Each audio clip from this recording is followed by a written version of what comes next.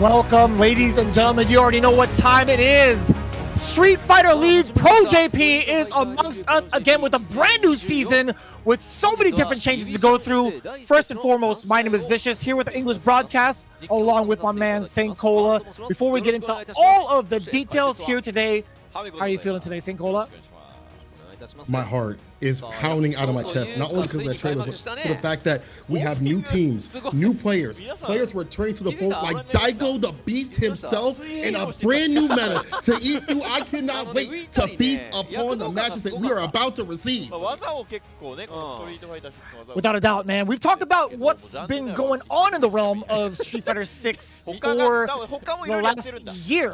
Now with the changes here in Season 2, we've had some really interesting changes with the meta. But with those new changes come new faces as well. Right, with Street Fighter League Pro-JP this time around, we've got new teams, new players, a whole new format to determine the top teams in Japan. I'm absolutely ecstatic to go through each and every one of those highlighted rules, as well as what's going to be going on into the new divisions that you guys might have seen this time around, right? That's right, we have two divisions, S and F. Today we'll be focusing on S. Next week we'll be focusing on F. 6 teams split up as you see right here. We talked about these brand new teams as well.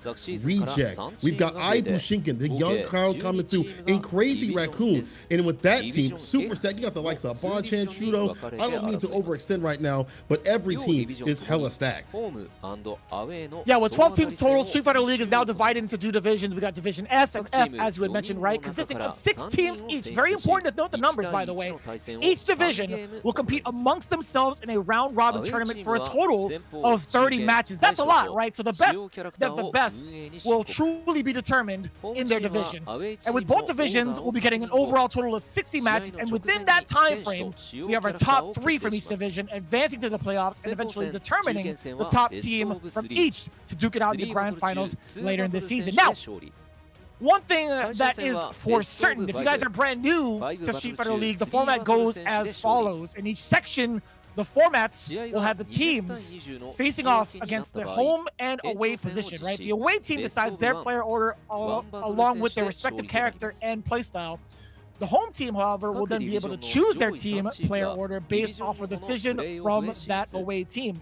And as we had mentioned a little bit earlier, with those divisions, we're going to garner the top 3 based on how many points they accumulate throughout the playoffs. And of course, the top 2 overall, one from S Division, one from F Division, face off in the grand finals. I cannot wait to see what's going to be happening. We saw some big blow-ups last year with DetonatioN, FocusMe exploding onto the scene and making a huge second-place qualifier against FAV Gaming. It's going to be hard to call who's going to be taking it, who's going to be falling to the wayside. For a lot of people, some are saying that Hiroshima Team Itsuka is like the secret pick. I've talked to some of the players from around the world, and they're saying that's the team to really be watching out for.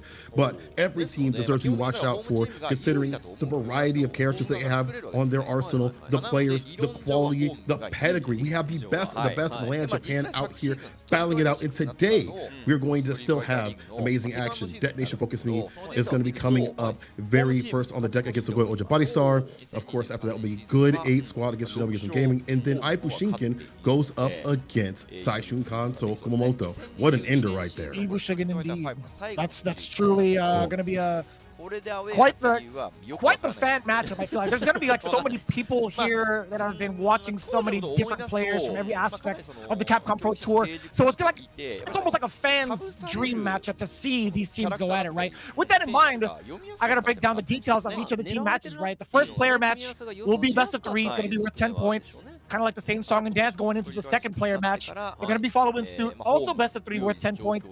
But the third player match, that will be a bit higher stakes as the players will be battling in a best of 5 worth 20 points. If a tie ever occurs within the team battle, both teams scoring equal amount of points, an extra battle will take place with the 4th member, with the winner taking 5 points for that tiebreaker. And with that in mind, again, we talked about this time and time again. There was so much on the line with not only just pride, but also what's at stake here, Sinkola. Ooh, 8 million yen in totality for the prize pool. That's 5 million, 2 million, and 1 million respectively for first, second, and third. Split up even between 4 players. That's still quite a bit. Y'all can do the conversion rates at home. And it's definitely, as you mentioned, a lot of prize in terms of just not only that pool right there, but what they're aiming to do. They want to be the best in land Japan, but go on to fight the US and EU teams, which are starting to get solidified actually just recently. We have the combines over in the US. EU, I'm sure, is gathering their forces as well. And we're going to have that finale at Capcom Cup Finals. Right, indeed. So with that in mind, with our very first episode, again, we're going to be going through Division S. And some of those teams are going to be ones that you might recognize with different players representing said teams, right? There's going to be a little bit of a mix-up, as we had mentioned. This is something you need to be ready for. And with Team, I should say Division S, we have Good 8 Squad, Saishunkan Seoul, Kumamoto, Shinobism Gaming, DetonatioN, FocusMe, Nagoya, NTP, Oja, as well as FUKUSHIMA, IBUSHIGIN. And that is actually going to be a pretty wild roster. We haven't even gone through the F division yet, right? We have Vero, Good 8 Squad. Actually, no, give me a second. I actually have to get that up again because I had a little bit of an error on my side. But either way, that's what you could expect from the S division first and foremost, right? I do believe, if just looking at it right now, I will be able to put the link up eventually, but it's going to be Vero, Crazy Raccoon, CAG Osaka, Hiroshima Team Ikuza, Belt FAV Gaming, and Yogibo Reject. This whole roster of teams is going to be absolutely insane. You are not lying. Just looking at the players that have returned, again, we talked about Daigo returning for Saishunkan Seoul Kumamoto, how players have been switched around. Tachikawa, not on Good 8 Squad this time. In fact, now on Nagoya Oja, we'll be seeing him real soon. And some of the teams also having just the characters that they've been wanting to play or maybe buffed up in the way that they'd like to. Like Itabashi Zangief, we're going to be able to see him live up to his namesake of being a key player, considering that they and he think that character is top 5. I don't know about all that, but I do know that that character is definitely able to operate in this sort of Street Fighter 6 meta. So tell us a little bit about what we're looking at this year, Senkola. We also have a way to kind of celebrate the players going into this season, right? Yes, we have the awards for individuals now, not just for the teams. The Season MVP, Rookie of the Year, Point Getter Award, Best Win Rate, and the one I'm most interested in is the Drive Impact Award. If you are drive impacting pro players out here, you definitely deserve a reward. So it's cool to see them highlight individual things that the players are doing, whether it be like earning a lot of points or, you know, being kind of the standout player of the year. And it's really cool to see that they have that notice. Right, and that's going to go alongside a lot of the stats that we see that usually happen after the matchup is done between the players, right? We like to kind of throw in a couple of things also with the Japanese production with what's going on in the matchup that kind of highlights some of the important details, right? Like the used character, the wins between like the matchup, how many anti-airs have happened, how many reversals actually happened, how many thrones have been tech, and also the drive impacts, right? The drive impact I feel like is so critical at certain times, but being able to finally award a player is something that kind of drives a little bit more incentive, no pun intended. But for the most part, it's going to be a very fun and interesting kind of statistic to keep in mind. And also for those that are following along for the official English broadcast, we want to remind you folks at home that Capcom_esports is where you need to go amongst Twitter to see what the scheduling is like, to see any of the extras regarding the team caravans or any of the extra info regarding those that are in Japan, if you guys want to be that closely knit to all of the events going on here in Street Fighter League. With that in mind, again, we're setting up for our very first match. You could expect it, DetonatioN FocusMe going up against the newly reformed Nagoya NTP Oja as we get that started. Again, very familiar faces going into it, but the matchups at hand might be a little bit different this time around, considering all the changes that have happened going into Season 2. But of course, we have to take the time out to be sure to thank everybody that's been hosting a lot of these matches as well at the respective camps and the respective teams that have been going on, as well as all the sponsors currently involved with Street Fighter League Japan this time around. Appreciate everybody that's been helping this to build to what it is, you know, watching Japan just go crazy over any sort of Street Fighter offline, you know, competition has been incredible. It's great to see the game grow to the size of other esports, and I feel like it's obviously well deserved. We love the fighting game community, we love fighting games just in general, so it's good to see it just grow to such an area where things sell out. You know, when you see the Crazy Raccoon having the VR or the VTuber stuff going on, and they're just selling out crowds and stuff like that. That's what we are aiming and aspiring to have. So appreciate all the people that are, you know, pushing it, and also the people, the viewers as well, the fans that are showing up at caravans, that are rooting for their players and things like that too as well. It's good to see people on Twitter or in the Twitch chat rooting for certain players, and you know, after a big win, going in and saying congratulations and giving them bits and subs and all that good stuff. There's been a lot of immersion that's been going on for at least the Japanese crowd. There's been a lot more activities that folks can follow along with. In the meantime, you know, we still have the English broadcast here. We do want to hear your thoughts and opinions in regards to all of the matches at hand. Be sure to hit us up as well on Twitter, or even tag Capcom Fighters and let us know what you would like to see in the future for some of these broadcasts, right? I know we do manage to kind of broadcast this at a certain time for the Japanese audience primarily, but we want to make sure that the Western audience does get a good note of it, of what's going on in the realm of Japanese Street Fighter. And also with that feedback coming in from you guys, we'll be able to implement that even more, just like how the Japanese broadcasts have been implementing little by little extra tidbits for some of the viewership back in their area. So with that in mind, again, we're getting ourselves ready for DetonatioN FocusMe and Nagoya NTP OJA. Now, without a doubt, seeing the new compositions of teams, you already know it's going to be absolutely insane. Now, let's get into the teams. Who's going to be on the away side? Starting things off, it has to be DetonatioN FocusMe. Starting with the man, the myth, the legend, Macho as Mr. Optimal. We've been changing around some characters as to who he's going to pick. We'll figure that out later. Of course, following the composition, none other than the babyface Joker, the trickster, Takeuchi John, followed by Shifujin Ray, or CCC would say Exclusion Nature. That is Nalman, representing the Ken pick, of course.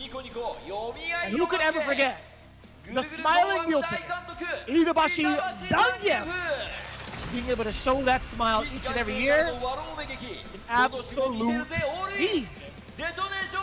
This guy is going to be leading the pack. He's going to be the leader for DetonatioN FocusMe for the away side this time around in episode 1 here for Street Fighter League. For the home side, though, we have quite the switch up in terms of who's placed on Nagoya OJA this year, and they're going to have a all-star cast, and especially a very standout player who has become a player to coach to player once again. Let's introduce this next team here. Brother, this team is absolutely stacked, and they'll be coming in full force, leading the charge. We've seen them real soon. The intros are so dope. I just have to say, KB with the Bison and maybe JP. You see Otani also coming back. Tachikawa, the man who stood up. What are you standing up for? But sitting down with hands on the sticks. What an intro. Let's run down the players real quick here. The Daredevil Bounty Hunter. What a name. Mochi, a champion of other games, being a champion out here in the streets. Mochi on the Akuma. Let's go on over to Toriyama's talent, Otani, who is not on the Akuma, but on the Ken instead this time. And after that is going to be the battle consultant, but also the combatant himself, Tachikawa, who has been ridiculous on the modern edge, but also has a Manon in his pocket.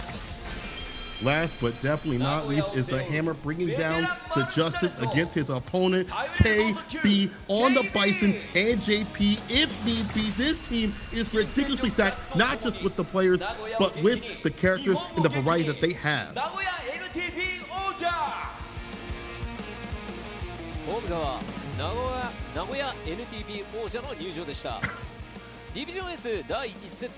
Those glasses, man.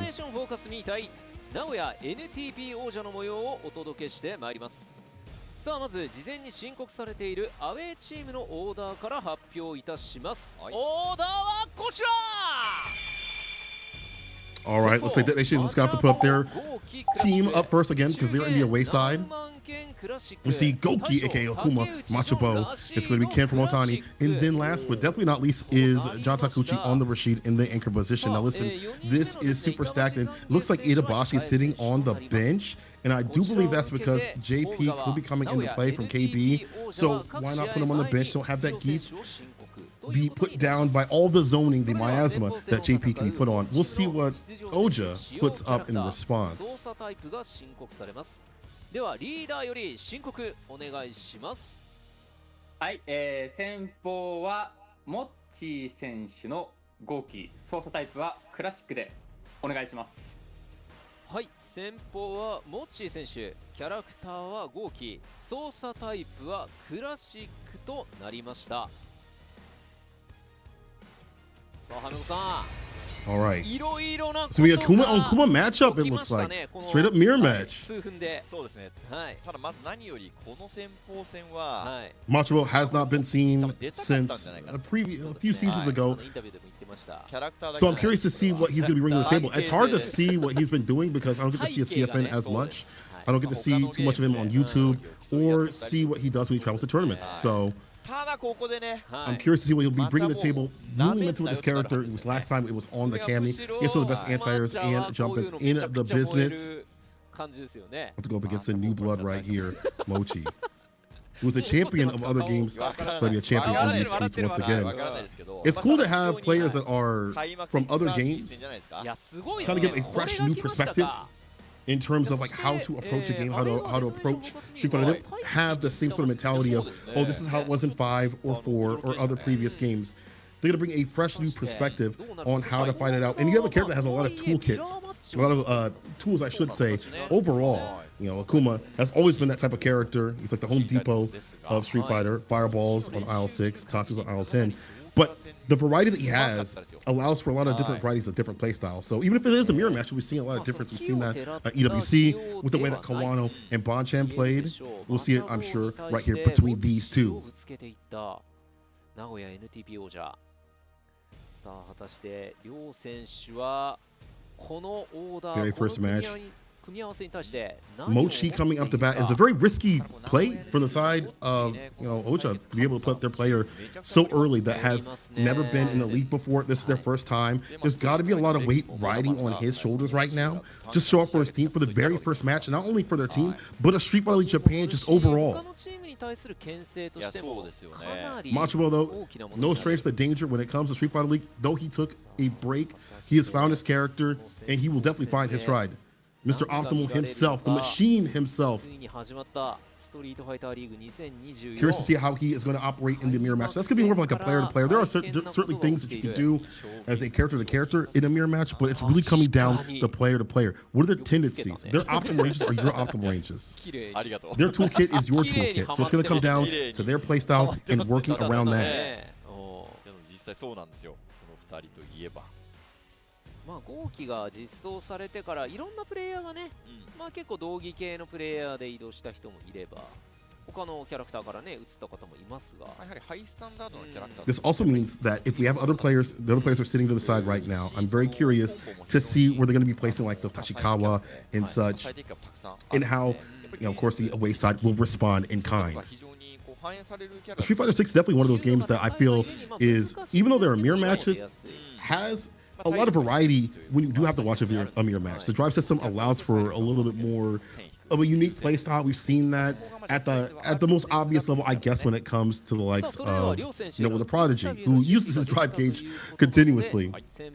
But even outside of just with the Prodigy, you get, as we mentioned, Bonchan and Kawano. Kawano willing to go out to burn out a little more often than other Akuma players, get the lead and, you know, back off a little bit. Almost emulating a little bit that Noah style. Bonchan sending out more of these fireballs as he is known to do, and more defensive too as well, going more aggressive. We're getting the interview here from Macho.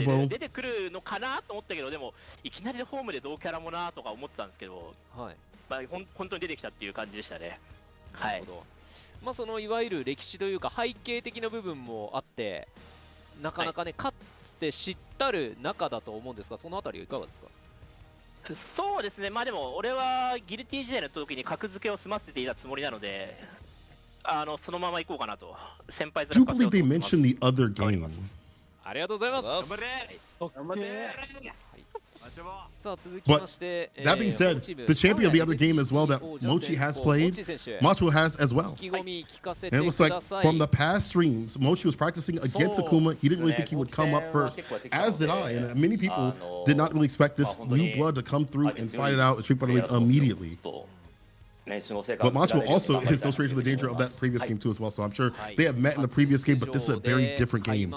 いきなり1試合目ですが、そういった部分への緊張等はいかがですか？ Near Macho usually, it seems like avoided when it comes to Street Fighter. You have so many different choices and things like that. But Mochi willing to come up. はい、頑張りたいと思います。お願いします。頑張って。ありがとうございます。両選手、それでは準備をお願いいたします。 Getting words in here from Mochi in response and rebuttal. そしてですね、試合準備の方、整うまでの間、カプコンから。 He said, "I'm ready for Akuma. I'm going to practice. I'm going to do what I practice and give my best." Now, as we mentioned, there are things that you can do in terms of like a mirror match. There are very small things that you can do in a mirror match, like perfect parrying the fireballs and getting ready for the projectiles that you see, especially close range that we saw from the likes of Banchan and Kumamoto. I keep mentioning that match because I think that was like the height of mirror matches when it comes to Akuma versus Akuma. さあ、羽野さん、やっぱ2人の声を聞くとまたちょっとね、いいマチャも怒ってたかもしれないですね、これ。いい空気になってきましたね、これね。Either way, we're going to see if all that practice will come into play here. For the very first match of Street Fighter League Japan, it's going to start off so much in terms of who is going to be gaining the first run of points, who has the most, I guess, confidence in their team. You're seeing Macho up, who hasn't been here in a while. You're seeing Mochi up, who has never been in Street Fighter League before. 超言ってるとあれですけど、楽しみですね、これね、ワクワクします。 Very desperate gamble. I feel like also sending Mochi up just in general, even more so than Macho. But that's a person who's been a champion of multiple games, and this means that we're going to get our match right here. Again, S Division, Macho on the away side, Mochi on the home side. It's time, people. Street Fighter League Japan starts right now. Let's get it. Alright, so a lot of bar usage is Macho with the OD Fireball. So is Mochi sending some off his side too as well. Walk up throw. The Fireball game definitely a lot from both players. Just trying to establish that poke game with the Fireballs and trying to drive rush their way in. Macho does have the positional advantage though. Walking Mochi, drive rushing him to the corner, I should say. Slowly but surely, OD Fireball does get the knockdown. Double dash up. The stand light kick on wake up. Finds the target combo. We drive rush in for the throw. Perfect parry on the drive rush sweep. Double heavy kick. It's a Tatsu. Sweep right after for the Oki. It's a throw instead of a crouching medium punch. Overhead lands. Oh man, he's at level 2 as well. Off the backboard. OD Fireball doesn't even need it. Mr. Optimal keeps the bar at the bottom and puts a round on his board. Starts off with a strong crouching medium kick. Ends it with a heavy kick Tatsu. A lot of corner carry on that.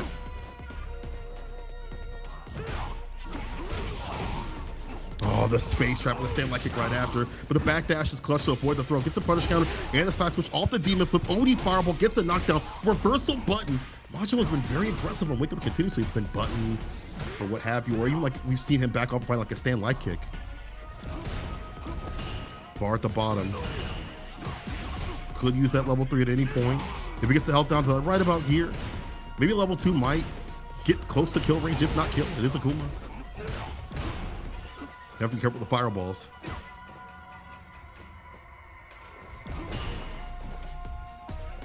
Holding the ground with the tap parry. The held parry. Demon flip. Oh! He comes down with the demon palm first. Gets a throw right after. To the fireball and just waits. He's trying to disseminate what he wants to do. He sends up the fireball, waits for a little bit, looks to see what button is coming through. It's like reading the template of normals that they're trying to send.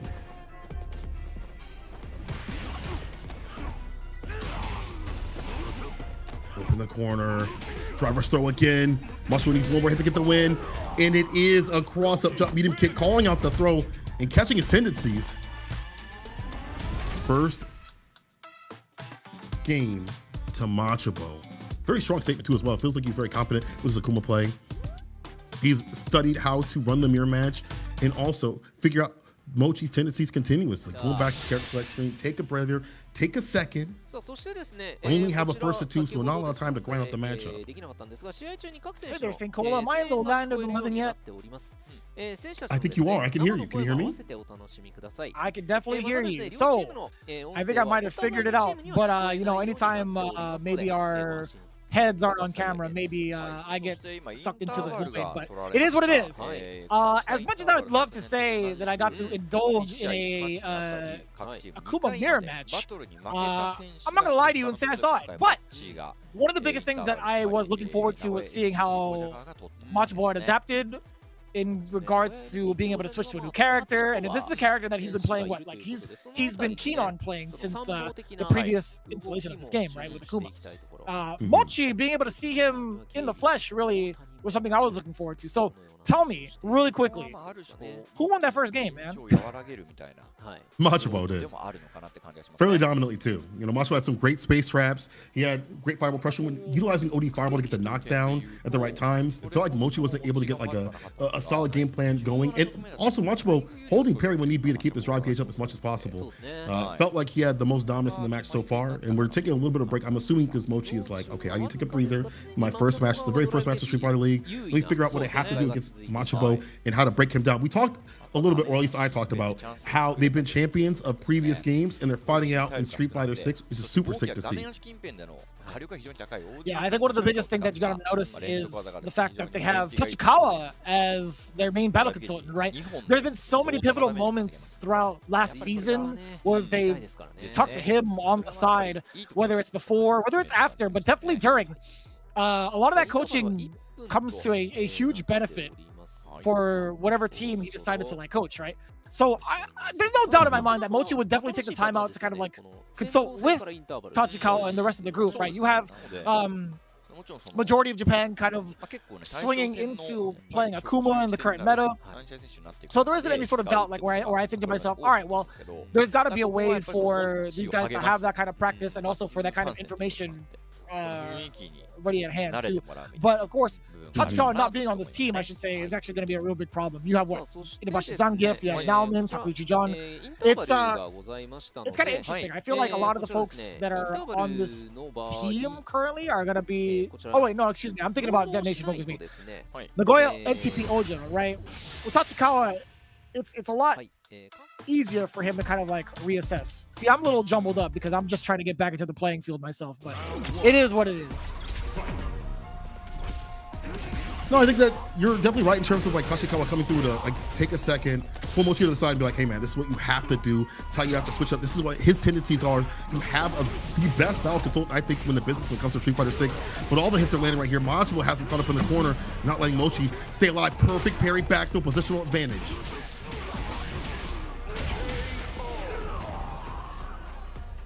And there's just a type of speed that Macho is playing at that Mochi has not been able to catch on to. Like, there's already off to a great start, right? You get the drive rush forward to kind of implement your presence, right? Being able to get that first throw is already so important because you're already losing on the ground game. You're already losing a lot of the estate, but forward throw instead, defensive forward throw, question mark. Yeah, no back throw. Surprise. Put him in the corner. That's where Akuma can really work. Oh, meaty crouching, medium punch gets the OD crouch for this OD fireball. He's gonna develop the level 3 DP. That's all he needed to have for the finish here. Macho, so deadly. Not only on offense, we saw a lot of wake-up decisions from Macho. Wake up, crouching, light punch continuously. He's like, you have to prove to me you either keep it meaty or you're gonna blow up my defensive timings and tactics. Too bad. It's gonna be 2-0, and Macho will take the victory out here in Street Fighter 6. Very explosive start here in episode 1, don't you think? I think Macho, he's so primed and ready to play in such an offensive pace once he deems his opponent's not ready. Now, I can't make that like 100% full assessment only because I legit missed the first game, but I think just based off of the second game, that was just like a steamrolling. That was definitely one-sided. Macho definitely had the practice, and we definitely see it implemented right there. And again, like, you know, what happened in the previous game is similar to what happened in this last game, but even more so like a steamroll. Just a lot of wake-up decisions that led to Macho getting his groove back. And it's kind of wild to see because Akuma will die to Akuma combos. I mean, Akuma dumps out the damage, but he can't really take the damage. It's the last cannon of the fullest ascent. So it's wild to see Macho take that risk so early, especially in the first of 2. But that, again, shows that confidence with a character that he's been pining to play for a long time. I'm gonna take your word for it because I haven't seen any reversal wake-ups because I wasn't here for the first game. But I'll just take your word for it because I have no idea what had happened in the first game, unfortunately. But I mean, like, that's not something that that's something that I feel like Macho would stray away from. I think he's definitely a big risk taker. I think that's the kind of playstyle that he would kind of like go to intimidate his opponents initially, right? Yeah, I mean, there's wake up buttons, you know, continuously. Again, as you mentioned, being a risk taker and getting the momentum back in his hands, I feel like that's the way he's played with Cammy. We saw that the 2 seasons ago, almost the last season, but 2 seasons ago when he played Cammy, he was very aggressive on wake up. It's not just like DP. I'm not going for ODDP. It's like wake up, crouching light punch and things like that. And he rides that aggression, especially up in the corner with this character where this character can really cook. You got the demon flip setups that really we didn't have to see, but just his better buttons to stand mediums and things like that. Meaty crouching, medium punch, and then check the damage off the backboard. When you get that wall pin situation, you end up with a fat combo right after. He already had the bar built up for that level 3. Easy work for the side of Macho, but I don't think it's going to be easy work all the way through, though. Beautiful sight to see, right? You get to see one of the Gokis take the L and another kind of like move on forward, right? 10 points to the side of DetonatioN FocusMe now. I gotta say, the DLC have been shaping up to be real dominant in Street Fighter 6. Like, and I think all of them are gonna be in play this season. I think majority of the time, right? You have Akuma, you have Rashid, you have Bison eventually. You have Ed as well, and then further down the line for the F division, you're gonna have at least an Aki, right? Pretty insane. Cool to see those characters be strong, though. I don't like characters dropping and then being weak. It's cool to see those characters, you know, they do have some deficiencies, but they're very much out here being played. And it's not just like, I'm going to put this character on the bench. You know, they're not very, you know, utilized or whatever. It's cool to see them being operated by players that also have been looking forward to them for a long time. Dogra and such. You know, as you mentioned, Macho on the Akuma's looking for that character for a long time. The likes of Fujimura. So it's cool to see people have those characters, those spirit animals in their hands. Ooh, okay, so this is going to be kind of wild to see. Otani coming up next to bat. He's going to be made in Ken. All right, so one of the big things that I wanted to see from Toyama's talent was how this Ken is going to separate himself from the rest. But it's also a really interesting fact that he's putting himself in the mirror match. We've seen what Numan can do, right? We haven't seen to the full capacity what Otani can do. The only time I remember fully watching Otani was in the very, very beginning of season 1, trying to qualify for like a big tournament in Japan. And this is also the first time I got exposed to Kakeru as well. But Otani, I haven't seen him make as big of a wave, at least from a CPT's perspective. But that could have just been sheer ignorance, right? I think Otani, being here for that very reason of playing Ken, he's got more of the pressure on his side just to see if he can actually duke it out with someone like Numan. I think part of it is him trying to find his character. You know, he was known for his Akuma when he did play Street Fighter League, and he didn't have that character for a long time. So he played Ryu, he switched to Ken, he played Ryu again on his stream every so often. I see him switching back and forth. When Akuma dropped, he played Akuma for a little bit, and then after a few days, he was done with it. And I was like, why are you playing your character? Like, you finally have your character. He's like, Ken is much stronger. And he called it super early in terms of where Ken is at. Sorry, Phenom. This is the strongest showdown. All right. At least for right now. But definitely Ken. Not a pick that you want to go off of if you feel like your playstyle is operating around it. And that character did not really get nerfed. In fact, there were some ways that he got buffed with his run DP, you know, crouching media punch into run DP and things like that. And the way that the system is, I think it benefits him and some of the nerfs that have happened to other characters. We've seen that character work at top spots at CPT. We've seen it at EWC. We've seen this character quite a bit at Street Fighter League. Yeah, there's gonna definitely be like an abundance of Kens. Just looking at my list right now.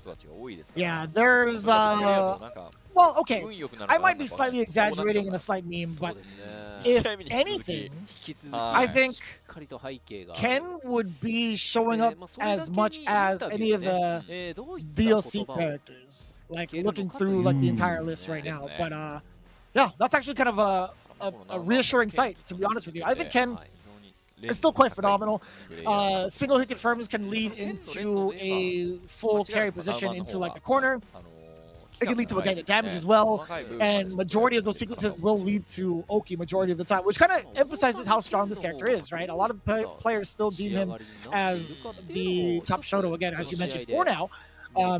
But there's no denying that Ken's utility overall as a damage dealer, as want to get immense corner carry, and also provide like mix-ups within the Jinrai toolkit. It's a pretty well-packed character still for what the meta has shaped up to be like in this season. Especially because you have things like Run Enhanced Tatsu that gives you the corner carry without spinning on too much drive gauge. Maybe you need a crouching medium kick, but if you're able to get that off without too much bar usage, you're saving all that bar for the corner position where he gets really nasty with the Jinrai mix-ups and things like that. The space traps, the meaty stand fierces, the damage you can definitely dump out. But then again, Nauman, when it comes to the mirror match, we've seen him operate against Tokido and do very, very well. I think mirror matches are actually pretty good for Nauman. Also watching him in other, events and things like that, I feel like he's very, very good with the mirror match. So we'll see what happens between these two when they have to go up at Street Fighter League. I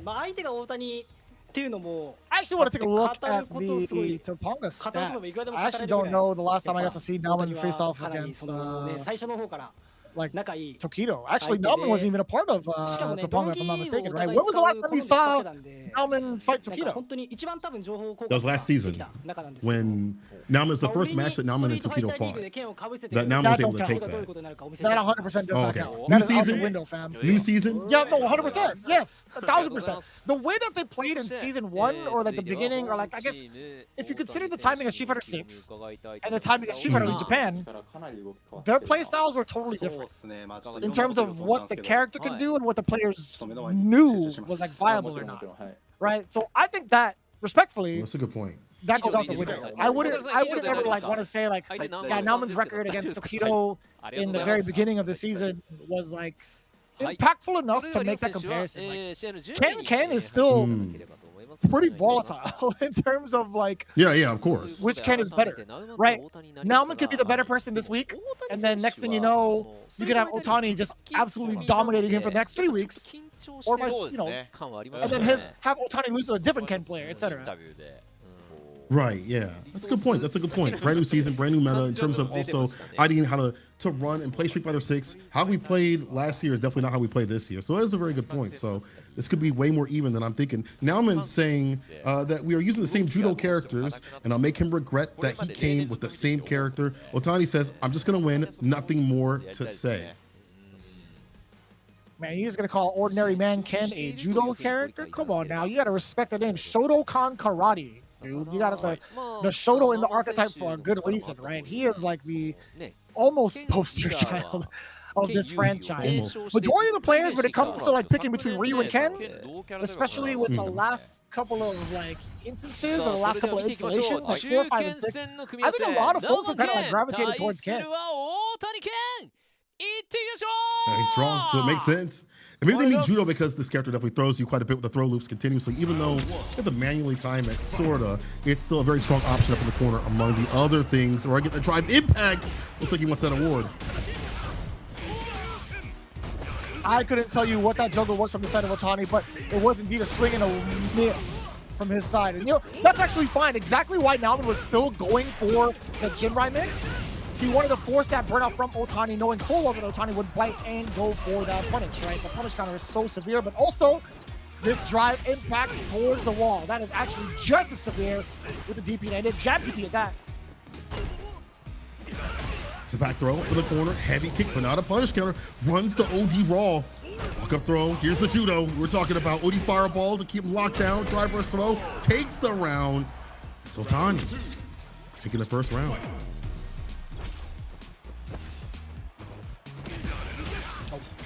Still manages to catch the toes. Nauman still within range against toe tap, I should say. The meaty drive rush after the enhanced Tatsu into the ship. Yo, he's giving him the business with his own namesake? This is already disrespectful. This is mine. The drive impact right back finally comes through. But assuming we can see the side switch here. Yes, sir. Andrew with this Shippo Jinrai. This is mine. Don't steal my stuff word for word, bar for bar. Actually puts him in burnout. I do like this. Can play around the idea of drive impact continuously as well. Anti-air, of course, drops him down to the ground. Overhead, blocks it out. Has to be careful of the drive impact, of getting chipped out continuously. There's the splat. Has it a bar to go to it again. Definitely going into level 2. No, you have level 2! Didn't want to spend it. Okay, level 1's more than enough. I was a little worried that the level 1 was going to leave just a bit of life left for the side of Otani. But that side now gets put on this team. He's got the calculation ready. We'll save that bar for a little bit longer. Well optimized. In the corner though, 3 bars building up for Otani. We'll spin the Shippuden right now. Build another level 1 if need be. Things happen to go for a side switch opportunity. Take the jump fierce, the tech on the throw. Such a big lead here for Otani.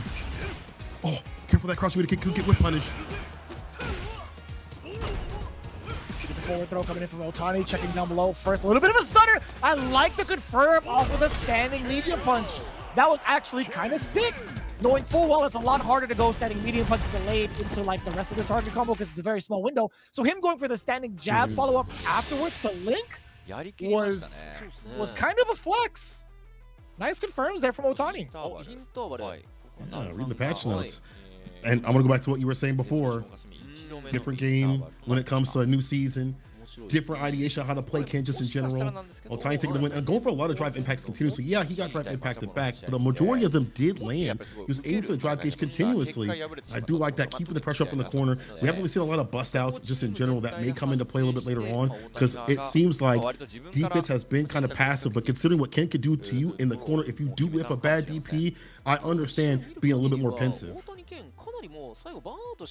I think a lot of the defensive decisions have to be around Numan focusing on movement and jumping. I think a lot of the times there are moments where Otani had given different looks to make it feel like you're able to jump out or even get a backdash, but there have been multiple times over where you see maybe like an initial meaty from Otani, then a follow-up afterwards. You see Numan just get hit. It's not a counter hit. It's not anything else. It's just Ken getting hit. So that leads me to think that Numan, he's been pretty antsy. Like he's been wanting to jump out of a lot of the pressure situations that Otani's presented thus far. And with a read like that, Otani has a lot more leeway to kind of change up his strategy and still make it a lot worse for Numan if he decides to stay on the ground, right? With Ken's current ground game, it makes it so hard to kind of get away from. You're going to deal so much damage now. You get to like freely throw out your heavy normals and enforce that kind of pressure afterwards. Like standing heavy punch is a real big menace from Ken. Standing roundhouse also a lot more range, being able to chip away the drive gauge. This could lead to a lot more trouble for Numan if he's forced to stay on the ground. The ground game definitely is dominated by Otani going for whatever it takes to put him in the corner, which is what Ken needs to do. We saw the stand line kick in the last round. Drive rush immediately right after, get that corner carry. No matter what it takes, put this man in the corner has been the name of the game. So the ground game has definitely been dominated by Otani. And these wild decisions of also having drive impact every so often. We see the bar usage is continuously used as well. As you mentioned, Otani also backing up to find the anti-air. When Numan tried to adjust to try to jump out, the one time he tried to jump out, we saw the DP he was ready for. So we'll have to see what the switch up is going to be. Maybe if he's able to find more perfect parry opportunities against the drive rush positions when he does come in that way, or against some of these heavier buttons up in the corner. But again, that's hard because they can switch up the timing. They can do for like a walk-up throw, punish counter thrown, and deleting some of the drive gauge. We'll see what the switch up is going to be here for Numan, or if there will be one at all. Yeah, I don't mind going for even more throw loops as a Ken player. I mean, like, watching the Ken player, I should say, there's so many options that he can go for. He can go for his option selects, but very interesting approach. Again, Otani immediately going for the drive rush this time, only to get knocked on in the face. Oh. Stoppage of the drive game, or the ground game, the crouching light punch, OD fireball, crouch fierce. I like that. Tatu DP ender. Now Otani's one in the corner. Cross cut DP can't leave for free. Pay with some of your life. OD DP, the bust outs here from Otani. Oh, another one! Doesn't need the side switch. Very aggressive, very ambitious coming from the side of Otani. I think throughout the entirety of that round, right? Drive rush forward, gonna do it again. After the DP, of course, makes sense. Do it again one more time. And you saw the flash of the parry. Now I thought maybe he could try to perfect parry the drive rush. Otani kind of looking a little bit no other Prodigy-esque. Yeah, really. Like him calling out the parry ever so often. Okay, stand line kick, drive rush right after with the throw. This time another throw. He's on set point. A lot of different looks, a lot of different mental stack coming through the side of Otani. He's showing so many different things that I think is catching Numan off his game. Perfect parry on the fireball. Can he get close enough to get a stand fierce? We'll have to see. This really goes in line with one of the tweets that one of the Shinobism gaming leaders kind of put out there a little bit earlier, right? Mochi had actually explained, you know, Japan has a hard time facing off against characters or players that are very, very fast-paced. And although Ken may not be like the fastest in terms of that archetype, Otani is definitely making him feel that way. Right, confirm it's a punish with the crouch for your starter. Side switch level 3. Wants to kill the drive gauge as much as possible and put him in the corner. But again, he still has bar at the bottom, and I wonder if it's going to be a wake-up reversal. Now, will he go for OD Fireball for the safe stuff? No. He's looking for a hit confirm. He finds off the stand. Fierce caught him ducking. The extended conversion's coming through. No, safe jump setup. Oh, I like that too. The compact normal. Crouching medium punch just in case you don't want to throw out a limb. That's a little bit more susceptible to the whiff punish. Crouching medium punch being quicker than most, actually. That crouching medium punch is like, what, 6 frames, if I'm not mistaken? That's actually a really great normal to check if your opponent's trying to counterpoke with. And it's so pivotal in those exact scenarios. And man, another aggressive start, only get halted. Nauman being able to knock on the knees again with the crouching jab. This is the extension of the second Jinrai. It's fine. Sets him up for a throw. Oh, got him with a crouching medium punch. What a blessed tool. Overhead lands. He gets a follow-up right after. He'll spin all the drive gauge, get the perfect KO. And what has happened now is stopping the round start goofiness that Otani's trying to put on with the jabs, whatever it may be. Now it's ready. And also making the most of the corner position. Oh, that is huge too. A slight step back into crouching fierce. The amount of damage you get. Onto the side switch. I like that answer. You don't get the hit or the mix, that's fine. Take the positional advantage right here. Otani going in. No cross hit DP. Just a cross up. The jump light kick. Able to get the side switch here. Overhead lands. Again, he's going to be able to get the extension. OD. Another Jinrai. DP. Not enough for that level 3. That's absolutely fine. One more extension after this. One more conversion. The combo will kill.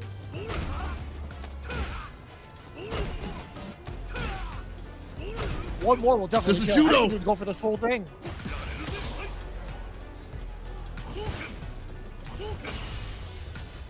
I wonder if drive impact would actually be enough damage here from now. I don't think so.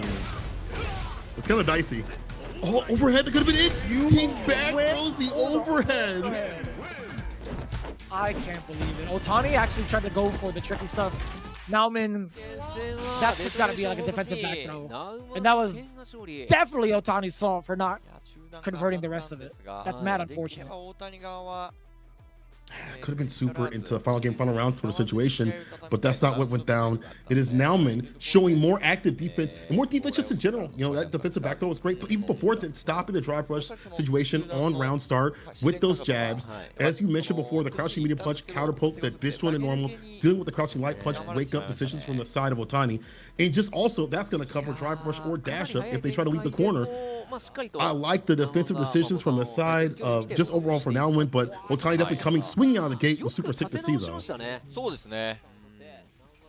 Yeah, and of course, we actually have that new addition of being able to show off the stats on the side. By the way, again, in order, it's anti-air, tech throws, OD reversals, drive impact, and drive bar usage.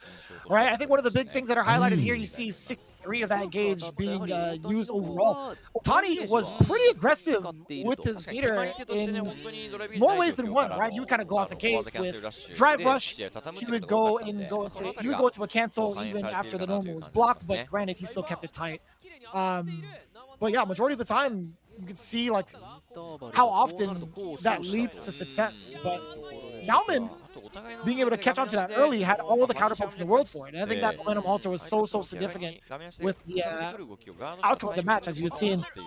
Nauman taking it pretty much 2 straight towards the end, and that back throw was everything against Otani. I still can't believe Otani had gone for that type of scenario instead of going fully fledged commitment of the forward light kick extender. Yeah, unfortunate. He had the overhead conversion right before into like a super anything just to take it the final game, final round, just to swing back once again, but wasn't able to in a scramble situation. Now here's the final game, possibly, depending what happens. If Oja does take this game, we'll at least have a first to death afterwards. But I gotta imagine you setting up Tachikawa. Never mind. It's KB on the deck to try to finish the job. Tachikawa, I'm assuming, going to sit back and be the coach continuously, as we've talked about, and try to get these players to get more points or get some points on the board. It's going to be Bison as well for KB, not JP. We need Bison. Seeing him work on his string with that character. We see that character quite a bit over at EWC, and just overall, very powerful character. Great normals, great damage as well. Putting on the bomb is so easy, so his win condition is very easily accessed compared to other characters in a continuous manner. And we've seen what he can do in most matchups, including this one, the Rashid matchup. I've seen a lot of Rashid players, especially after EWC, complain. What do you think about this? Yeah, I think it's great for Bison. I'm not going to sugarcoat it. I think there's ways around being able to traverse past one of Rashid's big win condition, the level 2, is pretty significant. The fact that you have to be weary when you let level 2 rip because a Bison can, while maintaining charge, can OD Psycho Crusher through it, that is a pretty significant deal. I think there's also another thing to kind of take note outside of level 2, your fireball game is slightly halted because of the range of his drive impact. We've seen Pugera do that against Kevin. Really enjoyed the drive impact range of that, and also having OD Psycho Crusher really helps against projectiles for this case too. Yeah, I think a lot of the time Bison really gets to ignore neutral, right? He gets to force you to not play the fireball game. He gets to throw out scissor kicks for certain ranges, and also a medium kick that outranges Rashid pretty severely to lose the estate, or at least lose the ground game. Overall, I think Bison might be the first big significant counter pick against Rashid. I agree. I also think the stomps are pretty hard for Rashid to deal with. If you do it at the right angle, it's hard for him to have the heavy mixer. And as well, on top of that, just neutral overall, better buttons on the side of Bison. He has a better time swinging out with stand medium punch, crouching medium punch, stand fierce. One thing that lacks on the side of Rashid without putting drive gauge behind it are his normals. Drive gauge, when he does have that, makes his normals a lot better. Without that, it's hard to kind of fight back the same sort of way. We're getting the interview from both the players. It's like Takeuchi was talking first, and we'll get what he has said, the young trickster himself. If there's a knockdown situation, I do think that helps out Bison. But back to Takeuchi, he says, to say the truth, I'm not really confident in facing Bison, but the team told me to go. That is not good news. That is not good news at all, Vicious. That's accountability, man. You played this character for a while, you played Rashid for a while, you made the transition over, and you found somewhat some significant success. Bison should be on everybody's radar right now. I think, especially with being in the know and watching EWC and watching other CPT events around the world with World Warrior.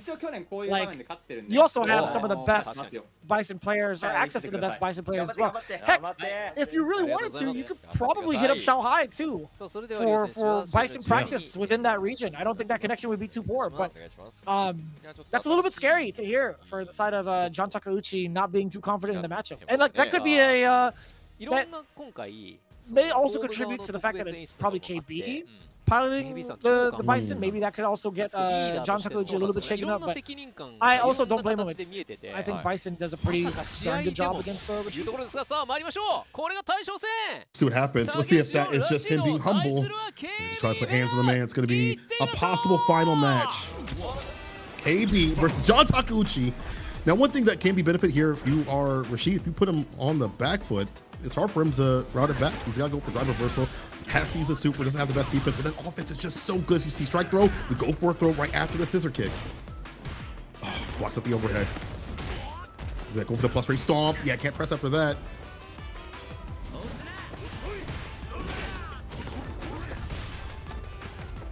This is a very tricky style. Yo, KB has opened up John Takeuchi numerous times, and now numerous throws coming in too. I like that stabbing with the jabs a little bit to kind of test what John Takeuchi's reaction is, and just runs into the fierce, man. Again, we talked about some of the ranges that Bison has. He can force Rashid into the corner pretty single-handedly, pretty easily, I should say. Drive impact against the super, though. We talked about also the lacking defense this character can have with the wake up super is called out. Heals parry, keeps the drive gauge nice and healthy. Throw loops continuously. Here's a real judo right here off this character. Also has level 2 if need be. I don't know if he'll even need it though. Drive rush throw, punch counter. One more hit will be it. The dash up jabs, the perfect KO. John Takeuchi mauling him up in the corner. Yeah, and that's mostly KB not being able to play really. I think there's moments where it's hard to kind of catch the dash, but Bison, again, not necessarily the best when it comes to defense, has to commit some pretty hard reads using like a level 1, maybe even like a drive reversal as well, at least while he's standing. A lot right on KB. He said during his interview, man, if we don't get any points this episode, we lose the whole season, not in the leader anymore. That's actually true, but I know right now KB is fighting for his life. He is able to have a draft impact, knockdown level 3, let's go to town. Yes, sir. The Cycle Crusher of the ultimate sword. KB, whether that be fake or real, having that weight on his back has led him to cook up John Takeuchi in the corner. It's definitely been who can get the other person in the corner and just work from there. Obviously, Bison has some fantastic things that continue to stand fierce, plus frame, the back heavy kick, and the damage when he does find an opening, as you see right there. Double drive rush attack, though does not connect, though. I'm glad John Takeuchi at least knows the ranges against the scissor kicks. Being able to test that out, using that standing jab as a punish gets you all of this pressure.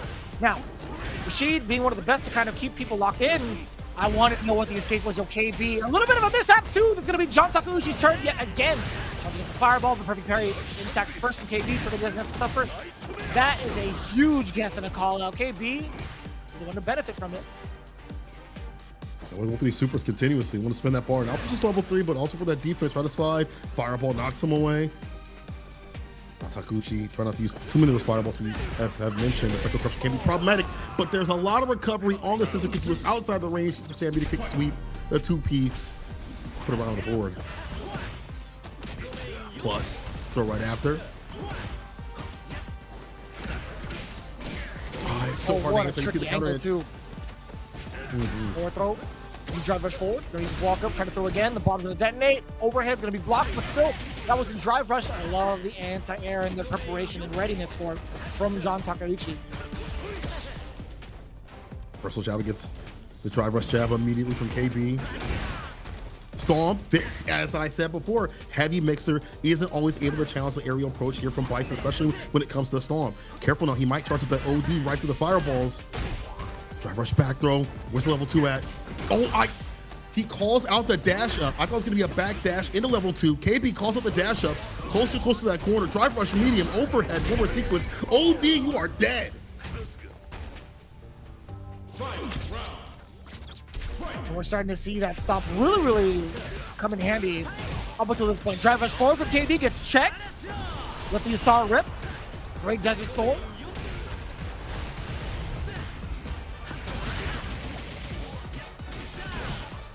Follow up, like mixer, medium with the crouching medium punch.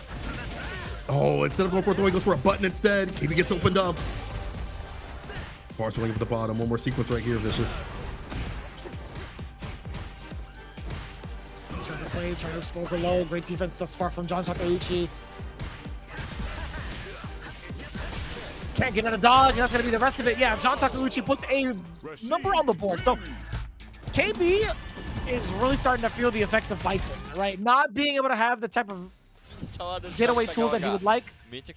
Not being able to play the counter poke game when his back's towards the wall, which is kind of expected. This is a pretty solid look for John Takeuchi. I'm really enjoying the way he's playing his offense right now. Also, the way he's dealing with certain options, like scissor kick, he was outside the distance. Realized that he could get the punish because there is recovery on that. Many people haven't got used to like some of the distances that scissor kick might be at. He was able to get a clean punish. And then in the second time up in the corner, we saw scissor kick. He actually walks up and blocks it out. He wasn't able to get a punch, but he's willing to take that close range space and keep this character locked up in the corner, forcing KB to take some defensive decisions that John Takeuchi can reach. So he's leading himself into success up here. KB might have to switch it up a little bit. It is hard, again, with Bison in terms of defense. But the thing is, you never really see Bison on the defensive comparatively to other characters. But when it does happen, it is difficult for him to leave that corner position. Drive reversal was baited. Super's been baited. It might have to be some defensive timing, some lay buttons and things like that. Maybe delay backdash and things like that. That might have to come into play here beside of KB. Right, either way you spin it right now, currently tied 1 apiece. I think it's a matter of whose offense will overwhelm the other one at this point. I also think it's kind of like very interesting that the stomp just destroys the heavy mixer in multiple instances. KB being on the money with that one has been, that's got to be very discouraging for John Takeuchi. But in terms of the grounding thus far, John kind of reclaiming his steps, reclaiming the momentum is everything that he needs, at least on offense. I want to see what happens once KB is the one like forced to make the errors, right? You talked about a little bit earlier, just to kind of re-highlight what you were saying.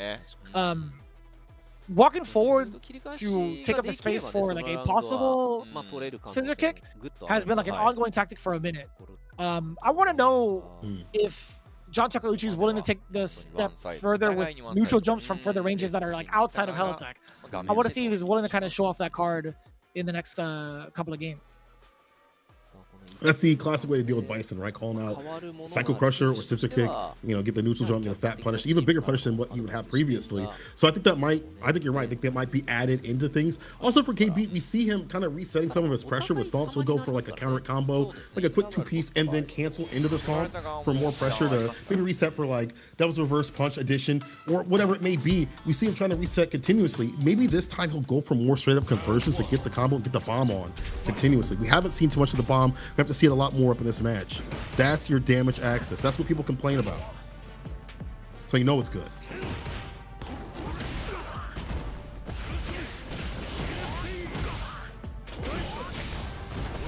Does plant the bomb, especially against the OD scissor kicks. Excellent sequence in there from KB. John Takeuchi knowing full well you're not really allowed to throw out that drive reversal in that moment. Harassing the drop cage with the stomp, looking to establish stand medium kick and stand fierce range.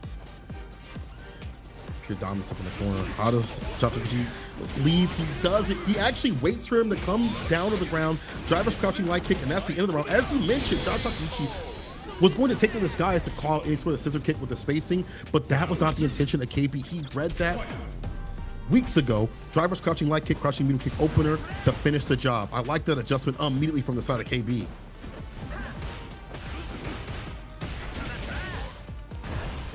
Still with the ring for the punish, counter stand, jab, the trade-off combo. That actually could have been there if John Takeuchi was a little bit closer. That's going to be a huge punish. Bam. OD scissor kick. Fierce to sit him down. Jab mine. Yeah, you see the fake out. This time he doesn't back off. He actually goes for the throw. Back heavy kick for the plus frames. Opens him up low. Typical stuff here from the Bison players. Well-spaced scissor kick. Try to take the turn back. But this is KB's game to win right now. Look at the level 2 off and get some space in this place. No, it's a counter hit. Sorry, it's a punish counter. It's all gonna be stand fierce. Level 2. Hella unskilled right now. Cycle Punisher.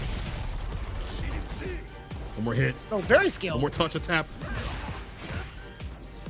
That was gonna be heavily skilled for sure. Button, my bad. Level 2 here.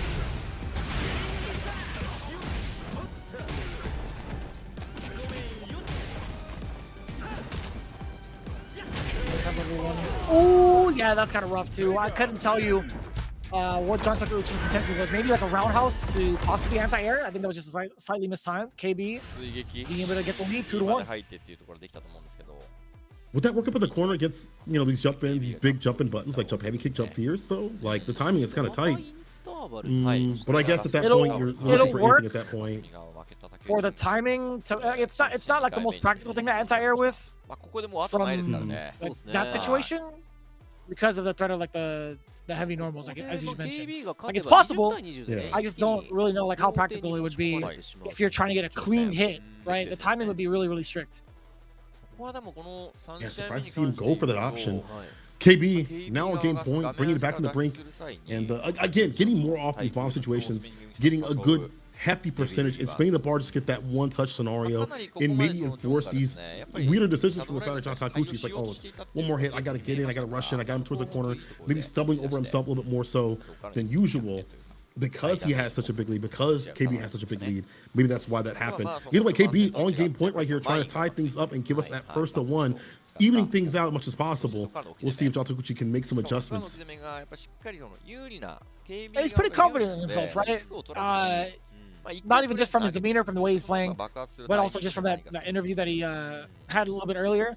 Man said if we don't score any points, that we're not winning this season, and he's not going to be the leader. Like he's making himself pressured on the spotlight. That's actually pretty insane. But looking at the way that it's been playing thus far, KB, I feel like between KB and John Takeuchi, it's just a little bit shaky, just trying to like figure out how John Takeuchi's pace is going to be like. But KB slowly calming down as well. Some significant errors from the side of John Takeuchi, but KB still has to clean it up if he wants to ensure points for his team.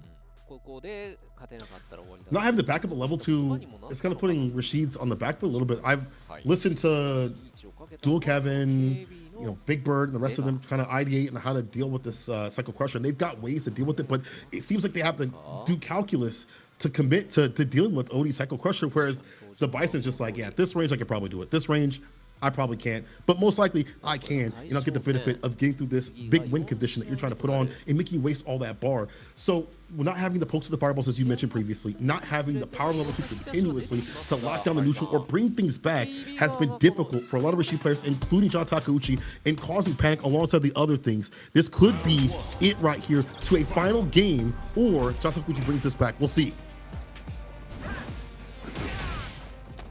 Ooh, fireball. Oh, that's tricky. Still gets a light mine? Yes, because he was still in the air. That was actually very, very good recognition from KB. This is the back throw. Oh.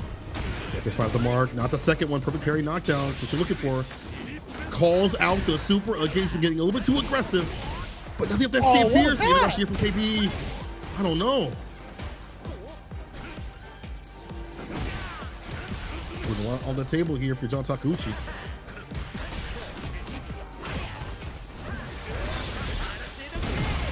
Ooh, what a reaction. What a bait. Got the fireball using the super right after. Beautiful stuff. Yeah, that was something he has to keep in mind regardless, right? Being able to see what the opponent can do, like when the fireball's already out and also full screen. That wasn't really like a big challenge against John Takeuchi. KB should have known a little bit better that that level 1 was coming, especially full screen.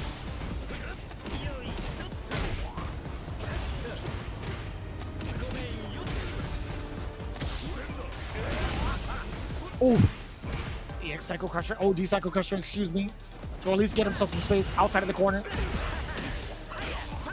A little bit shy on the mark.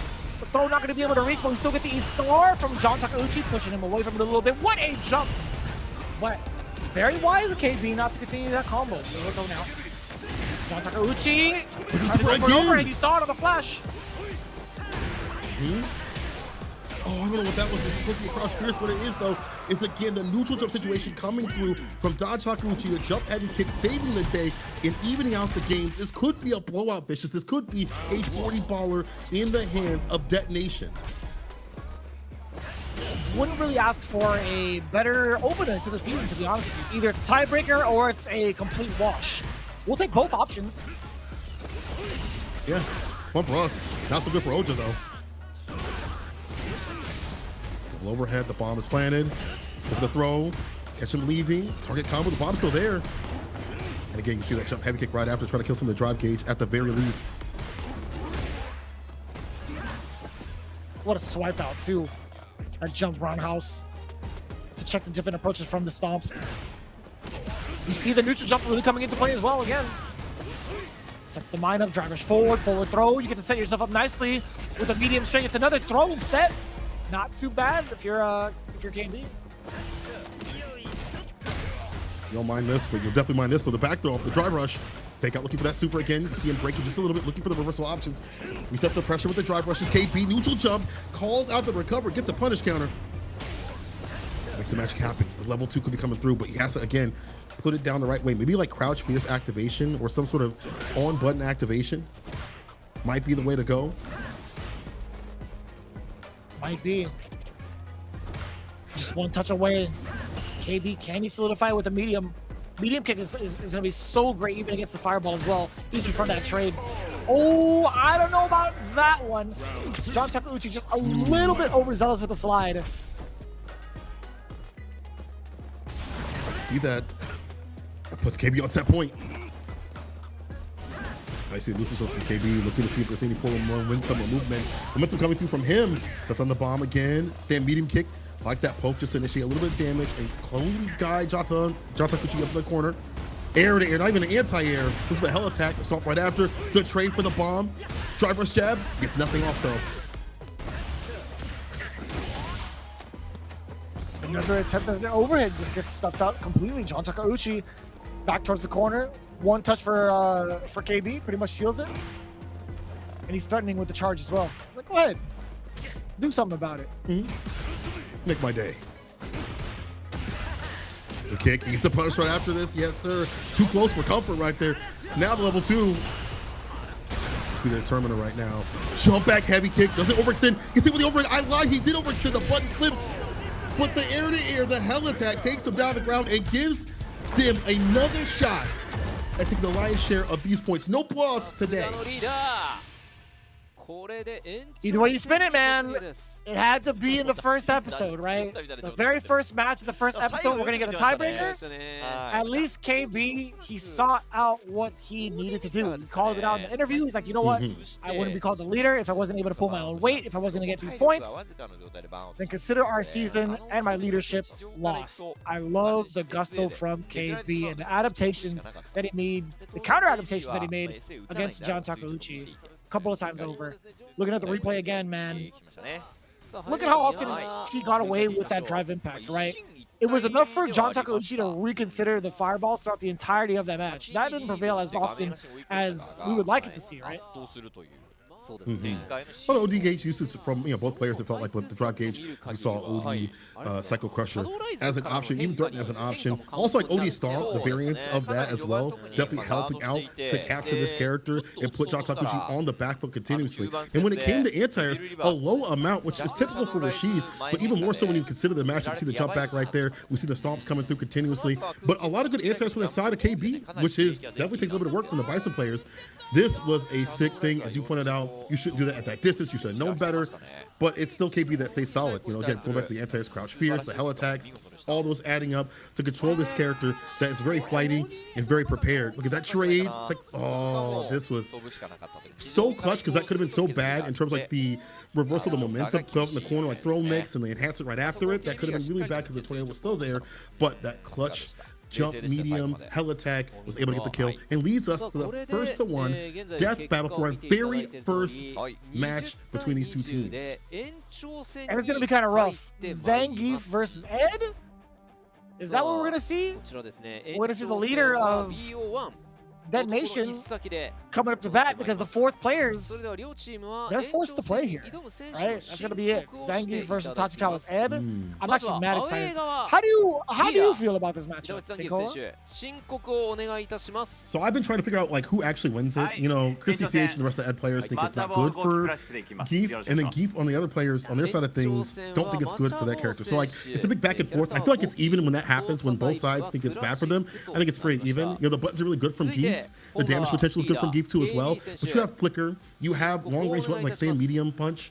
I'm sorry, stand medium kick. I'm sorry, stand medium punch when you do get in for the target combos. Level 2 could also be dastardly and deadly, but then it's hard to throw out fireballs with level 2. So I think it goes back and forth.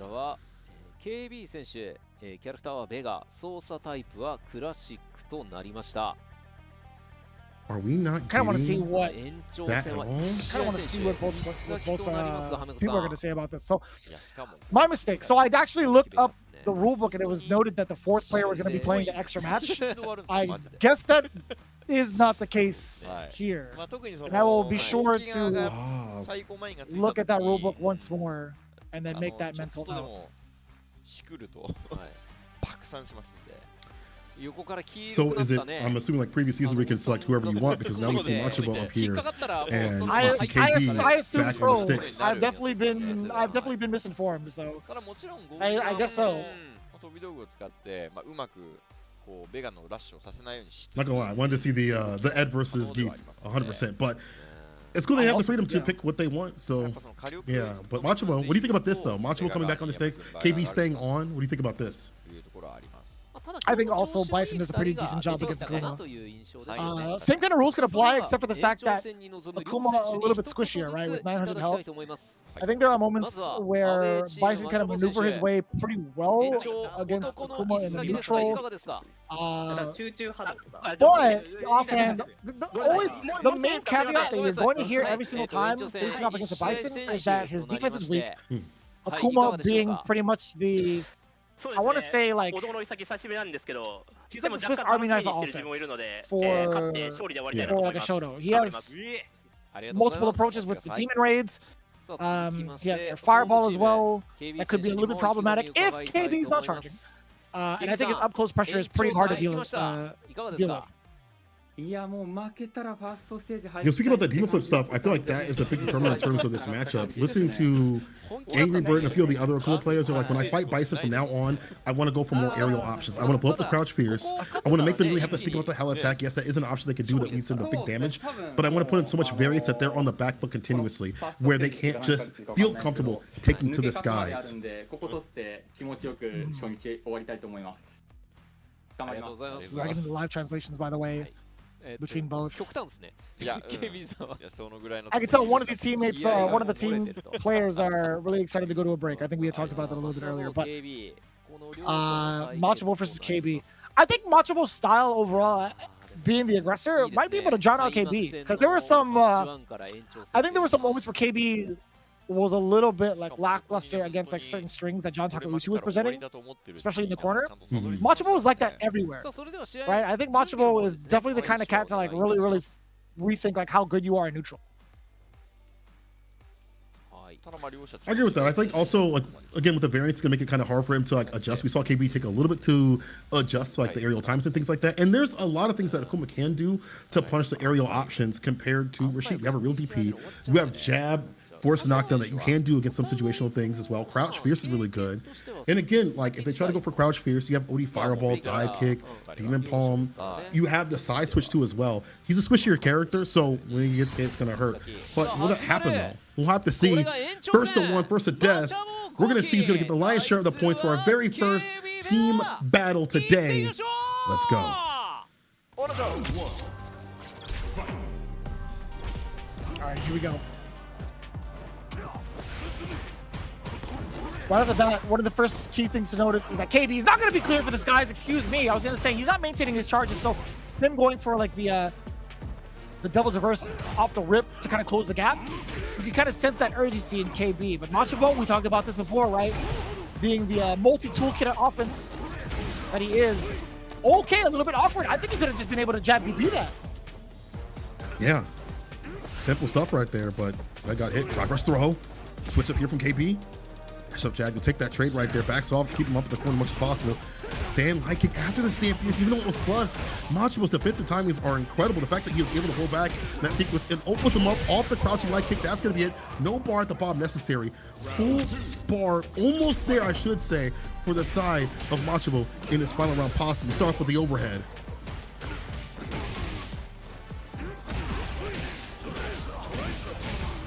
He finds a whip punch to get the crouch kick, puts down the bomb. The drive rush throw is right after too as well.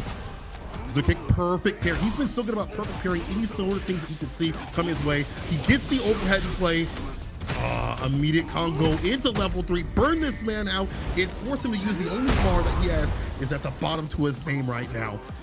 To get the bottom of the barrel, the defense has to be on point here for the side of KP. It's drive impact, and that is going to be that. Macho harassing continuously up in the corner, expeditiously getting Grizzly and mauling this cat where this character cannot fight in the corner. It is Macho taking it for his team finally, and they, DetonatioN, get 25 points, over 20 points of Oja, you know, the first victors of our first episode of Street Fighter League Japan.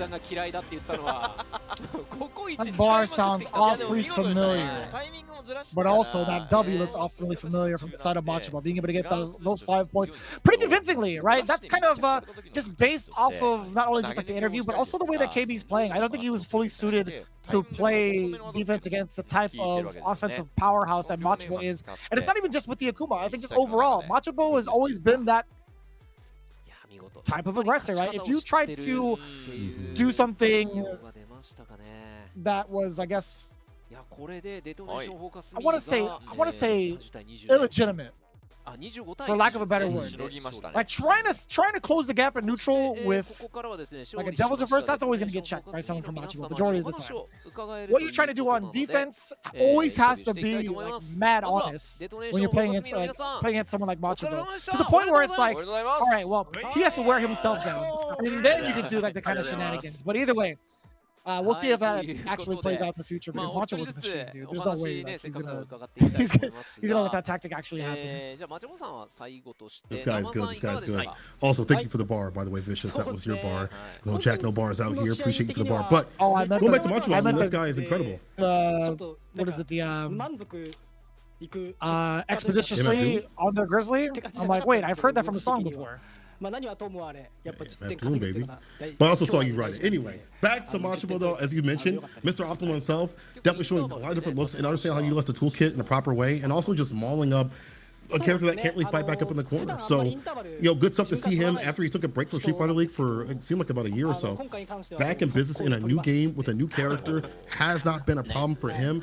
He's able to lead this team to victory, I think, overall. And John Takeuchi, even though he lost, didn't seem like he was that far off in understanding how to deal with Bison. Just a few critical decisions and a few mishaps, it felt like, from taking it back from the brink. It felt like, you know, overextending a little bit too much, and that aggression that he has a little bit takes him to W's, but also can lead him to L's. But early in the season, I think he'll be able to readjust and reassess what he has to do. Now, I'm said personally, I couldn't concentrate on the moves, but I won, so that's everything for today.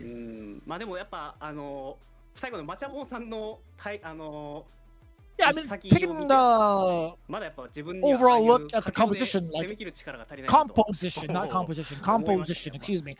DetonatioN FocusMe is pretty well rounded, right? You have Akuma, Ken, Rashid, and a Zangief. A lot of folks are considering that to be a pretty top 5-esque type of composition. But all memes aside, I guess that's like that's definitely like a Japan top 5 tier list. Again, I emphasize on Japan top 5 tier list. I think Itabashi not even having to play is a pretty important strategy going forward too, with how many matches we have to play. It's going to be like a complete round robin of like 30 matches overall. So I think saving him for like the very end is really important. I'm still very surprised he didn't show up to party for the tiebreaker. Yeah, I think he'd have been fantastic in the first one. The gambler style, I think it would work out really well in the first one. I don't think anybody wants to play him in a first one at all. I don't want to play him in general, but in the first one especially, I feel like that guy is very dangerous. Now, Takeuchi says, I was so close on winning, but I realized I don't have enough strength to end up winning. And again, few mistakes, but he was just at the precipice of doing so. I think he was able to reel back just a little bit some of these situations and go for the proper punishes or anti-airs and kind of pull himself back just a little bit instead of just jumping into buttons or falling into bad decisions. I think he'll be able to take the majority of his matches, but he understands that. And that's the great thing about Street Fighter League is that you have your team also to back you up and be like, hey man, next time do this, this, and this. You can switch it up a little bit. And again, he wasn't that far off from getting that W. He wasn't that far off. It wasn't a blowout or whatever it may be. I actually started off very strong. This is the kind of spirits that we like to see DetonatioN FocusMe on right now, right? I mean, overall, considering their history, they've been on a very interesting kind of like pathing in terms of like how often they've seen themselves in like the top 8, or sorry, in the playoff positioning, right? Last year they had second place. Years prior under a different name before they had their official team organization. They had taken down at least one of the years, right? But you can even hear from Macho kind of like talking about his teammates as well. He's talking about like his character as well, as we get the live translation, obviously. But yeah, seeing this team gel together again is I think that's going to be pretty advantageous going forward into the season. But again, Macho being able to solidify those last couple of games, sorry, the last tiebreaker was pretty significant in terms of what his performance is going to be like later on. Macho, first, Itabashi said, Naomi was aiming for the drive to hit back the war, but everything else was fine with me. Macho said, I was feeling pretty nervous before the season, but today my moves were pretty good. I was relieved. And you kind of saw that in the way he was playing, like reversal, wake up, jab continuously against Mochi with a character that can die off a few interactions, if not maybe 2, depending on how much drive gauge and meter is at the bottom for SA gauge from the side of Mochi from Akuma. Like, that shows to me that he was like, I'm here and I'm ready to fight. Like, I'm sure he was nervous, but as soon as he put hands on the sticks, as he said, was relieved and got down to business. Was able to clear up that first one, and as a team, as you mentioned, that's not like utility. They've always had that utility, but now those characters are super strong. Now they have a lot of strong characters that are top tier, so it's like both. You have the utility and you have super strong characters all the way through. He said it's difficult to win with Akuma, so he'd like to keep practicing more. And we saw a lot of players talk about that. We'll go down and talk about Kawan a little bit later on, how he has said it's difficult to win with that character, and what he might do to switch it up. But it's cool to see players operate around, okay, it's difficult to win with this character that can die in a few instances, a few jump-ins. How do I operate around that? How do I solidify the neutral? How do I I play patient on defense, or how do I get aggressive on defense? Yeah, it's going to be definitely intel that KB needs to kind of work on. But kudos to Nagoya. I think losing in a tiebreaker scenario for your very first team battle, that's not bad at all. Man, I love that conversion, by the way. Being able to catch that from Macho gives me a lot of faith in his current progression with like learning and executing with his character. But yeah, man, that's just like a slaughterhouse, right? Being able to like make your way through with like multiple different options on a normal to drive push cancel, you can drive push forward. You can see just the utter dominance too. Boom. Being able to set that out. Imagine if he landed, if KB had landed and gone into like critical art, seeing the drive impact happen. That might have been disastrous. That could have been, but it wasn't ready. Just too much aggression up in the corner. And that leads us to 25 points in totality for Team Detonation FocusMe. Macho will actually be having an interview on the website. If you want to see more about Macho, you go to the website real soon. They're going to have more after this episode. But again, Macho just so deadly on this character, knows how to utilize all the toolkit of the character, especially up in the corner, where Akuma's able to thrive. You see a lot of Akuma players saying, if I get you up on the corner, it's my turn to party. Mid-screen, it's okay, but in the corner where I have all the variants of toolkits, the damage I can dump out because I get these extensions off the backboard is where Akuma can really thrive. As you can see right now, Detonation FocusMe with 25 points to their name. Taking the very important first battle against Nagoya NTP Oja, but not too bad from the other side, right? 25-20. I think that plays pretty well going into the rest of the season. But that was only the very first part of our S division as we get ourselves ready for the next one. And as you already know, we got to make sure to run through some lovely ads over on the side of Japan. Now, I won't be able to read it, but I will say this. For the most part, what you can get ready for. Good 8 squad versus Shinobism Gaming. I am definitely excited to see, 1, the games, 2, the character selection, and 3, if there are any certain changes to what the to who the players are on these teams. I just want to go ahead and spoil a little bit of what might be going down, because we may not see it happen, but talking to Kumamoto after EWC, he was like, I want to play Cammy. I want to play Cammy. I want to be done with Akuma. I want to play Cammy. All the players around him are like, why? The character's still good, but he's looking to get the scammy Cammy in his pocket and also let it be the main bay. I don't know if he'll have time to do so. Street Fighter League is a very difficult thing where you being on the bench is kind of a deficit for your team, and as well as getting character ready, especially one that's been kind of common, is kind of difficult. So we'll see if he actually brings the character out, if he even comes up to fight. There are other players on this squad that I'm also looking at, like the likes of YC Mochi for Good 8 squad, who's been newly added. For Shinobism Gaming, I'm looking to see what Johnny's going to play. He has been playing Bison, but I saw a little bit of Mari Masamarisa in the background of his CFN. Yeah, no, he's been playing some pretty good amount of Marisa last time I checked. Yeah, but for the most part, I think let me double check right now. Boom, I got the info. Yeah, this is like the same exact composition that we've seen from Shinobism Gaming, right?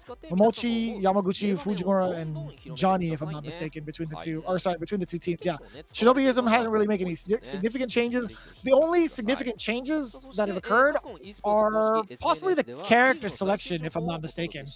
But we'll get there when we get there. I think one of the biggest changes that I did see, in my opinion, in terms of playstyle, is Yamaguchi moving away from his former main that was dominating, by the way, in Japan, into playing Ed. So that's going to be a weird, to me, it's kind of like an interesting composition. Not necessarily weird, but seeing 2 Eds on the same team is a very interesting dynamic. Like, you can see the pros and cons to it, right? But Mochi being like the main Ed, kind of developing the way that he's supposed to be played, etc. Having a fantastic run at Evo.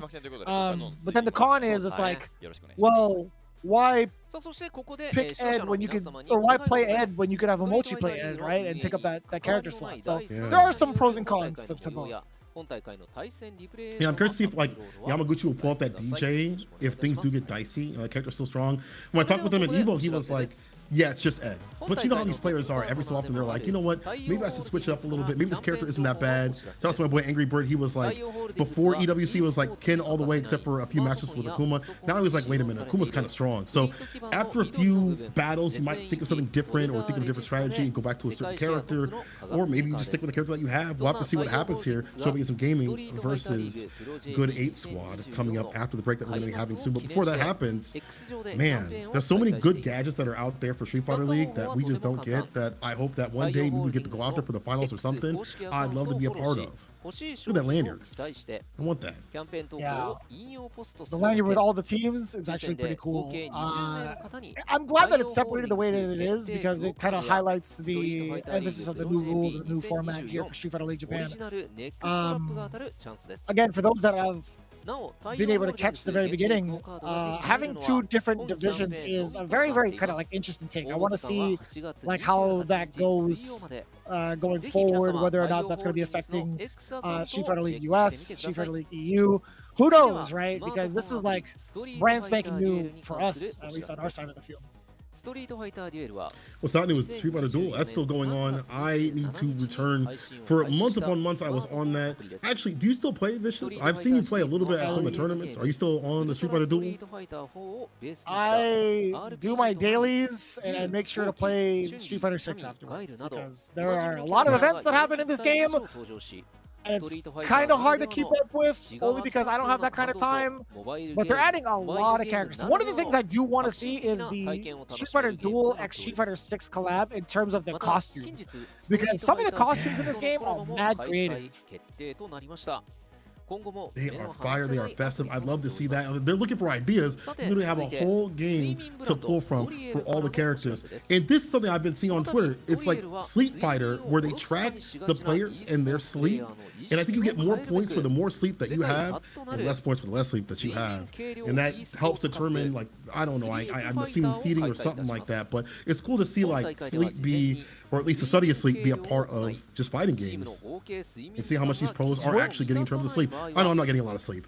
I'll be real. I will lose to this. I'll lose a lot of points. Where do you find this? Fuku Tabata was talking about this. I meant the sleep, not the actual info on this. I meant actually, where do you find the sleep, brother? I don't know. When you find it, let me know, because I'm still looking. Got him, chat. He didn't know which way to look on that one. The mix was too ambiguous. But yeah, one thing is for sure, when it comes to figuring out some of the big things happening in the inner workings of like the Japanese scene, Fuku Tabata has done a really great job of deciphering a lot, actually interpreting, I should say, not deciphering, interpreting a lot of the events that have been going on, highlighting some of the locals, and also like the involvement of other companies going on during Street Fighter League, right? So pretty important to note. Again, shout outs to you being able to meet that guy over at Evo Japan. He's that guy is truly a legend, man. So big credit to him. If you're watching, man, yo Fugu, we appreciate the heck out of you, by the way. I don't know if we get to like tell you this often, but yeah, man, it was cool to shake your hand. All right, time to shake on over to the next match here. Right after this quick break, Good 8 Squad, Shinobism Gaming for our second match of Division S today. I can't wait to see what's going to go down. Neither can you. Grab some stacks, grab some water. When we return, more Street Fighter League Japan 2024 coming right your way. Don't go nowhere.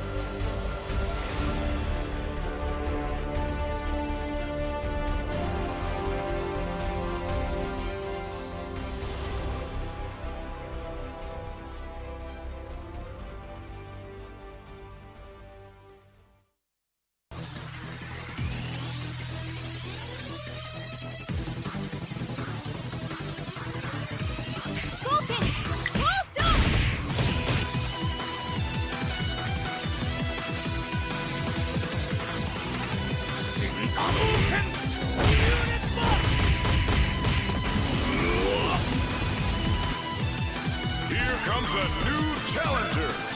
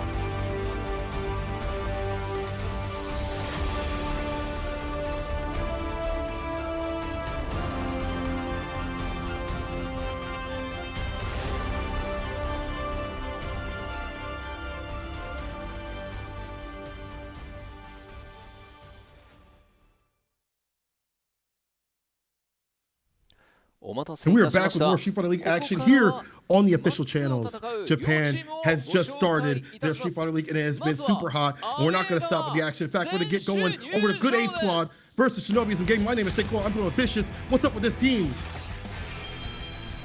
You tell me. I know you're going to run with it. In fact, I will be the one to check it out for you. YHC Mochi, you heard it right. The monk has returned. The Hermit of Shimane, bringing that Dawson to the plate. Followed by the Cosmic Buster. Pugera. Man, I love seeing this guy. I really, really do. He's main. We'll see how it's going to play out. I think he's got Bison and Ed up his sleeve. The Singularity, Kawano. We talked about him just a little bit ago before the break had happened. Kind of wonder what his main's going to be going like for, or going to be showing up with his main for this week, I should say. And of course, the Honest Hero, Gachi-kun, the main man himself. Of course he's going to be the captain. This man's been running with Good 8 squad since their inception. He's going to be rocking the Rashid, of course. Now, as fast as that intro was, I'm always ready for the mix. One thing is for certain, though, is Good 8 squad going to be ready for this mix of a composition from Shinobism Gaming. School Ninjas coming through. Shinobism Gaming, led by Mochi. They have been leading the charge out here at Street Fighter League years after years. And with this setup of characters and players, it'll be hard to see who's going to stop them. They didn't have the results they wanted previous season, but this season, that's only going to embolden them to be better. We've seen some of these players travel around the world for tournaments, for EWC, for CPT, wherever it may be. The Swanky Ninja starting off the party here. Johnny, we've seen training with Muscle Marisa, but also on the Cycle Hustle with that Bison. After that is going to be the Grave Maker, the Grave Digger himself, Fujimura, putting his opponents 6 feet under with the Akuma, and also changed his hairstyle for that character too as well. The Vanguard in the lead, leading the charge with the Ed play. It's going to be Yamaguchi, but maybe we might see some DJ as well on the side. Last, but definitely not least, is the Prime One himself, the beginner, the progenitor, the Shinobism Prime, Mochi, the dream creator of the level 2. You know what it do. Shinobism Gaming definitely has a roster full of Titanic players, but also the character list. We talked about having 2 Eds being a benefit and a deficit. There is the ability for some of these players to switch. If you're Yamaguchi, you might have to go DJ eventually, but 2 Eds, nothing to sniff at if you really think about it. Ed is such a strong character out here in the land of Japan. We'll see how that plays out, right? I think for the most part, we got to figure out what the away squad is going to come up with for their composition. Let's take a look, right? It's going to be, as we thought, YC Mochi, Gachi-kun, and Kawano. So Kawano might have fooled you. I think he's going to be sticking it out with Goki. One thing to kind of like note when it comes to like the mentality of Japan, they're not one to switch on such a short notice, and they're also very reluctant to switch off to a sub character. At least in this format. I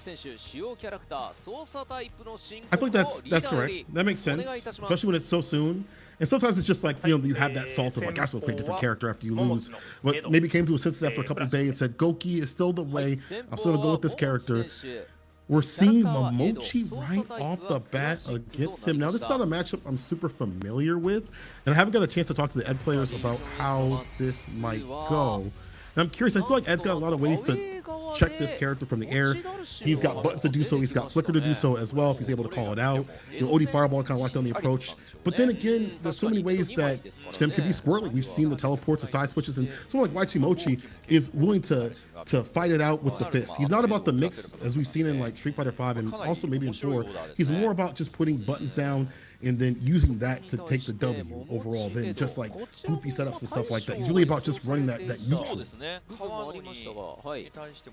Yeah, well, he's going to be forced to regardless, like from both ends. I think Ed is going to be the one to kind of be kind of weary towards like the approach against Dalsum, as I think as of late, Mochi's been posting a lot of like anti-Ed tech, if you guys follow him on Twitter. But I don't know how far they can get you when you face off against someone like Mochi, right? Man, this is gonna be so confusing. Why is Mochi going up against Mochi? Like, my tongue's already tight enough, and it's like what, 4 in the morning? Come on, man, give me a break, guys. I think Yeah, I think overall, I think Ed is going to be able to chase Dawson down pretty conveniently, right? He has the tools to... He has Snatcher, he has Fireball if need be, he can fake the Fireball if he wanted to. Yeah, this could be a little bit tough. I think Mochi's going to spend a lot more time being like the agile one, trying to get away, but we'll see how that goes. I think that's kind of like sort of typical with Dawson, but I think more so in this matchup than ever. Yeah, that makes sense. Like all it takes is like one punish counter knockdown, and then Ed just goes to town. He just gets aggressive on you. And Sim on the back foot is definitely not the best character. Neither is Ed. I mean, he has a slower ODDP, but he at least has a reversal. Whereas Sim can only rely upon the drive reversal just in general, or wake up wake up drill against throw, but that's just another option that isn't as strong as having like a typical real reversal comparatively. And Ed in the corner, especially in Burnout, is incredible. He's one of the best Burnout characters, I feel like, in terms of like putting you in Burnout and then also taking advantage of you being in Burnout as well. Rinch had highlighted this. If you haven't seen, make sure you watch Rinch's breakdown. He's one of the best analytical commentators in the business. But he also noted that like when Ed has you in the corner, it's flicker, it's buttons at the perfect ranges, and there's not really much you can really do. And Mochi more often than not will have bar in terms of drive gauge, and he'll also have OD gauge, I'm sorry, SA gauge, the gauge at the bottom for the level 2s for the dream combo. So the objective is to not get hit if you're Waichi Mochi. I think if I'm playing any character, I don't want to get hit by Ed.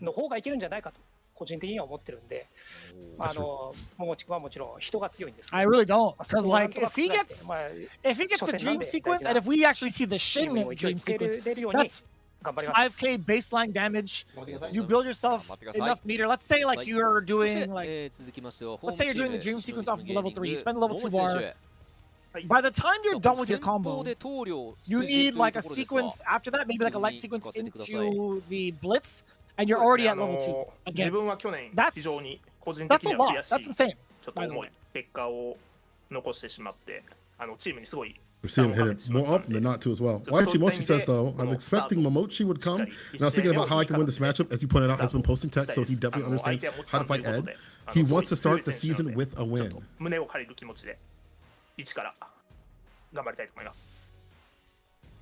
the Mochi side as well, we're going to get that full translation going into it. But yeah, Waichi Mochi, very much so welcome back into the league, by the way. Being able to play the way he did in the preseason was pretty significant, but not being able to see the light of day towards the actual regular season really, really hurts, because I think he puts in so much effort to like one, pilot this character, and also be like a trendsetter for this character. I think there's another one, there's like Torimeshi as well. We also have Liston coming in with some really, really great moves too. I think there's another one, I think Breezy Man from the States as well. Very, very much so like the trendsetters for Dawson at the moment. This is sick, actually. That's a new figure from Cammy. That's pretty cool. Ooh, it's clean. Very clean. Mochi said he wasn't the best player last season, but he wants to make this season a good season. He wants to start off with the win as well.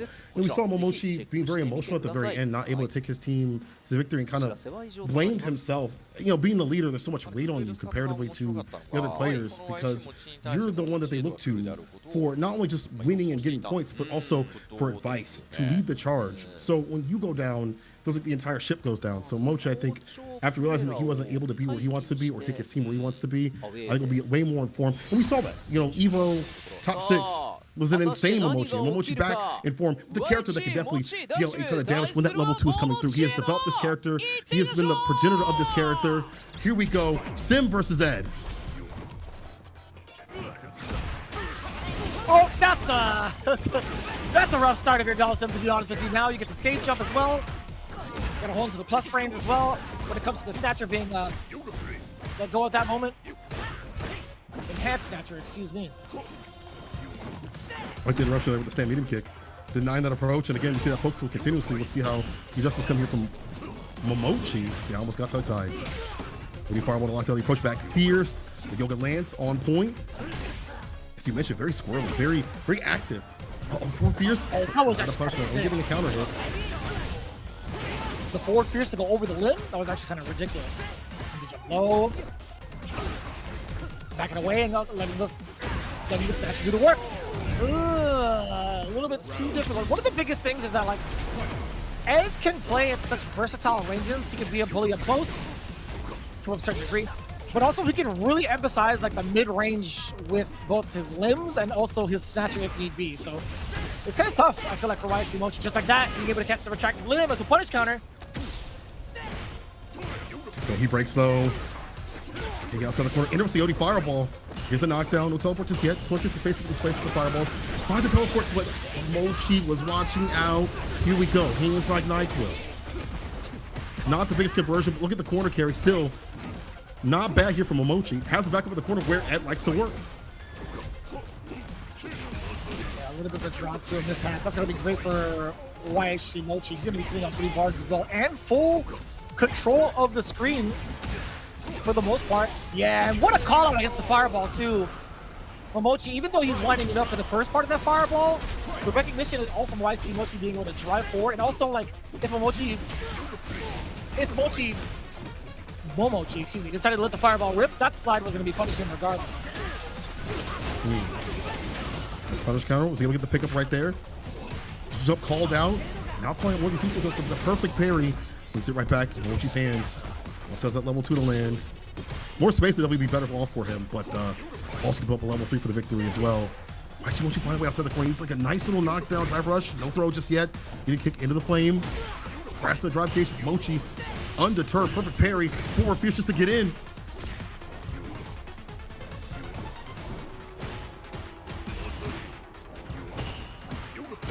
Man, you can tell Mochi's really trying to like thread that needle when it comes to opening up the offense. But YFC Mochi's been giving him so many different looks, both airborne because of the float, but also the distances that he decides to play. He turns on the offense pretty well for himself in a very interesting way, right? The way that only Dawson players can do, right? Being able to be such a nuisance with so many different options of limbs. Mochi getting pushed up continuously, has not been able to land that like OD into that level 2 preventative health. An apple a day keeps that level 2 away, and we see that continuously. Poking continuously at distances where it's hard for Ed to get in. You might have to use some of that OD flicker, but even then, I feel like that may not be quick enough to catch the template of normals that we are seeing for YHC Mochi. I mean, maybe. I think the OD flicker would be like a good look, at least to try out. Like it has flicker, bam, bam. Kill rush 4, checks the low. Off the light back throw. Great back throw. Excellent decision from Mochi. Oh, so tricky. Oh my god! Hell. Try to call some of the ODDP against the fireball. Was waiting for that option the entire time. That was beautifully done. I was gonna give YHC Mochi something to consider. To reconsider. Yeah, don't get put in the corner. Trying to get there though. Once again, Mochi trying to work him to the corner. We see a lot more teleports. Back to mid screen. Crouching to punch in a drive rush to knock down the fireball. No perfect parry just yet. Just a normal tap parry. Keep that bar nice and healthy.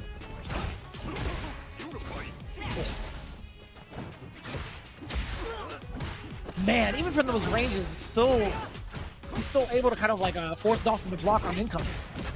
Oh, hell.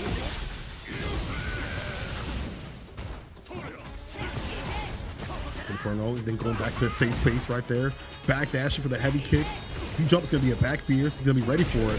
Fireballs now coming to play, but again, the anti-airs from Mochi at full screen have been hard to navigate. Also, the neutral normals overall. 4 fierce coming back into play. Can he call up more of these limbs with that button?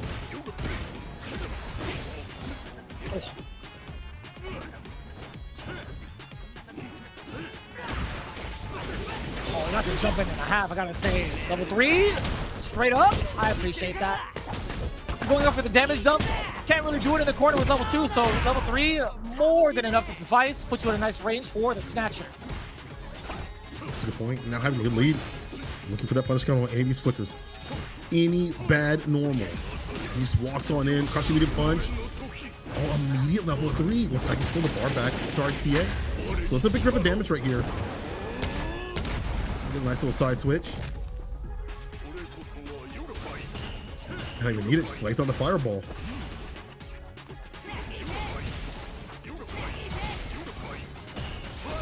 fireball to fireball. That's something we can expect from Mochi, kind of like slowing it down for himself, right? Being at the life lead, doesn't need to go in as often, but he's trying to make some harder reads too. He's still trying to go up into the air. Still gets sniped out, and then the fireballs do the talking. We do like that trade from Mochi. Not too bad, but eventually if he keeps taking some of these heavies, he'll be a pretty problematic spot. Versatile jab, drive rush back, medium kick, tries to catch the throw. Perfect parry. Mochi gonna hit him with the level 1. Not enough to get it done. One more hit though. The dash up, keeping the pressure on. What did he put in the course? Jump right back out. In front out. Slide. The punish counter applied. White Mochi. That was actually Momochi's game. I don't know why he ended up shortening the combo after the second drive rush cancel. I mean, considering maybe he thought the scaling would have been a little bit too much, but I low-key kind of agree with him, but I don't know. That sequencing would have been a little bit different if he had another heavy behind it, right? Because it would have been like heavy, like roundhouse, and then maybe into like fierce afterwards before the level 1. That way you get a little bit damaged. Then you include the minimum damage scaling from the level 1. That's tough. I kind of want to like lab that later. That's such a hard call from Mochi, and he knows it as well. He was off by a sliver.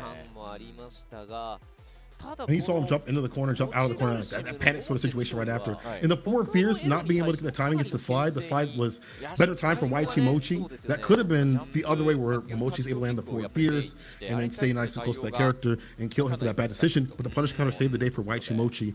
Those slides were actually pivotal against the fireballs, but also the timing against the forward fierce. That takes a lot of gusto to do when you know you might get hit with like a forward fierce in return and then nice and close for like a throw or a strike or whatever it may be right after. Really a lot of things to consider from both at the moment. I think Mochi, although he's like he's in a very sort of like anxiety-induced state, like he's like wiping the sweat off his hands on his lap. He's like, man, this guy's kind of squirrely. Like, I don't know how to keep him contained. I think he's doing a fairly decent job in like preparation for the Ed matchup. There's like certain ways that he's maneuvering past what Ed wants to do, whether it involves the flicker, whether it involves the fireballs. I think the only thing that's really costed him any sort of like significant life damage is I think him getting guessed on, to be honest. Some of these jumps from Mochi were pretty unorthodox and uncalled for. Like, I think very unpredictable, I should say. So I think, yeah, Mochi has been doing a really great job of maneuvering himself out of harm's way for the most part. I think keeping out of harm's way even before that really happens. Like, you see him go full screen, heavy kick, stand medium punch, stand medium kick, and things like that. Waiting for like drive rush to come through, limiting some of that drive gauge by catching him trying to drive rush up. So that's 10 points right there for Mochi and his team, for their squad. They sort of very strong. And that's a good statement. I feel like we haven't seen Mochi really like show out like this right off the bat, and not so good for Shinobism gaming. Let's see if they can turn the tides back in their favor.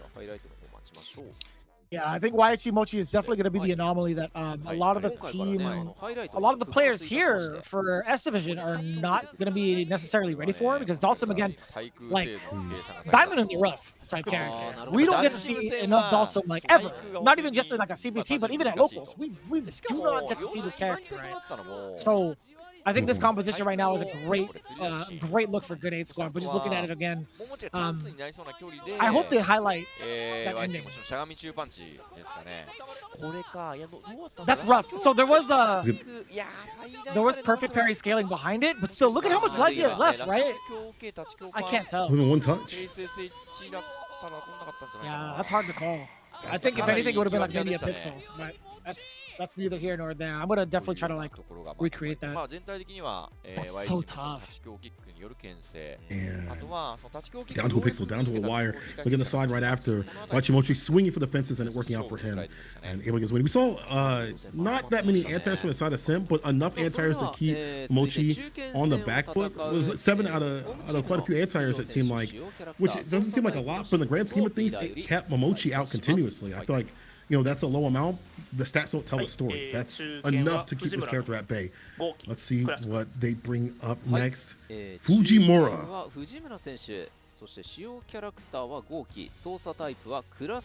What's funny is Fujimura has been like one of the more dominant players throughout each and every one of the Street Fighter leagues that he's been a part of. On top of that, he's been like the primary point earner a lot of those times. Seeing him transition from Chun-Li to Akuma is actually a very welcome one. I'm actually very surprised he hasn't gone to like the Kami train just yet, but I think his Akuma with the way that he kind of like thinks about the game is going to be a very aggressive and entertaining one. He just understands what is strong about a character and utilizes that and creates his game plan around those things. It's pretty obvious what this character is strong at. Throwing fireballs, the 4 fierce, stand fierce, the damage in the corner. So that optimization is going to be definitely done in that corner situation more continuously. But he'll have to go up against Gachikun, who has had a lot of practice against a lot of Akuma players. We saw EWC, he's been well prepared for that matchup, and I'm sure while he was there, played everybody can get his hands on. So Fujimura will have to give him that different look. Gachikun, the top 8 spot, DWC, has been in top 8 spots of many offline stacked events. I would not suspect that, you know, now he has the spirit animal in Street Fighter League, that he won't start off strong. Yeah, this is going to be something to witness. I think Gachikun has been rolling on a pretty significant high with the way he's been performing this far. I think it's more so on the shoulders of Fujimura to step into the plate in comparison, right? I think we've seen a ton of Gachikun, just kind of like we harp on your point about the way he's been playing, but not as much from a side of like Fujimura. Even if I type in Fujimura right now, if I were to look on one of our main info sources, I'm looking at it right now. The last time we've seen him try to like really get into like the mix was obviously the EWC Last Chance qualifier. He was in top 64. Yeah. Before that, at Evo, top 64 as well. Happened to fall short against Chris T, by the way, very important. Got within like top 16, I think 16th or 18th in Topanga, and then just outside of top 64 over at Evo Japan. Right, so not necessarily like the stellar performance that's expected from Fujimura because of his like overall history and understanding of the game. Yeah, who knows? Maybe it'll be like something different when it faces off against someone like a Gachikun who's like been in the spotlight, has all that data against him right now. That's a good point, considering like how I feel like people were kind of gunning for Big Bird when he got in the spotlight against second at Evo and was just cooking up the competition all the way through. I feel like it's similar with Gachikun and when he started working too as well. And when he got that big W at DreamHack Dallas, and people were looking at him to be like the Rashid player, or at least one of the best Rashid players. He already was, but like a dominant threat out here in Street Fighter 6. And I would imagine that people are studying him probably most of all compared to other players. And just in general, I think he'd probably be one of the top players to be looked at. If you're Fujimura, you've been looking at those tapes continuously. Fujimura's side of things, as you said, didn't have the results that he wanted previously, but he shows that when it comes to Street Fighter League, it might be his time to shine. Second match between the two teams. Here we go, game one. Oh. Man, I'm loving this so far from Fujimura. He has been going right in there up until this point. Man, commentator's curse is real. Trying to call it out. Fujimura, though. Sit with the tick throw. Get some space in this place. I want to see how the demon flip works against the fireballs. We've seen that be an option where a lot of the cool players will catch you trying to charge for a little bit too long, hit that demon flip. A little bit of an error right there with the DP, so it'll be a fireball, but no big deal. That's rough though, because if he throws up the fireball just like that, ready. Man, I was literally just about to say it. Like, if there was going to be a fireball that's charged up and you try to react with demon flip, I think more often than not, like, certain Rashid players would bait that out and just throw out the shorter version of the fireball, right? So we just saw that example being played out. This might happen to be checkmate. Can you find a way? No. Rushing like kick as an opener and light and hit spin mixer as the closer. Gachikun with the win condition. The first W, build up that bar to do so. Try to rush overhead. Now he starts off aggressive. He gets the corner carry. Yeah, he was willing to take that throw too, I think. You see him just kind of like standing there crouching. What was that? Took the jump in, huh? Like a setup. I meant from like the defensive end. But okay, what a backdash too. Good read from Fujimura. So overhead trying to build that bar. Interruption. Tatsu level 3 immediately. Does not want to deal with the level 2 at least right now. The final round. Sip of Calamity. All even. On bar though. Takeuchi sitting at 2 is going to be a pretty significant game changer, but I don't think we're going to see it that early, in my opinion. But we'll see, man. With the heavy. Oh, okay, great, even better. Being able to spend it early is pretty significant. Fujimura got rid of a little bit of it. 2 back-to-back throws, still gets to kick it. It's blocked. Enhanced spinning mixer has to hold all of that. Oh, that could have been a punish counter. Nothing against the throw, or nothing against the parry. Rough impact, you react right back. Using the OD, able to recover in time, perfectly fine. Up in the corner, you happen to get the level 2 at least for some sort of defense. This is basically over OD fireball meaty. One more touch, there's a crouching middle kick, and that's gonna be it. Takeuchi getting his revenge. He said, I lost to Fujimura last year and I missed the second league. Today, I'm getting my revenge. Yeah, it's wild, man. You're coming in with like a chip on your shoulder. You came in last season being the dominant force of nature in the preseason, only to not make it to the playoffs.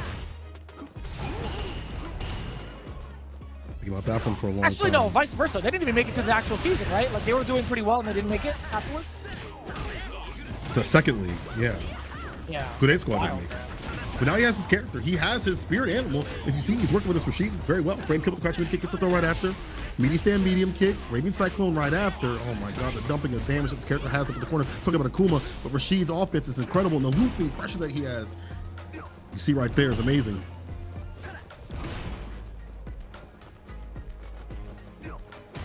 And what seemed to be like a great start for Fujimura with how aggressive he was and was getting a bunch of these hit confirms to go his way. We haven't seen that exact same story for the rest of the set thus far. And the more I speak, the more hits he lands. I swear this person.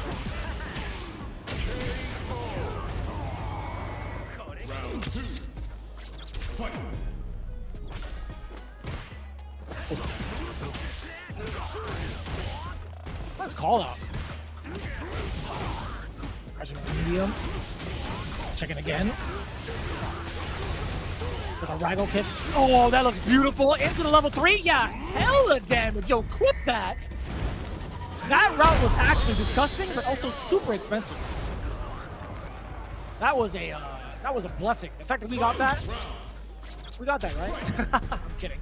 All right, so Fujimura getting a perfect for himself. Despite the lead being in Gachi's favor thus far, being able to check the overhead with the crouching medium punch a little bit faster than anticipated.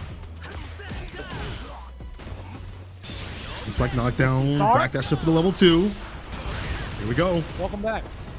Hand slight mixer. What's up? Sam Peters sends it at him. Glad to hear it. Oh.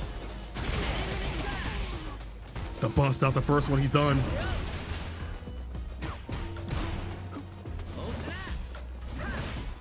Rashid Fujimura to the corner, stand fierce, drive push, crouching light kick. He blocks it out this time. The crouching kick could have been a little bit more, but you want to spin the drive gauge, and I get it. Don't put yourself in burnout. Fujimura now in burnout, spins the level 1. It's not enough to get it done just yet. The demon flip again. That's how he blocks it out. Fireball.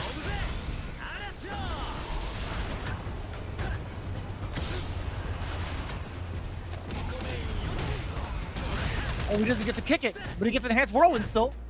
And the pressure. Yo, he can't drive impact him. Oh boy. No way. He built enough bar. This kills? Level 1? No. Oh. Even Fujimura was like, damn, I got that? Fujimura reeled back in his seat after that crouching jab connected and was like, man, I think that was pretty close. I didn't think I was gonna get that. Delayed that just a little bit. We put the final game, but based on the EVP this time, there's an option. Gonna get baited from the side of Gachi-kun. Heavy mixer ender. Frame kill. Delays. Finds the stand medium punch. You saw the counter come through. Fujimura getting cooked up in the corner. Gachi-kun said enough. No more luck. That was a counter hit stand jab, by the way. I don't think he was within range to get like maybe like a crouching medium punch perhaps, but Fujimura finds himself in this corner already. Forward throw, gets to do it again if he so pleases. And you know what? Does have the option select ready just in case he jumps out. Fujimura very much so in trouble with the Sar possibly coming out. I see more of the OD fireball, get some of these fireballs presented from the side of Gachikun. Taking Disguise has not proven effective. So spend some of the cash at the ground. We're gonna get a knockdown off the OD fireball. We got faster fireballs than Gachikun. His Rashid, I mean, it's the turn, walks back, tries to get the crouch meter kick, but gets nothing. The level 2 still flashing for the side of Gachikun. That's a little bit longer to pop that. Oh, now it's time. Yeah, what a perfect time to set up too. Ride the win.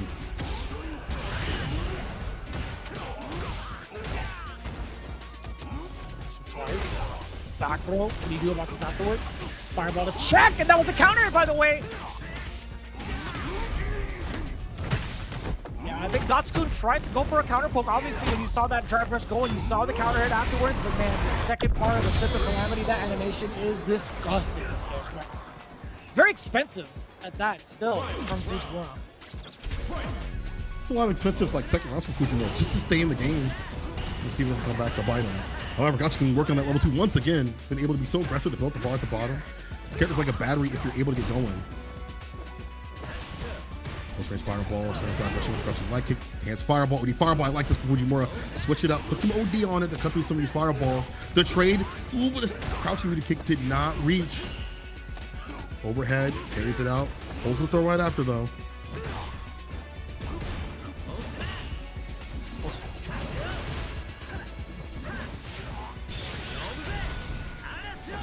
Sets up the whirlwind, level 2. Damn, raw eagle spike. I mean, he was fine regardless, but the fact that it hit. Oh, count the counter poke. I like that he went for light and the medium. Backed up. Had a punish for it. Medium mixer in the level 1 Super Rashid kick to get the kill. Gachikun. Guys, you'll have to wait on your revenge. Oh, I'm sorry, he's the one who got revenge. We'll take his revenge today against Fujimura. Get 2-1. Funny enough, both had some pretty big smiles on their faces. Fujimura smiled, and he smiled at least like right when the match ended. But that's such a hard condition to like try to be out of when it goes down to like the final game and the final round with the resources just in benefit of Rashid. I heard he had like what, a bar, maybe like 2, just enough a 2 towards the end of it. I think he had 3. No, he had 3 towards the end of it, if I'm not mistaken. But either way, hard to track, pretty late. But that's Gachikun getting the W over Fujimura. Level 2 effectively, and also I feel like wasn't in Fujimura's like game plan to not be able to do with the fireballs. I feel like he thought he had the game plan with the dive kicks, but as you mentioned before, you switch up the ones that you use with your fireballs when you're Rashid. You're like, okay, cool. They're gonna dive kick the medium and heavy ones. I'll go for the light ones, call it out, and get a fantastic follow that does a dumping of damage. Up in the corner, we didn't really see a lot of good defense. Everything got called out. ODDPs got called out. Some reversal buttons did wake up and do some business, but it wasn't always that way. Usually it was in Gachiku's favor. And towards the end, we saw him walk back against a wake up crouching light into medium. He was looking for a counter combo. Gachikun was ready to hit him with the stand fierce and found the combo right after into a one-touch scenario as the finisher. Yeah, it was a pretty beautiful intro to Fujimura's Akuma. And also like his knowledge, like his gameplay knowledge against like certain matchups have been kind of like impressive from watching his CFN, but seeing it shine, almost shine, against Rashid has been pretty satisfying. This is just a really, really rough spot to be in. So yeah, okay. Gachikun was at 1 bar question mark after this. Yeah, he was at 1 bar going into the final matchup. So him being able to build up a song for himself and get all this type of momentum. This is the kind of story we see time and time again with like any sort of CPC with Rashid involved, right? It's just like the amount of sheer force and damage you get off of these conversions. That was like what, 35, 40%? Remember a time where people said Rashid didn't do damage, just had to optimize things up in the corner, and then we see it right there from not only Gachikun but Big Bird and all the other Rashid players developing the character. He takes time to grind, but the reward is there with Rashid, and the reward is big here for Good A Squad. 20 points, looking way better than last season, but it's not over yet. Shinobism Gaming could win the anchor match, tie things up, and give us another first one, another first to death. We'll see if that happens though. I kind of want to look back on like the history of like what Rashid players, how Rashid players felt about their character. Because like seeing the big damage combos off of like OD, involving like the enhanced whirlwind, I'm like, dude, this character dumps out mad damage. It's actually really impressive. キャラクターはマリーザ、操作タイプは really, クラシッ Johnny? クとなりました。 Oh, Marisa. Yeah, so he's shown off this character towards the end of last year. Last year's Street Fighter League. He was kind of flexing this choice against like Shuto as well. You were part of that. You were watching. Sorry, you were commentating. So him kind of sticking it out with Marisa still, I feel like is a pretty big surprise, considering like that character has not really. So despite like the changes to her routes for more damage, it was at the cost of Oki, in my opinion. And I think that, or not opinion, but I think that wasn't too great for the character, in my opinion. So seeing this character currently is one, refreshing, but two, man, I'm so scared to how she plays off against the DLC characters. Yeah, this one might be kind of dicey. Although I feel like the damage differential is like what you're looking for in terms of like the fact that you can kill Akuma with 2 touches. You can do that with other characters. Maybe Marisa has better access. You know, I'm not able to see many Marisa and Akuma matches because many of the Marisa players have left to the wayside. But I do remember early days, people were like, at least Akuma players were not happy about fighting Marisa because of the fact that she just makes that whole glass cannon thing work out even better. Now, I don't know if that happens so much because I feel like there's more stability with Akuma.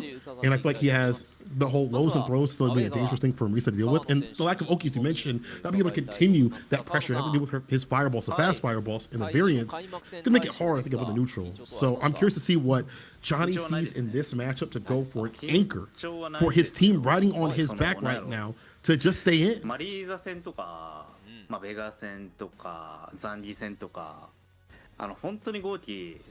get the translation from Kawano, he's been on a like high roll recently as well, right? I think for those that I missed it, getting second place, just falling short to Shanghai at the Esports World Cup, followed by like an overall fantastic set of performances. Like took 6th at Topanga League, he got 3rd at GMAX Summer, that got him into EWC. Over at Evo, I feel like he didn't get the results that he wanted. Obviously, he got between like he got top 192, but over like the CBT World Warrior, the very first one, I feel like he was still kind of like shaky with his Akuma. I think in this current status, his Akuma is looking mad deadly, especially with the way he played over at EWC. He was looking like the Terminator against the majority of his matchups. His aggression, his wake-up decisions have been fantastic. What he does with like target combo, which I barely ever see from Akuma players, get nice and close after like a knockdown. And he also has that 6 setup where he gets the knockdown and it's really ambiguous. It's going to be cross up, be in the front, that I've never seen Akuma players do before. I think you're right. He is like the Terminator when it comes to Akuma. And even though he doesn't, at the time at EWC when we talked to him, didn't believe in the character, I'm sure there's been time where he's like, you know what? He's taking some time. The salt has eroded. He's like, wait a minute. This character's good. I have to develop him at a higher level and continue to practice what I'm doing. You get second at a big tournament like that, you're going to feel some type of way. It's just how it is. Most players are like that. And I'm sure me also talking to other Akuma players and being like, this is what you should have did better. You should have did this in the matchup. He's going to come back to the Akuma with full force. Now, against Marisa, though, has he had time to practice? Has he had time to find Marisa players to practice and get ready? Because most players don't even touch Marisa. Big Bird don't even know her anymore. But Johnny does. This is the anchor match. It all rides on Johnny right now for his team to stay in. But Kawano would like to end it right now for Good Spot and get a 40-baller for his team. We can only wish, right, to see something that explosive. But I also would be, I would settle for a tie.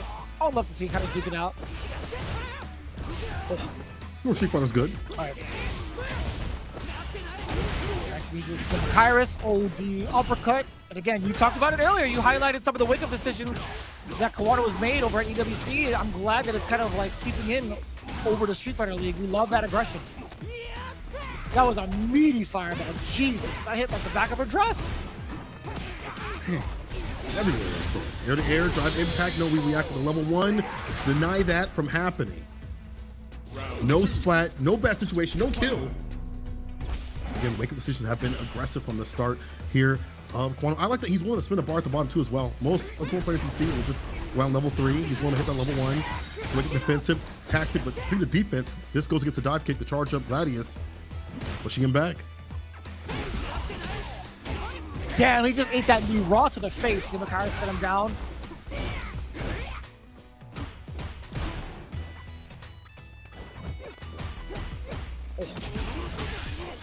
jump in. Let's get the crouching medium kick though. Target combo. Tatsu. Throw. Oh, the tech though. Like that. Using the fireball to interrupt some of this drive rush pressure and approach. Some of these normals too as well. You don't have to engage all the time. You have to be careful with Gladius though. It might blow through some of these fireballs. If you can call it out. We're seeing a lot of these crouching medium punches coming in from Johnny, but not a single button from Kawano. Doesn't even want to try to risk getting wood punish against that forward throw. Dash up forward throw again. Do it a third perhaps. Watch out for the super. That's fine. Hello. Oh, the lead button off the crouching live punch. Deader than dead. Let me show you how to dump out some damage. Kawano. Damn. Serving that calamity like a bartender. Goki wins!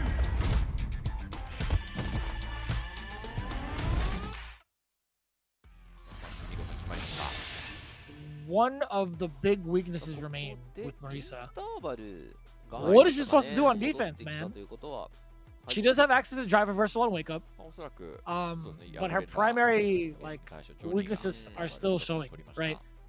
She either has to spend her drive gauge and a chance to blow the opponent back, or she uses her super, which is kind of in line with like Bison, Aki, with the exception of like a man dash out, or OD command dash out. Yeah, so like she's gonna be suffering on defense quite often in this matchup for the majority of the set against Kawano. Like, I understand like the damage output can be pretty severe, but it's so difficult to gain access to it, right? Like, she doesn't have those openings that other characters do. Not nearly as much, especially with like the fast fireball, the normals behind it. It's hard to gauge when you can actually press a button or when you can even get in. We saw the continuous stoppage of button or drive rush from the Marisa player. Like, you couldn't get in or do anything. When he's in the corner, think about how Bison can reverse the situation. He could hit crouching medium kick and drive rush right after it and get outside the corner that way with some active defense. Marisa can't really do that as much. You have crouching medium punch, not as long. You have crouching light kick, doesn't do too much unless you're hella close. They're usually not that close too. As you mentioned, dying to lows and throws, like this is what the character cannot handle, and Akuma can go for a lot of situations where he can set up for anti-throw options like demon flip pumps. So he's holding all these throws continuously and getting harassed up in the corner. And when it comes to damage, Akuma can access almost the same amounts of damage, sometimes if not as much damage as Marisa. And then you're fighting somebody like Kawano, who is like willing to bust out ODDP, knowing what could happen if it is blocked. It's a dangerous cat right there. Yeah, we'll see if Johnny can actually put the hurt on Kawano in multiple sequences like we're used to seeing Marisa do. But as it stands right now, Kawano, he's just looking too informed, man. He's fought like 1.5 million Marisas already. Like, I think it's more so up to Johnny to figure out this style of Akuma, considering it hasn't really been that long since his release. So yeah, two of those factors is like solving Akuma and then solving Kawano, right? And that's so hard considering Kawano, he just kind of grasps his style on whatever character that he plays. People will be like, why are you playing Luke? Why are you playing Akuma? But it's just, he takes whatever character he has in his hands and makes it his own character. Even if it isn't, quote unquote, his character. He's able to operate just fine.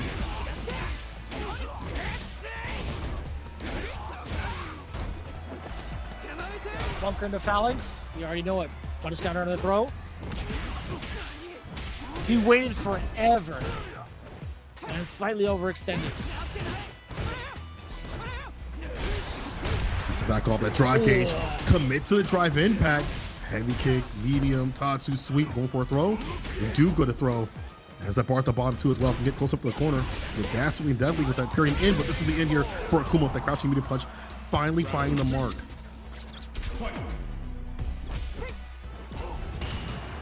Yeah, that normal hasn't been checked as often so far in this set. Johnny's been pretty liberal about that button. Does it again! There was a counter hit. Kawano gets stuffed.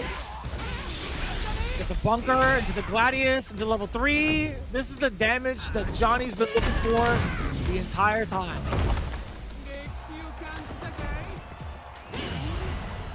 Has to walk up, but that allows the perfect parry to come through against the forward heavy kick. More than enough time to call that out. Cross gut DP. And that's up for the back throw.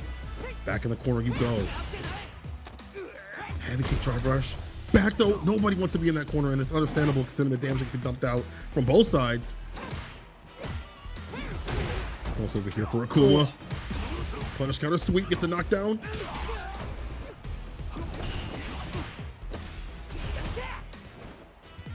So tricky. Oh, it's a 10 free, I guess, from Johnny. Damn! What a conversion. Very expensive, though. Has to slow him down, though. But as you mentioned, have to spin level 3 right now, or C, I should say. This early in the match is showing how much that Kumamoto is at the deficit, having to pull all the stops. OD Fireball deleting that Gladius off the table. Perfect parry. Punish right after, going for the knockdown for the Okino. We're going for the corner carry off the heavy kick Tatsu. Plus frames right there. Drive impact, keep pushing him up to the corner, get that splat. Scale, but again, you're looking for continuation of lows and throws. That's how she dies. Gets to do it again. Yeah, you're gonna force them to do level 2? That's totally fine. Oh, the target comp was so disgusting. Nobody ever sees the Fireball right after for the plus frames.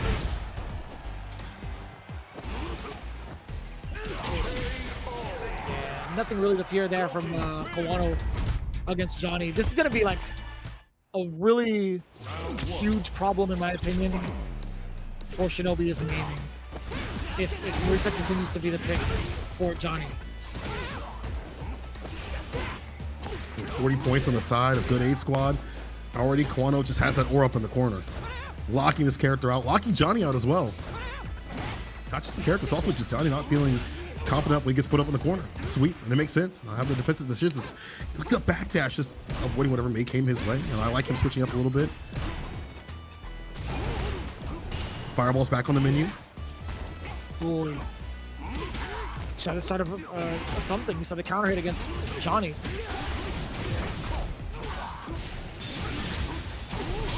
Bang! More than enough damage too. And it's so tough. You can see like the economy of meter being spent from both sides. Like Kumamoto's meter being drained leads to so many beneficial like situations against Marisa, and the damage output is always going to be there because it's Akuma. What are you supposed to do as Johnny to equalize that? Actually, with the ODDP, you're right, and I feel like he's confident in spinning that bar as you mentioned for the damage, for the knockdowns and things like that. Overhead trying to find an opening, crouching light kick. It's the sequences right after. He's just so brave, just walking with the stand light kicks, walking down these blessed buttons that this character has, and making the most. Even though he knows that this character does so much damage, he can equalize it too. He's got the Imperium in, do not whip a single button. It's a single hit confirm into anything right now that Kumamoto wants. To charge up Fireball to switch it up a little bit. Stand light kick, drive rush, tech on the throw, but here we go with Imperium in, catches him, and that's gonna be the win for Kumamoto.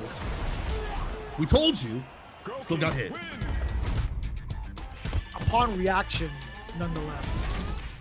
And that's going to be problematic, and most of these players are really like starting to figure out like how to react towards some of the special moves that Marisa has. Like even towards the end of season 1, people started to react to the Superman punch the phalanx, right?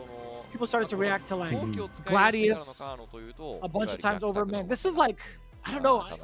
I don't know if this is the right character for Johnny in a minefield of the meta. Like there's so many Akumas, there's so many Eds, a bunch of Kens, there's some Guiles as well. Like this is hard. This is a hard choice for Johnny. I think Johnny should keep the Marisa for Guile, but should go right back to Bison. This needs to be a Bison switch. We've seen the other Marisa players do it like Strider. And you see Johnny do it too as well. Full time the Bison and maybe have like a side job with the Marisa if the matchup calls for it, but it definitely didn't call for it today. You saw the confidence from Kumamoto, and then how the matchup just went. Just if I'm getting decked with crouching medium punch, I can just go back to the Fireball, OD Fireball game and be in a safe space where I don't have to worry about too much. They can't react with Gladius every single time it gets a Fireball, like charge that sucker up. The Fireballs are just too strong from Akuma, they're too fast, too potent. Then he walks up with the buttons and the throws and things like that. It allows him to have that confidence in the matchup. So fantastically done from the side of Kumamoto. He understood the matchup and understood the assignment through and through. You gotta be feeling pretty good about yourself as your good 8 squad. I think it's been numerous seasons where they started off with 40s. I gotta check it out eventually. But we are going to the winner interview. I hope Pugera doesn't speak in haikus like last time. I'm pretty sure he won't. A lot more vocal this time around. Man, so we got to see this cat over at EWC, and he has been on the up and up. Like his improvements with both Bison and Ed has been very inspirational to watch because he's been in sort of like a slump too, considering the previous season. But I had the luxury to talk to him over at EWC at the very last day. Very surprised that he remembered exactly what I was talking about and who I was, because we had a very interesting back and forth between his Ibuki and my Yun and dinner. But again, Pugera, what he said for his interview, the order was pretty much what we were thinking about before the match. As you can see, it was pretty cut and dry for the away positioning for Grenade Squad, right? They have to pick and solidify their choices. Pugera seemed confident in it, but you know, why I see Mochi off the bat, he's like, I didn't expect Mochi to come for this matchup.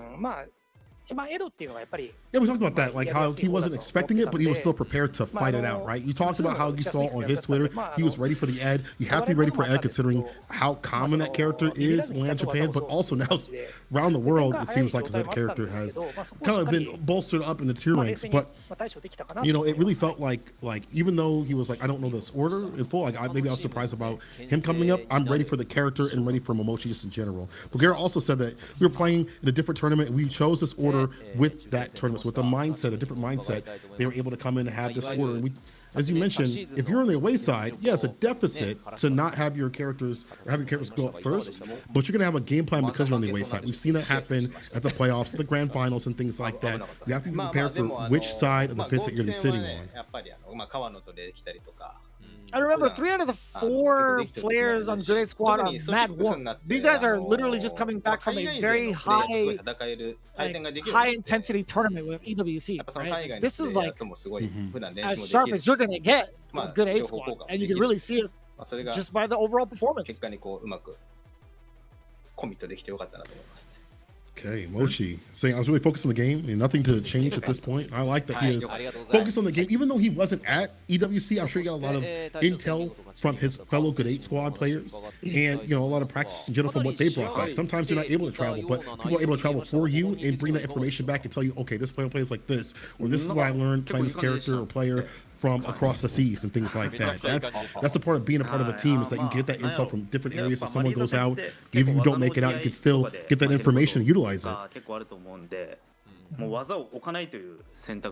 Yeah, you can actually kind of see that from both like Kawano and Gachikun. Gachikun specifically had mentioned it earlier, right? Parts of his interview is slowly coming in, but he says, I was able to play against overseas players recently, discussing about how I play is one thing, and also like for the discussion part, it's not even just amongst like his other like Japanese brethren, but actively talking to like the Birds and some of the other international players. That is a significant perspective to keep in mind, like while you're going from tournament A to tournament B, right? So he even mentioned it towards some of the later half of the interview. He's like, you know, I was able to get better with that experience. We seem to take advantage of that. Like the last day you were down there, everybody was down there playing like last minute sets. These players were grinding. The minute they got out of the tournament, they were still, all right, let's run some sets, let's go to the player lounge, either preparing and practicing for the other players that were still in, or just getting sets just in general so they can learn. And as you mentioned again, Gachikun said I was able to get better with that experience of being able to travel. That's why being able to play people from around the world makes you a better, stronger player. You get different ideology, you get different experiences, you get different ways to approach your own character. Hell, having 2 of the other best Rashis in the world, Dual Kevin and Big Bird, allows you to ideate, get different matchups and things like that, or how to change up your approach. I'm sure that's helped Gachikun overall, not only just in EWC, but over here as well. So we're getting the final interview coming in from the players as well. Obviously, you can see them going back and forth between Pugera, back to Gachikun, the leader. We do have our like final thoughts coming in from Kawano as well. He said, I was scared of placing an attack against Marisa, so I decided not to place any attacks on her. That was pretty much why I was able to win. One of the big things that we see, again, we highlighted the weaknesses of Marisa, is the throw game. So a lot of the throws came in very effectively, and you'll see that in just a bit. But yeah, a lot of the throws came in very, very effectively against Marisa majority of the time. I think it also just helped to establish the other gameplay that he had in terms of like variant the approach up in the corner. You know, again, the cool up in the corner is insane. What he gets off of damn near every single interaction, as you see right here, it's just a dumping of damage that is comparable to Marisa. We talked about that. Her lacking defense, Suggestive is able to expose it continuously. The delay times we saw from Kawano, how he is ready with the level 2. There were some moments of crouching medium punch coming back on the table and actually able to get some hit confirms off or drive rush right after. But the reactions here from Kawano against some of the approach tools of Marisa, and then also the fireballs. I feel like the fireballs are such a big proponent. He doesn't have a traditional fireball game like Kawano doesn't. He'll just send the fireballs out to kind of lock you down as a close range poke.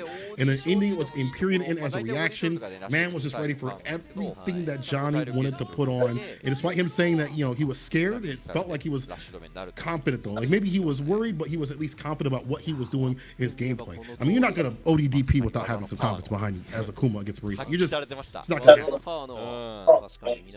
Not against Marisa, that is for sure. That is like super dangerous. You're going to be melting essentially. But that's how it is. That's how it kind of goes with Kawano, I feel like. But 40 points to their name, good 8 squad, taking it over. Shinobism gaming. Pretty impressive and also kind of like reminiscent of what they've been doing these last couple of years over at Street Fighter.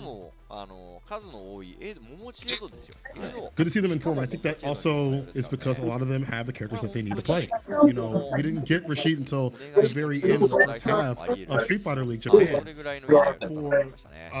When it comes to Kawano, he's finally found a character that he can play instead of just playing like Modern Luke or Classic Luke or Hondo, just flipping around the side screen. Seems like he is emboldened at least with the Kuma. Division S 第1節マツ2グッド8スクワット対シノビズムゲーミングの模様をお届けいたしました。はい。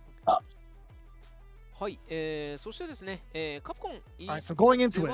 公式 SNS Apologies again. So 最新情報をお届けしており we ます。 still have another match to behold towards the end. Saishunkan Seoul Kumamoto going up against Team FUKUSHIMA. IBUSHIGIN. That's going to be pretty cool to see because, you know, Saishunkan Seoul Kumamoto, they have a different composition this time around with the players and their selection. And then we have a brand new team with FUKUSHIMA IBUSHIGIN. And brand new in terms of like the team to the league. But some of the players have been here before. Most recently, Kosa and Sasamo. The other two, however, you'll get reintroduced to them after the break. But in the meantime, man, I'm very excited to see that team play. Also excited to see some of the newer things coming out of the woodwork when it comes to leverless sticks, right? I think there's been so many different variations that have come out since maybe like last year. And it's starting to become really, really popular among some of the general casual audiences as well.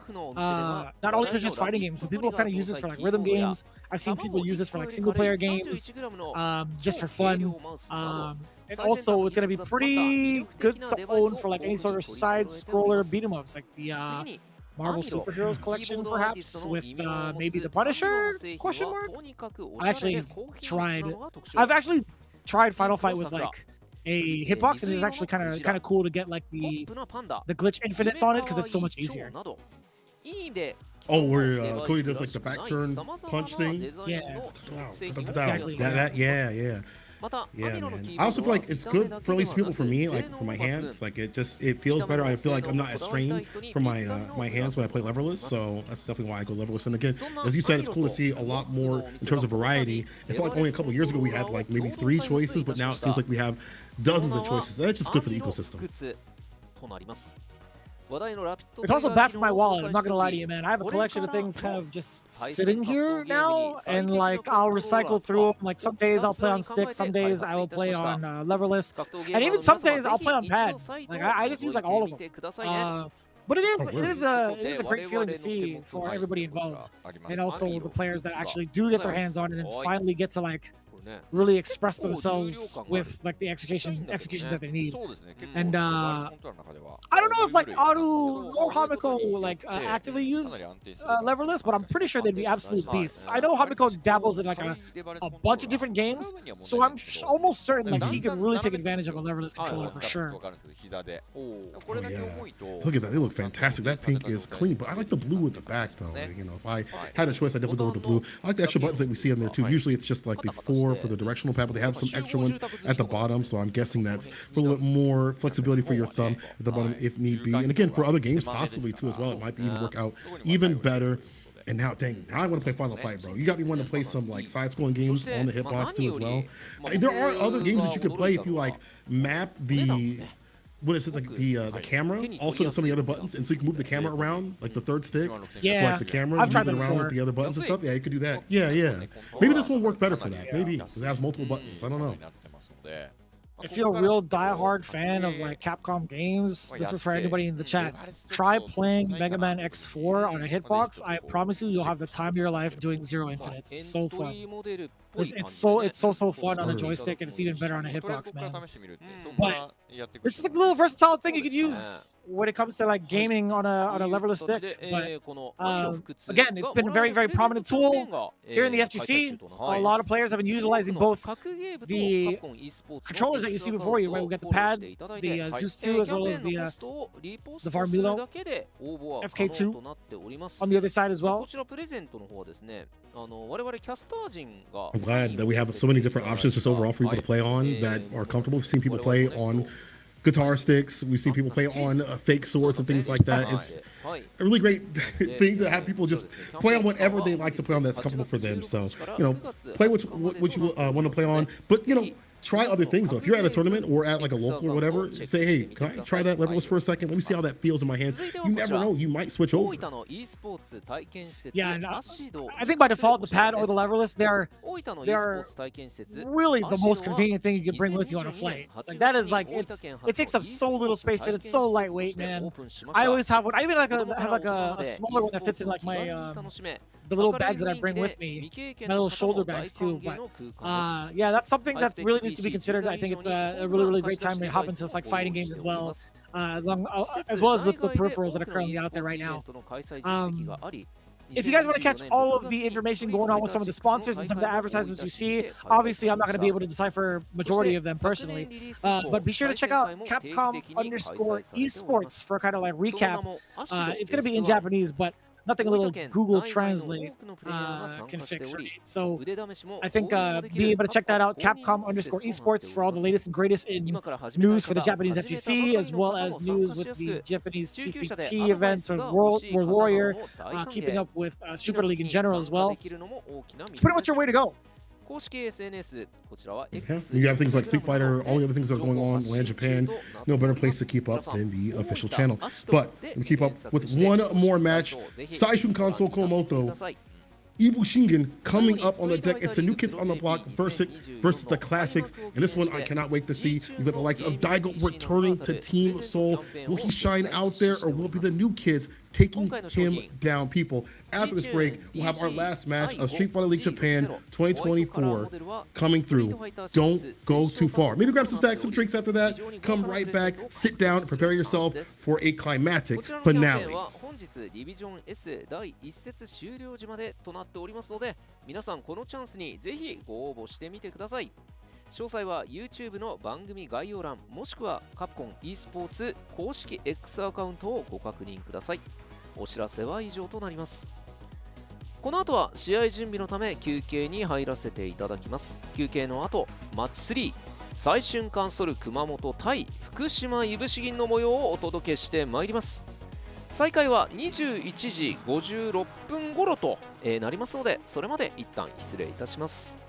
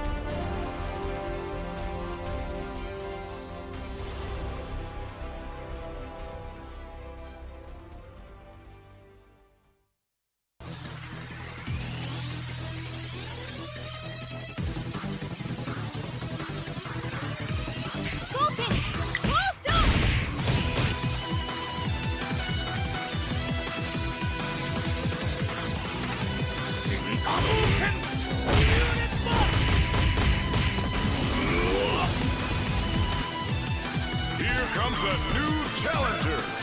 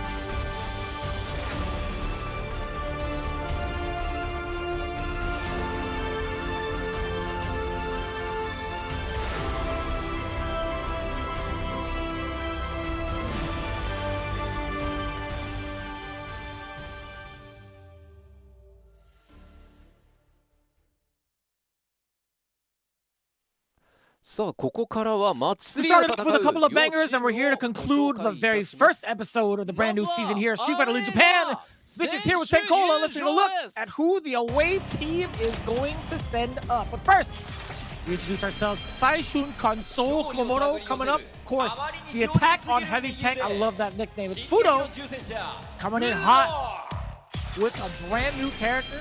Rocking the head lately. Oh, no way. That's right. It's the return of the legend, ladies and gentlemen. Daigo Ibihara, part of Saishunkan Soul Kumamoto. What a great time to be a Street Fighter fan. Powered by the prodigy, Takeuchi, reunited with his senpai yet again, by the way. That's a story from way long ago, but all under the hand of the Brute King and his Nemo, the Violence Emperor himself. And what a composition to have. I did not expect it. Nemo, Higuchi, Daigo and Fudo, Bison, Guile, Akuma, and Ed.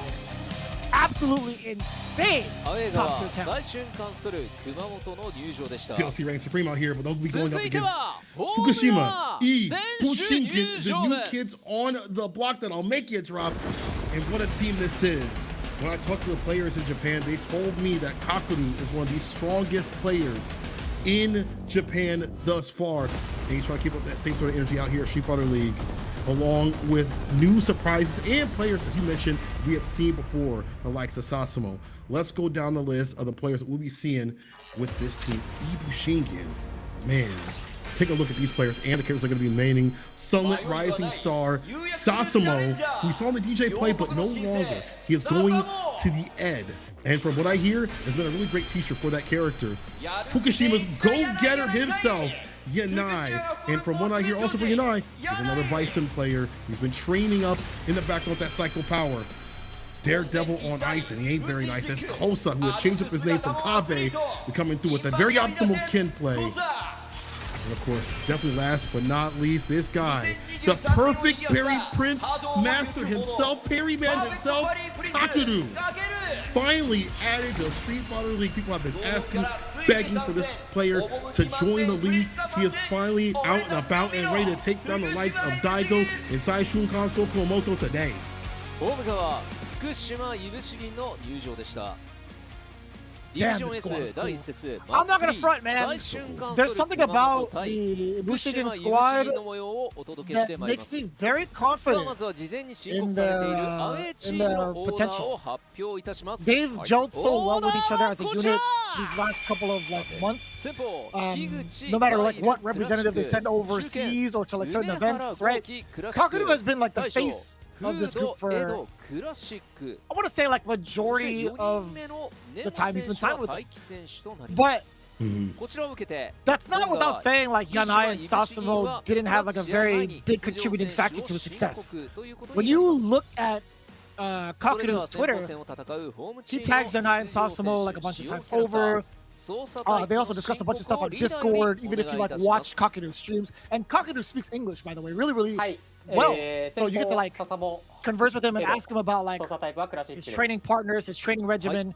You hear that coming from the likes of Yanai and Sasamo. So again, this is a very tight-knit squad, and I see a lot of potential in them.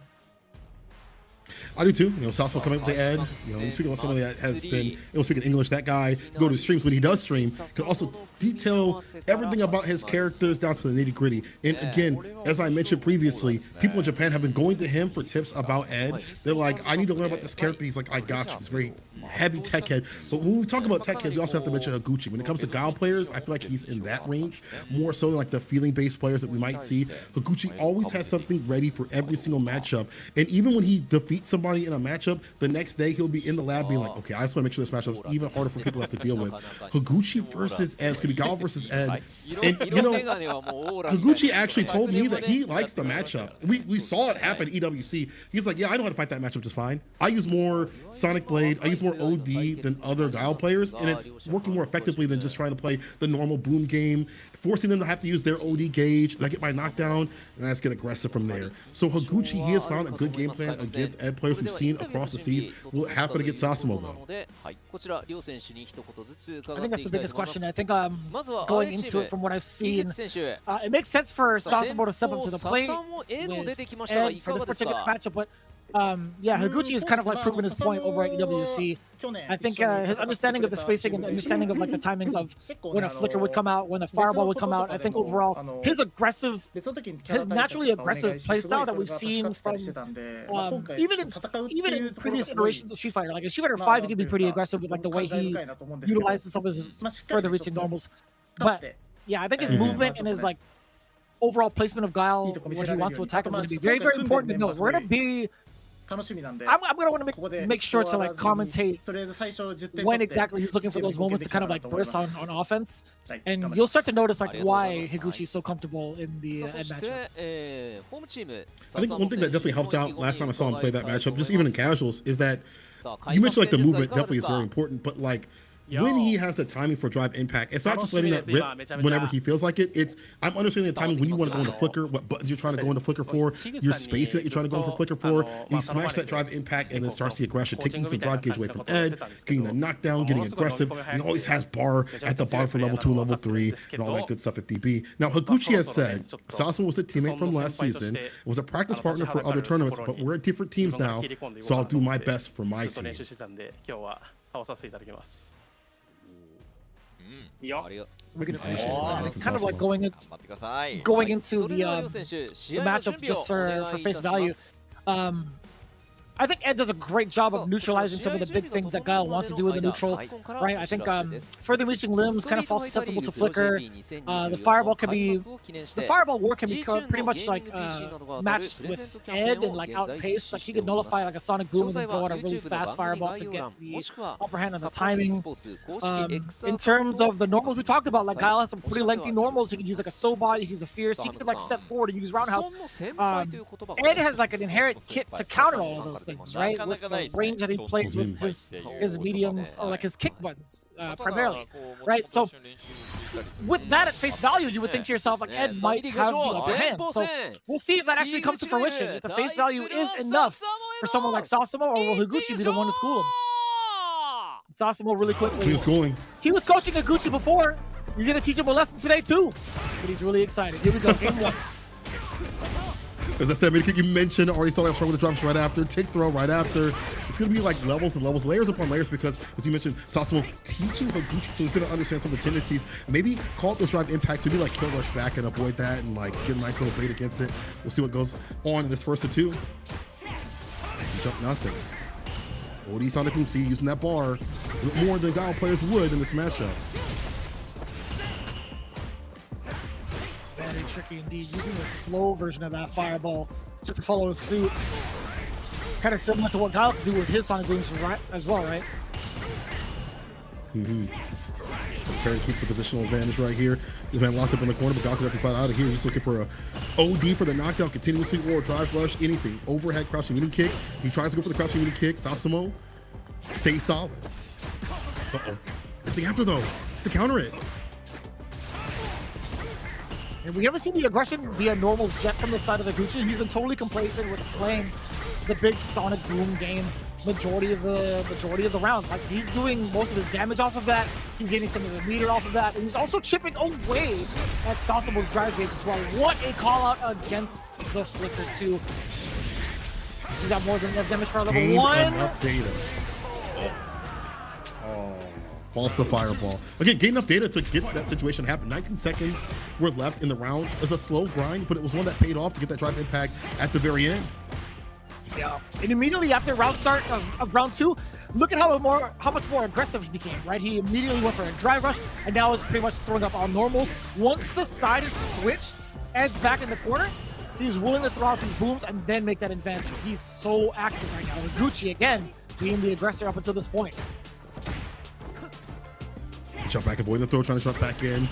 Some sort of confirm, and again, the Sonic Boom games, just trying to initiate so he can put the buttons out. I feel like you have to put the Sonic Booms out before you can put the buttons out. Counter hit, drive rush, whip, there's a punish right there, knocked out for second blitz, immediate level 3 here for the side of Sasuma, spins the bar, put this man damn near by burnout. Probably with OD fireball, maybe drive rush, stay fierce, one of those to try to kill the rest of the gauge, or even play around that intent. Oh, trying to dash up, stay fierce, a trade, finds it confirmed the second time, more than fine right now with Sasuma. Hella damage incoming, all tied up too. Oh, that's huge!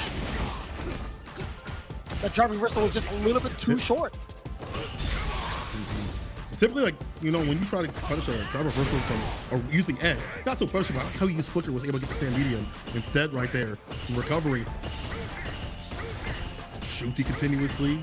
Keep him at bay, using those baby booms to get your bar back as well by being aggressive, shooting out the booms.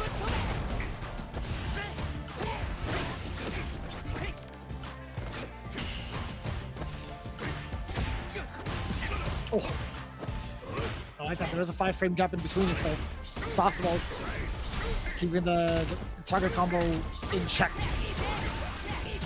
Oh. Again, we talked about the fireball in the green from the side of Ed, being able to reset the timing against Guile. Pretty important. So we start seeing the Sonic Blade as well. Got to leak that off the table a little bit, like the overhead, reversal buttons, drive impact. And can put the bar for level 3. Yes, he can. Off the heavy. Down on the big Sonic stepper right here to seal the goddamn deal. Damn, right at the very tip, being able to get as much bar as possible, get that level 3. FUKUSHIMA. A little bit of a slight error, I think, from the side of Sasimo, right? He had those 2 lights and he went into the flicker, right?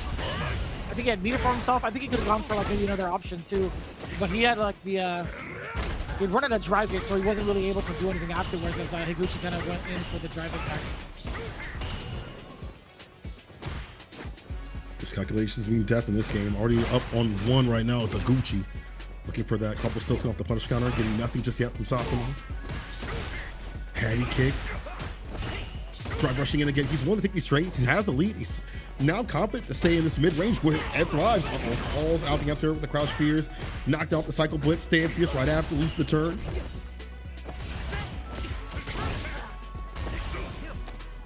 Three-piece. Drive rush back throw. Gets the overhead Drake Fang. Again, looking for like an OD at this point, I feel like. He's back in the green. Looking for the overhead to finish things off. Cycle Blitz knockdown. OD, he actually gets the hit, level 2. Take this man to Dreamsville. One more hit will seal it. Based off the OD flash kick, we'll get a grip, and that is going to be a W here for Sasimo. And we're back, and that's something we haven't seen too much in this matchup this far. Is Ed hitting that level 2 scenario? Sasimo definitely has some good level 2 sequences. Seeing him lab it out on the stream and on the Twitter, he's ready with it. And yeah, more of the kill rush back. Use the movement off the kill rush to sort of put a little ridge in the game plan here of Higuchi. The baby booms and some variants too as well. The blade. Perfect parry. Sasimo walks him down. Pulls him close off the low. OD, here we go. Builds up level 2 off the OD cycle blitz. Trying to hustle with that cycle muscle. Here we go. The dream conversion again. And this is good to build the bar, get a maximum amount of corner carry. Wakes up, gets the punish counter. Sweet corpse hop is going to happen. Chases down the backdash with the ODPP. Sasimo clips him, trying to go for that back fierce. Burn straight, not going to happen. Sasimo cools him off, drive rush throw, and evens out the round. Part of this is level 2, but it's not just about hitting those beautiful sequences and conversions and stuff like that. It's the timings here from Sasimo. It's staying a little bit tighter. We haven't really seen a lot of OD usage from the side of Higuchi in terms of like OD side from that. We have to come back on the table with the knockdowns. Either way, final game between the two. See what the adjustments are. I'm back in the land of the living. What did I miss? He's alive. He's alive. Back to final game. Sasimo riding it back, using one of the level 2s. And also just being confident by walking forward and perfect parrying and keeping that range that he wants to be at, the mid to close range. Oh.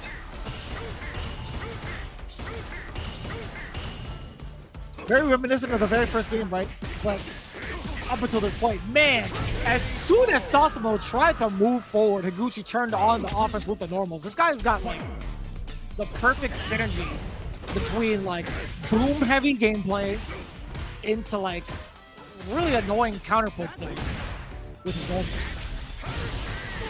Speaking of counterpoint, the upside down kick gets a hit, gets the punish counter, puts it back to full screen, forces Sasimo have to go for like these perfect parry sort of situations right here. Then you see the buttons coming through. As soon as you start seeing that perfect parries, this is a building adjustment. It's like I'll walk in with the buttons.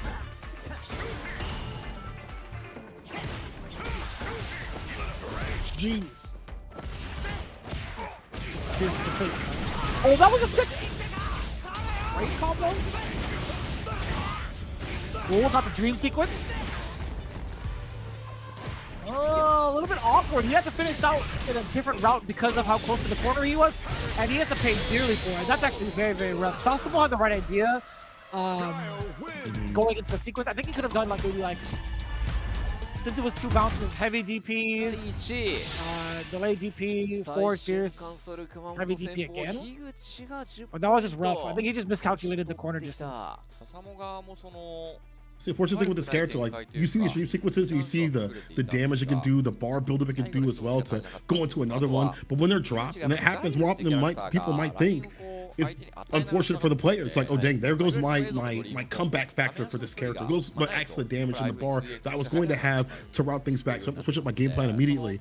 As wild as it is for this character to have this sort of like dream sequence to build up bar that other characters don't have anymore with level 2, you almost see why how difficult it is and why I kind of think he should keep it a little bit. I'm not gonna lie, because it is difficult to do that in every single match. I've already had people kind of like talk to me about that. It's like, yeah, well, eventually the upper echelon is gonna get this down pat. You're gonna see it in every part of like Ed's game plan. I'm like, to an extent, if you're looking for like the Shin Dream combo, which is like the single bounce, that's extremely difficult. Like, you have to like, there's no way to visually consistently confirm whether or not you get the activation of like the second to last frame that you can cancel it. That's one thing. But no, I agree. I had said it earlier. A couple hours ago, actually. I said with the amount of difficulty it has to land that combo, I think he deserves to keep on. In comparison to like, I know Big Bird's gonna crucify me for this one. In comparison to like an Isar, I know he doesn't build meter off of it anymore, but it's just plug and play, baby. You just let it rip. I don't know. Rules are neutral.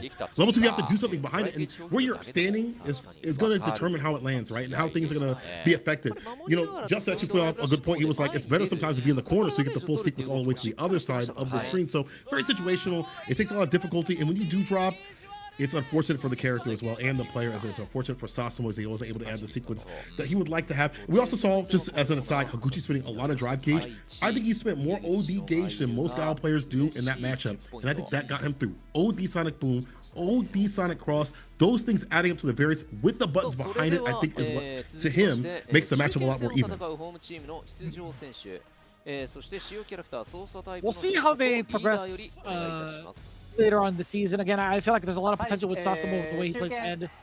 But we're moving on into Yanai. We haven't seen Yanai since his impressive G. Now, this kid, in my opinion, was like MVP of Street Fighter League with the way he played G in Street Fighter 5. We have not really seen him since. I personally have not been able to like watch him closely in the realm of Street Fighter 6. In terms of results, but seeing this before our very eyes, the Bison pick, I have high hopes for this guy. I really do. The dude even has the G gloves on. I love that. You know, he even has he's got the gloves on, and he's ready to put hands on the sticks right now. With him with Bison, you know, I feel like he has the understanding that I don't have the same sort of defense, you know, like other characters do. When, as you mentioned, he played G, and G didn't really have that much defense also, but he had great offense. Similar with Bison this season, Bison in this game, I should say. So I think he's going to be well accustomed to being like, I don't have a DP, but if I hit you, it's going to hurt. Now, Daigo is such a weird cat when it comes to playing Akuma. He only uses like what's strong with the character like forward medium kick, stand fierce and a fireball. Very patient pecking style. Then he finally gets like a jump in or a decent conversion and dumps out the damage from there. It's a very stubborn style, but it has seemed to work out for him sometimes, has seemed to not work out for him sometimes. We saw at the LCQ not able to qualify, but got close to doing so. So I know he's going to be refining it every single time he goes to the lab and goes home and streams. That guy's a character, but again, I'm happy to see him back. You know, when we saw last year he wasn't joining, everybody was super sad, but I know 3,000 to 4,000 extra people have just joined in just to watch Daigo play. And whether that's in the chat or actually in person, I wouldn't be surprised if people showed up to like the caravan viewing sessions that a lot of these organizations have. Yeah, no, I mean, The living legend. I've said this before to Justin. I don't think I'll ever be able to get to say it to Daigo because I want it to be in Japanese. But we've had a lot of interactions over the years, like over the decades now, I guess, question mark. But this guy will always be some of the most like, influential types of people that you'll ever meet in your life, right? Like he just does what he does, and it's just for some reason there's this aura about him. He's just like, you know what? Watch and see how great I am, and see how that energy kind of like moves on towards like other FGC members. But going into it right now, seeing him back in a Street Fighter League capacity is very interesting. Right, he had taken the time off before to solely focus on the CPT. That was his main purpose. He wanted to do, well, actually, there were three things. Focus more on the stream, focus more on the CPT, and also focus on some of the events he wanted to hold in Japan. Right. We'll see what the results are now. He's back to competition, back to competing, traveling. He's going to be at one of the CPT premieres. That's coming up in a few weeks, and he's one of those players that, like, despite he has like a seemingly simple style, he knows really intricate ways to punish things. I think F-Word had said this before. He's like, Daigo always has something for every matchup, and you always learn something every time you watch him play at like a tournament setting. He always has some weird matchup knowledge that allows him to stay solid. And then it's also backed by the likes of this person named High Speed Wara, who has these really intricate punishes that's helping him with Street Fighter 6, learning these intricate punishes and stuff like that. So I think he's going to be a force to be reckoned with out here at Street Fighter League. Even though it's been a year since he's been off the grind, I think it'll be just fine. So it's going to be very interesting to see the kind of like these two age ranges clash, and that's going to be the most evident thing. I feel like Daigo not being involved last year, Yanai not being involved last year. It's a great debut, or I guess a reintroduction, I should say, between two very, very great players for their teams as well. So again, Yanai going in with the Bison, Daigo going with the Akuma. It just works, man. Daigo going back to a Shoto, it just feels great. She won with a good fireball, right? Like one with the best fireball in the business. I guess we gotta just say it. Akuma has the best fireball in the business. It's pretty obvious. He has the charge up fireball. The variance is really good. It's a fast fireball. It comes out fast. You know, you have the OD behind it as well. You have the air fireballs too. And you have a person that loves throwing out fireballs. Why would he not play Akuma, right? You know, maybe there are other characters that people think are better for him, but he feels more at home with this character. So I say let him rock. Now, Daigo says, I'm pretty nervous because it's been a year since I played in the league, but I played with Yanai in Street Fighter League in the 5th season. Yanai says, I'm really excited to play with the star who played when I started fighting games. I'm going to have fun. For a lot of people, it's like elation when you get to fight your idol. You know what I'm saying? It's not, for some people, maybe they're kind of fearful, but other people are like, this is my chance to prove myself to a person I've looked up to for years upon years. So they're going to put even more passion behind their punches. We'll see if he ever gets that, like, chance to take down a legend, right? This is going to be their first time meeting here for this season. But granted, again, this is going to be a full-on round-robin session. We're going to have 30 matches overall for both divisions. But here we go. Game 1. Daigo Umehara representing Saishunkan Seoul Kumamoto versus Yanai from FUKUSHIMA IBUSHIGIN. And that's already a great opener for Yanai. Oh, DP. Wasn't it you who said if Daigo busts out with a reversal, it's when he starts to activate? Yes, that's a pretty known statement. I feel like in the world of the FGC. Credit you. Off the back row of the Congo, gets heavy kick Ender right there. Optimal up in the corner for the damage dealing. Daigo pecking away, able to find the whip punish against that anti-shimmy to crush mid kick and the throw. He's gonna seal the deal. Daigo with the first round. As he casually takes a sip from his mug. The day in the office, man. His movement is so hard to like predict what's coming next. This is feeling like Alpha 3 Akuma. Just the way he's moving around. Look at that too. His fireball game, so hard to decipher. Oh, we'll take that though. From Yanai. Overhead parry. Drop reversal to back it up a bit. Daigo willing to spend drop reversal more often than most Akuma players. I don't think that's a bad idea considering they'll take a -6 punish over a lot more, even if it is Bison. fireball game, as you said, locking this character down. He's confident in throwing fireballs, especially in a close range. Yanai not able to get the charge off or find the timing to interrupt at all. For the most part, Yanai has actually been moving back and forth, so he doesn't even have the charge maintained.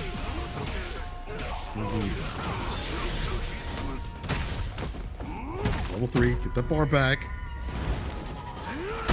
Back in the green is fantastic. Drive rush overhead into a sequence and you're at that store, if not dead. You can confirm, look at that. Open up. Diagonal, you absolute demon. He took all the drive cage and then the health right after. There were so many fierces that come before that too. Like he was, you know what his sole purpose was in life for that game. He threw in like how many fierces and then went for like the whole thing with the focus, or sorry, with the drive rush cancel afterwards. I'm like, man, I'm just watching this bar just get drained. And what's crazy about it is like him afterwards going for the drive impact. I think that was totally fine because that would have forced Yanai to spend the bar and get closer and closer to a checkmate scenario, or at least even further chip damage. So Daigo was in full control once that corner position happened. 100% ground game on lock for him. As you pointed out, like there was no charge here for Yanai because he kept walking back and forth. But I feel like that was the fireball game making him very antsy. He's like, what do? I can't scissor kick because I'm going to get hit before I can give the scissor kick off. I'm going to get hit with a fireball or a button. That forward medium kick, that's also chicken challenging me. If I dash up, I'm going to get hit with a fireball or a button. He's just trying to figure out what to do with these ranges and trying to back up to find the right range and maybe move forward, not give up too much space to be put up in the corner. But Daigo just so dominant on the ground, man. I feel like it's just very simple stuff, but it's just like solid Street Fighter, solid fundamentals, and then cashing out, using mechanics at the right proper moment. As you mentioned, stand fierce, stand fierce, stand fierce, kill the drive cage with sequence right after. And also, if you had taken that super, hey, that's a-okay. We've seen players take bar from the other opponent by just like, hey man, if you bet it, you're still gonna die right after. You don't have a choice. You're still caught up in the corner. It's still gonna be a W for me. Right. A lot to consider for the side of Yanai. The fireball game is one of the most disastrous things you could try to like face off against the legend. Like Daigo is probably the best to ever do it when it comes to like the fireball game. Man's practically invented it. So on top of that, I think the overall objective from like Yanai trying to get past the fireballs is difficult, right? He's noted that like he's not completely ready to react to an Akuma fireball, even if he does maintain charges. So what's even like a bigger thing for Daigo to kind of react upon is like, all right, well, if I see him walking back and forth, I'm at liberty to keep chucking these fireballs at him, especially when he can't react, right? If he's gonna perfect parry it, sure. If he mistimes the parry or if he just ends up blocking, I'm still winning this war of attrition. Right. So I think he still has to add the perfect like element against Akuma, but it's hard. I understand the fireball times from Daigo are insane. You have the fast fireball of Akuma, that's also insane. Compiled together, that's a crazy thing to have to deal with. But we've seen players at least gain ground by having the perfect parry to not lose ground against the other player. And then beyond that, you can just kind of hold the OD Cycle Crusher behind it and maybe force Daigo back a little bit. That has to be added. That's not the full game plan. That won't help you win against Daigo or this matchup, but you need to have it or you're going down quicker.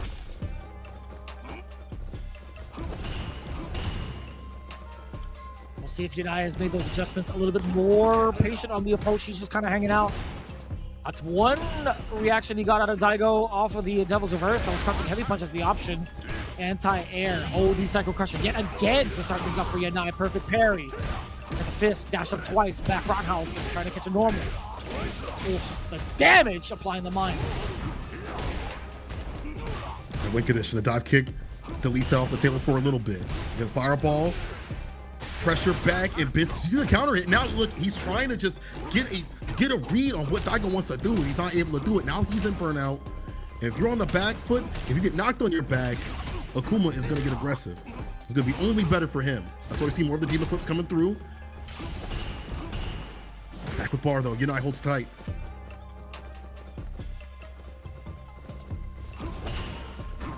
Daigo is just he's so willing to wait majority of the times, but Yanai closing the gap yet again from the OD Cycle Crusher.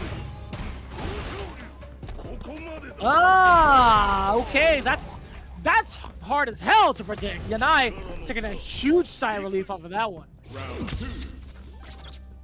Thank God he went for that. But it's great that he actually put a little gap in there, waiting for a reversal. Was able to get the punish on the ODP. Running off that set point scenario. Again, close range fireball. Now with the forward medium kick as well. Trying for the air-to-air. Hell attack, punch, stays. The stand fierce finds a mark. Heavy kick ender. Frame kill with the throw right after, of course. Goes for buttons in the dash up. Try reversal, offensive style stay up in the corner while the punch back dash. Get the punish counter into the OD scissor kicks. Bomb is on. Yeah, I'm not looking to spend just yet. Just a matter of trying to trick Daigo into pressing buttons. He does not. He does have the life lead. He does have a little bit of gauge left, so he wasn't fearing that. Oh, you might be. Oh my God! Did you see that chunk of damage just fall off of Akuma's life bar from the second pressure before level 3? That was actually kind of disgusting. Oh my Lord. The pop off too from Yanai. Finally figuring out how to read the rhythm of Daigo. Some of these OD cycle crushers are hitting, but it's more of him being able to walk Daigo and not have the fear that he had previously. Trying some of the aerial approaches, and Daigo making a few mistakes here and there when he does feel like he is on the back, but we saw the ODDP, we saw the bust out trying to come through. This time Yanai makes the right read and makes him pay. That is one of the benefits of this matchup. You do hit him, it's going to hurt. It's Akuma, he's a glass cannon, he's going to break in half, or multiple pieces I should say. Yanai makes sure that every opportunity is going to be magical. And I'm loving the adaptation from Yanai. This is exactly why I had such high hopes for the current roster of this team, man. They've really taken into consideration like how to not only like, perform under certain matchups. I know for sure they've done the research against certain players as well. But them taking the time out to really discuss the tactics and make sure that Yanai fully utilizes them is a beautiful thing. I'm very impressed with the quick adaptations made against Daigo, who's seen 1.5 million plays in every sort of playbook from every generation, right? There's so many different looks that Daigo can give towards Yanai, which leads me to my next question. Will Daigo take a more offensive, fast-paced approach with his movement against Yanai, or do you think he's going to hang back a little bit more? I think it has to be fast-paced. I think there has to be more drive rush overhead. I think there has to be more initiation from him besides just fireballs, layering on more buttons, more knockdown opportunities that lead into Oki, where he makes Yanai guess. Put him on the back foot. We haven't really seen Yanai have to guess too often, whether it be besides like the corner position, I guess, or against the fireballs. Make it really deadly when he has to guess. Make it like, oh, if you press here, you're gonna die to a crouching medium punch meaty, or you're holding a throw that takes you closer and closer to the corner. More demon flips added in some of these scenarios too as well. I feel like demon flip is still a good option against Bison. Yes, he can hell attack you, but if you layer on enough mental stack, it's going to be hard for him to look out for that every single time. A lot of the Bison players, maybe they're gaslighting me, I don't know, still say that hell attack cannot cover everything. Crouching Fierce can't cover everything. You can predict that, you can grab them out of the air, but Akuma has so many different looks. Dive kick, demon flip palm, fireballs and things like that. After you added on the ground game, you added on that other aerial layer, it's going to be hard to stop this character, Akuma. Obviously, don't make a mistake, but I think that has to be more of an aggressive approach on both land, sea, and sky. That's actually pretty valid, now that I think about it. We haven't really seen Daigo go airborne. In fact, we haven't seen any sort of like side switches from either. Just to kind of show you the kind of matchup it's been between these two, it's been very linear in terms of like the ground game, right? To be fair, there were like what, 2 instances where Daigo took to this guy's, one with air fireball and one was just like a jump, and Yanai immediately anti-air with OD Cycle Crusher. Other than that, like I don't think you should like stop trying to go for that option. I don't know. Yeah, I don't think so either. The reward that you got like a punish counter dive kick is pretty dang good here from Akuma. But again, get the establish that in the ground game, so it has to be more buttons for the side of Daigo. And again, as we mentioned, get it more aggressive as he's doing so right now. In sync with the DP, corner position, jabbing, and even with the OD fireball, space trap for the stand fierce. Not that big just yet, but he is almost on the precipice of putting this man down.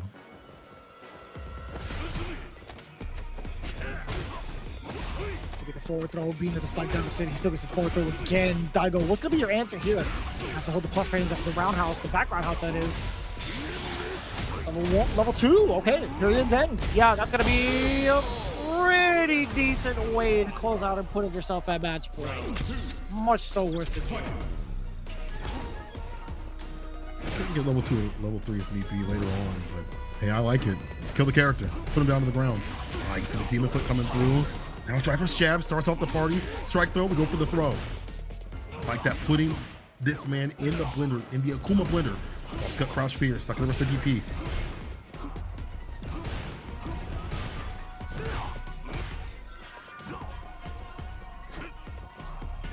Trying to check with the medium just in case the fireball comes out, which is a great tool, by the way, for the counter pokes, especially if you get that trade-off. Oh.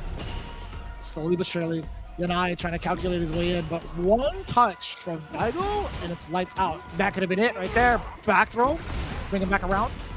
Dude, Daigo is just manning the stations. He's covering all angles right now. He is getting the movement for the distance. He's checking the lows. He's throwing out the fireballs as well. This guy's got all the reads against Yanai right now.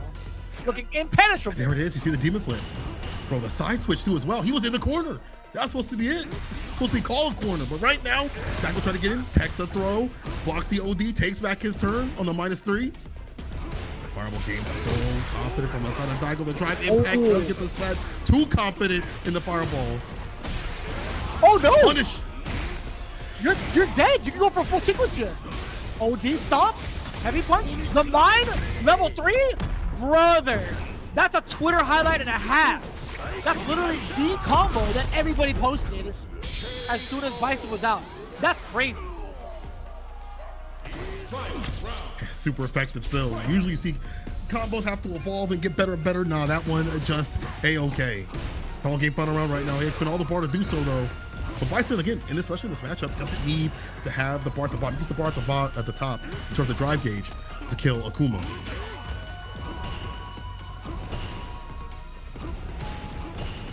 And it really is a battle of patience and a battle of wits between these two. I think it's the first time we've seen Yanai. Actually, no, not the very first time, but we're starting to see like maybe a little bit of impatience from Yanai trying to close the gap with OD Sacro Crusher. But excellent time for the drive reversal. Man, he is not getting past the air fireball again. Yo, he is looking so focused. We saw plus. Darsh is in a throw. No, he text though. Daigo read it too. Fireball game, you have to be so careful because he might spend some of that bar for the OD. He might go for one more guess against one of these fireballs. He's willing a perfect pair to get the bar back. I like this from Yanai. He's taking that same playbook out of Daigo. Walk back, get your bar back, play the lane game. You don't need too much to kill right now. Oh, don't tell me if Daigo gets his hit. Forward throw, even more so in dangerous territory. No way he sat there for it! Yo! And Daigo knows it. That's already popping off. Die 1,000 deaths. Taking full advantage of Yanai. Just sitting in the corner. I cannot believe it. Daigo, his first time back, huh? He's gonna pull out the demon? Bro, when do you see a demon? When do you see a demon? When do you see people do the demon? Like every song you see it from Kawano and such. This dude ends the round, ends the match with a demon. He was focused on landing that demon the entire time. Towards the end, dog walking Yanai to the corner and hitting him with the demon. Yanai forgot about it, but Daigo did not. Damn, that was amazing. To end it with the demon, to get enough to get the kill. He's so good. He's so good. He's so good, bro. That's a guess. That's a legitimate guess, right? The drive rush, you buffer before you get a normal out. And all you gotta do is once you're up close, it's like the strike throw mix up, except it's enhanced by like 1,000. It's strike throw death is what it is. It's like he's got, man. That mind game is so difficult to even try to prepare for, right? Like you get drive rush forward, you're thinking to yourself, oh, he's gonna meaty me. I gotta get ready. Maybe I'm gonna perfect parry. Do I even try to like think about jumping here because I'm dead after one touch because they'll catch my pre-jump frames, etc. Like that truly is a guess moment for Yanai, for sure. Yeah, I wasn't doing too bad here. I feel like, obviously, first game, Daigo washed him. Took away his drive gauge and his health, but did not take away his confidence. Yanai started to take back the room, starting to bake out some of these like reversals. Even if he didn't, it's still putting it in Daigo's mind that like, I will bait out these reversals. So even more so, you can't hit the only DP like you'd like to. You can't reverse things even with butts like you'd like to. And the damage differential, obviously, when it comes to Bison mid-screen or even in the corner is still pretty damn good. He still gets to drive impact against the fireball. I like that as a call-out. Was able to set up the mine more often than not. I think that's also what helped Yanai come back in business. Being able to set up the mine off of most interactions is incredible. And of course, a Twitter flip combo happens here as he dumps out a ton. Bro, the chunks of damage is insane. But Daigo being able to walk him back, even though Daigo had less health, being dog walked to the point when Yanai had the lead. Look at how much health he had. Fish, look at how much health is there. And you flip the coin wrong. That's funny enough. I didn't realize it. I thought he had buffered it before the I guess before the jab, or like right as the drive rush was coming out. Being able to buffer it, because you can buffer it where you don't get to see it normal, but you did see like a stand jab off the rip too, like towards the end of it. I'm like, damn, that's actually just kind of rough for Yanai. Actually feels kind of bad for Yanai, but hey, that's gotta feel great for the Soul Cap. Saishunkan Soul Kumamoto, 20 points. Personally, I want to see another tie. That would be pretty cool. Multiple 40 ballers would be great, but I personally would want to just see these guys play, because up next, potentially, it's got to be Fudo coming up for the away side, but for IBUSHIGIN, I'm thinking to myself, it's got to be Kakuru, right? They got to run it back from their main event day 3 from Topanga. Yeah, I agree. I think it has to be Kakuru. I think in terms of like matchups, Kosa with King, I think that neutral is very unique, but this is why we have a player that has Bison, JP, Akuma if need be. Akuma also supposedly problematic for the Ed players because the aerial approach to the variants and the fireballs and things like that can catch the anti-airs. They have to be a little more predictive. So it is going to be the Akuma, which he's been hella practicing. I'm sure he has the Bison if need be as well. But I like this matchup on paper. From what I have talked to people who are Ed players and Akuma players, they're like, yeah, I can air fireball, I can demon flip a lot more, I can be knocked outside the sky with like a jab or a DP, but the reward is still there for Akuma. Plus the fireball ground game is so good for him against not only the fireballs of Ed, but also the normal. So Normal's going to come out a little bit slower, the fireball will preemptively catch and counter that. But of course you can't whiff, because even though Ed has low damage, it'll be a little bit more on the side of Akuma considering his health. Well, I kind of misspoke a little bit earlier. I did mention day 3. It was actually day 1 between Kakuro and Fudo. The overall record, funny enough, was like 7-5 in Kakuru's favor.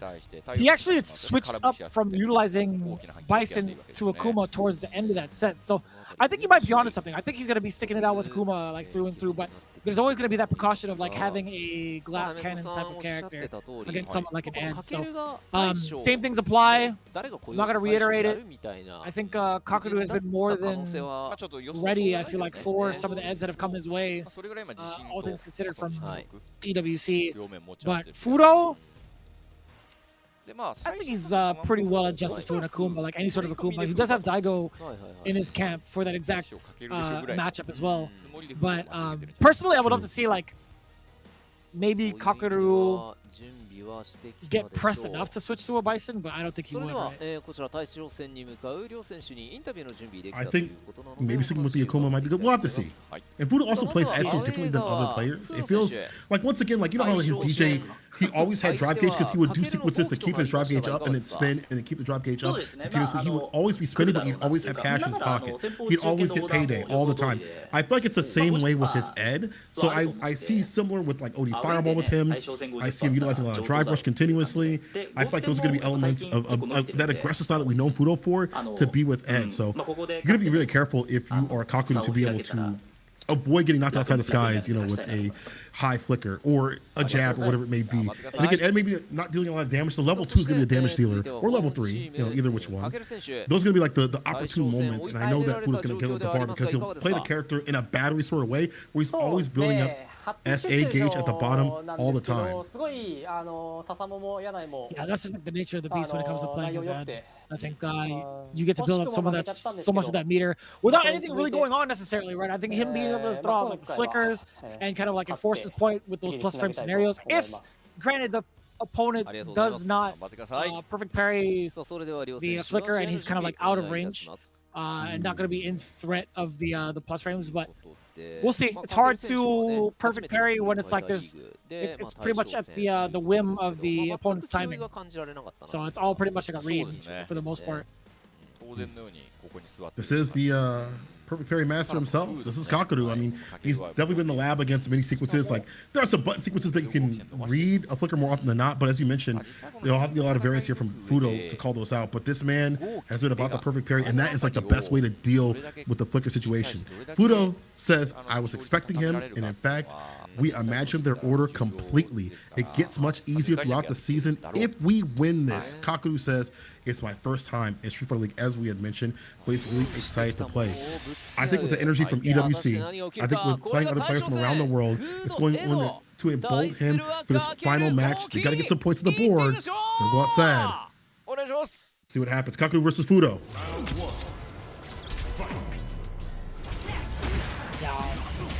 Damn! Right off the rip?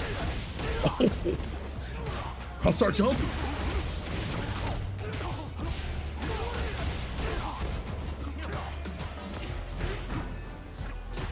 Oh my god, that demon flipped the call out. Maybe a DP wasn't able to get it though. He said, how fast is your fastest anti-air? 10 frames? Bet. I'm gonna get the jump in. Bam, bam.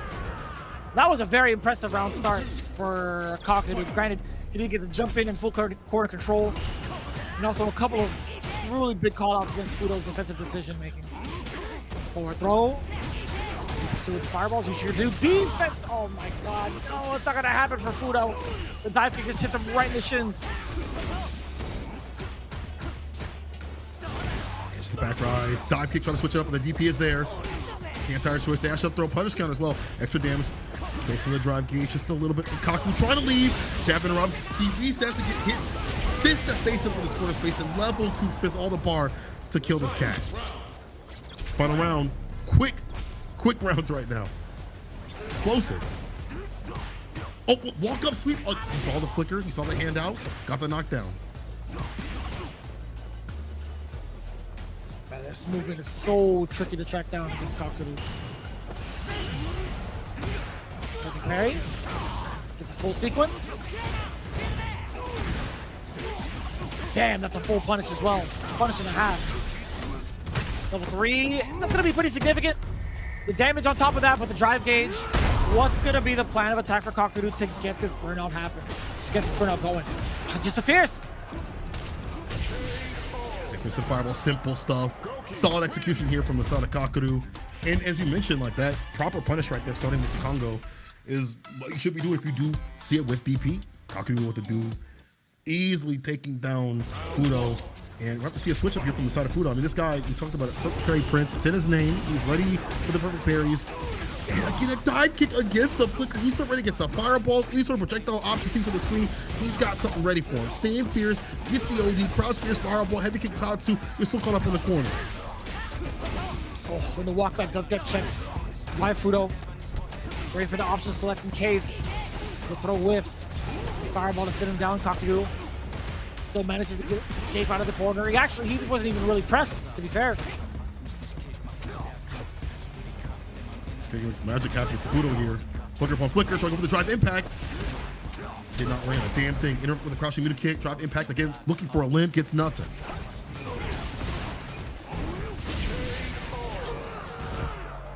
This is looking too clean. This is looking way too clean for Kakeru right now. I don't like this. I don't like this, Vicious. I don't like this at all, bro. The change up with the fireball speed, now putting OD, put some sauce on it, lands the overhead, blessings from above, heavy kick in there right there. Kakeru just going to town up in the corner. And we talked about the weak defense here, side of Ed. Slower DP than usual. Don't have the best buttons, they're not that fast. You don't want to be here. It's not your hood. Back row. What do you have for this man? That's got to be more than enough damage. Yo, 100%. He is checking Fudo and making him one his pockets, son. Brother, he says his first time at Street Fighter League. He's excited to play. He is showing the revenge is about to be happening. He is one game away from 3-0ing Fudo in the most dominant fashion I have seen in Street Fighter League just fought. I have never seen what should occur in a matchup occur in a matchup, if you feel me. We talked about the demon flip, calling out the anti-airs. We talked about how the dive kicks could also clip the fireballs and things like that. The corner pressure, the baits on some of these reversal options here for the side of Fudo also adding into the damage. Kaku looks like he has learned this matchup, like he has a master's degree in etology. He's an etologist for sure. Like there's nothing really that Fudo has threatened him with in the very beginning. To be honest with you, I think it's more so Kakuru's fault. I think Kakuru has been like the more predictable one, and we talk about the different approaches that Akuma can have. I think he's utilized that pretty well thus far in terms of like keeping the options open and keeping the options ambiguous upon arrival with offense. Like there's so many instances where he can like change his jump angle. There's so many instances where he can change up what he wants to do off of a drive rush, and we've seen multiple routes. And he's also been very prepared when it comes to the fireball war too. If he senses like after a fireball, if he senses like another one's gonna be coming out, he'll opt for that demon flip. He'll opt for the roundhouse demon flip and then react accordingly. Like if he knows a punish is gonna be there, he'll go for the dive kick. If he knows he's not gonna make it in time, sometimes he'll let the slide loose just to gain a state. If he's on top of them, then he'll use the fist, right? Like it's up to Fudo to really stop those options from happening. But I think Kakuru is totally fine with that. We see a lot of other end players like they cancel quite a bit, they kill rush back and try to, you know, regain their ground or make it a little bit more ambiguous on what they want to do with some of these strings. I feel like that has to happen here. You watch the likes of Indy Walker, he's always moving. Lashar, he'll cancel button, move back a little bit, or maybe he'll go forward with a kill rush. He's using the movement to create some sort of like mix in the mind of the Akuma player and what he's going to do. So you're not just easily right with like a dive kick against a fireball, because that's happening way too often. I feel like it's just too much straightforward forward momentum continuously from the side of Fudo, and it's getting called out continuously. The dashes, the drive rush, it's all getting checked and challenged. And I feel like, again, whenever Kaku takes to the skies, more often than not, it's going to lead into something deadly. He makes the most out of every dive kick, jump in, whatever it may be. He's been knocked out of the sky a few times, but it's nothing too deadly for him where he can't deal with, or he's on the back foot afterwards. He's like, okay, cool. Give me a few minutes after a few fireballs, I'm gonna jump back in again. All things considered, we're down to potentially the final game of the night. Will Fudo be able to put a W on the board? Or will Kakuru take it? Actually, no, my mistake. If Kakuru ends up taking it, then we go to the tiebreaker. My mistake. That's more Street Fighter. Don't dislike that.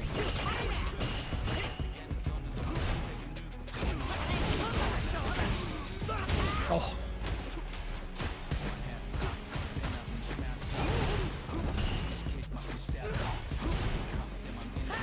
Already off to a really significant change up fireball. Fudo willing to flicker it out. I don't know about all that. I think Kakuru might have had a little bit of an input error, but that's totally fine. That's a round he could throw away. But Fudo, it's gonna come back little by little. Yeah, that's hard for Ed to try to keep that honest. That was an option select from Kakuru. Avoids the throw, but the TP is right after. OS takes the throw. But again, Kakuru now getting, I feel like, something challenged now by the flicker. I feel like the flicker has been the way to play. Back throw. Fireball ender. Okay, you got to make the most of this. I feel like, you know, Fudo's starting to turn up like volume, get a lot more aggressive, a lot more confident. See the kill rush back? Do you see the kill rush back? Is it with the super, switching up the spacing and placing of where he is at, and finds what he needs with the level 3? We don't want it if it's free. We absolutely do not want it if it's free. Fudo showing this young man he can bite back. That's what I want to see. More movement, more flicker, more of that. If you're going to go forward, you have to go back just a little bit every so often. Switch it up a little bit.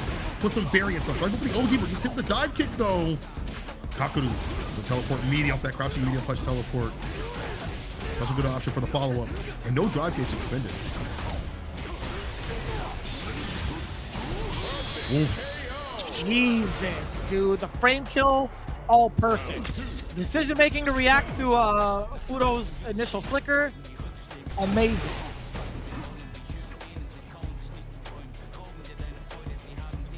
I see Kakuru utilizing more of like the OD fireball to catch some of these extended butts every so often, or your flicker drive impact. Ooh, the call out. That's 1,800 damage. I think he tosses it up the corner. Not where you want to be again, where Fudo has lacked. Then knocked down off the blitz though.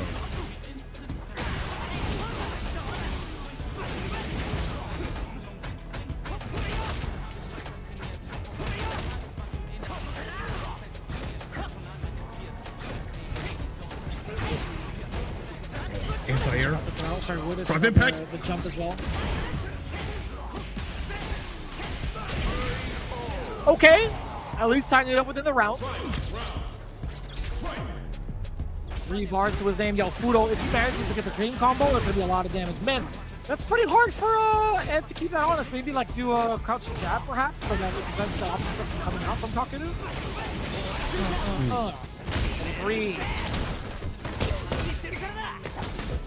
Dreams put this man right to bed. Immediately kills him with that drop gauge as well. Get a fat lead. And maybe also make Kakeru over 10. Maybe that's the hope too as well. Dash up, stand fierce, fake out, looking for a reversal. Man's in burnout. And again, this is bad. You're holding flicker upon flicker continuously. 4 fierce connects. Flicker. It's almost over. Takes the back throw. Yeah, but for who? Oh. Off the mark there from the blitz. Oh, he's got it. He's cancel again. Reversal check. We got ourselves a real match. That's 2 games apiece. 2 games straight, by the way, from Fudo. We get it back with a break. However, those games are definitely well earned. You know, you see some perfects from the side of Kakeru when he gets him up the corner, but the defensive decisions, the reversal jabs, the reversal kicks as well, every so often, are what allowing him to bite back and get the knockdown so he can get some space outside the corner. The corner is death. It's been like that for Ed. It's like that for Street Fighter 6 just in general. But for Ed, especially not having the faster reversal, it's been baited continuously. It's not been a good time. And he's been able to strike back with buttons, different times and things like that. As we mentioned, kill rush to switch it up off some of these buttons as well. So he's not just in one space. He's not just piling forward or drive rushing forward. He is switching it up where he's standing and how he deals with some of the buttons and things like that. It's making it harder for Kakeru to be like, okay, I can deal with it at this angle, you know, or I can jump it at this angle every single time. Yeah, it's been thus far. I think it's much more difficult in terms of like defense for Fudo to manage. In terms of like the back and forth that we've seen thus far, I think Fudo, his offense speaks a lot more than his current defensive situation. Going right now again, still considering both teams are talking to their representatives right now. I want to see if Kakeru decides to switch. Ooh, you want the Bison.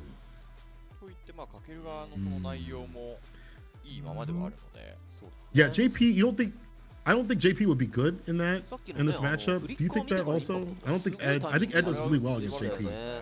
What do you think? Yeah, I think it's fine. I think that is a valid point actually.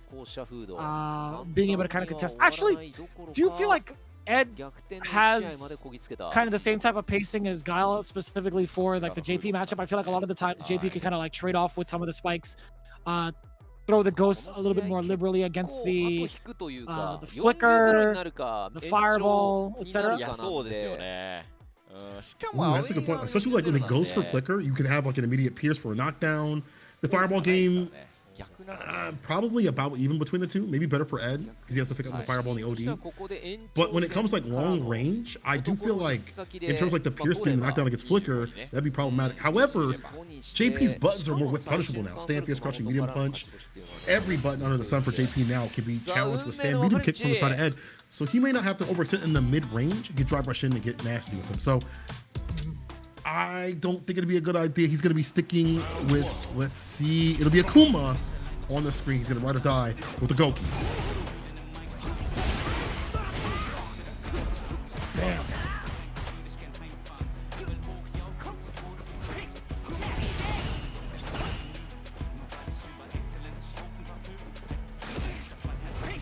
We're waiting for that big opener. That's the jump in! Immediately after a hit, Kakeru took to the skies. He's like, you know what? I'm not even gonna try to play your ground game against your flicker.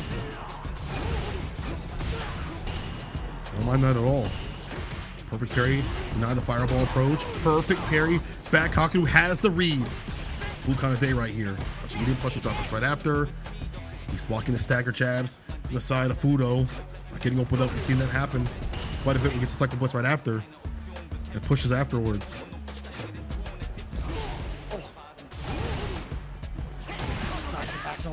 Fudo.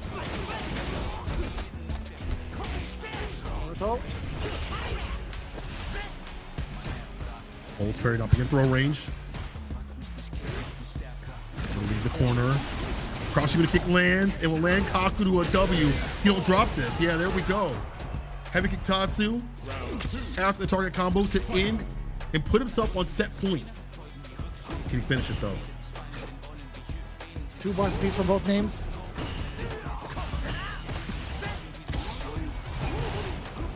Important tech as well. Kakuru not going to be forced into the corner. This is going to be huge.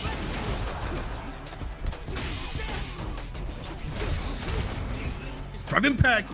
Does not get this one. Does not be able to catch the flicker at all. So let's try to get you utilized. He's tried to drive rush in. I like that.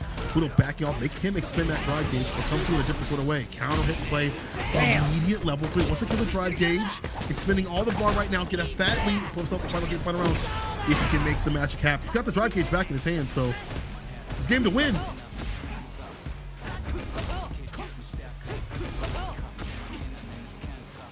One burnout, you're so susceptible, and that's gonna be it.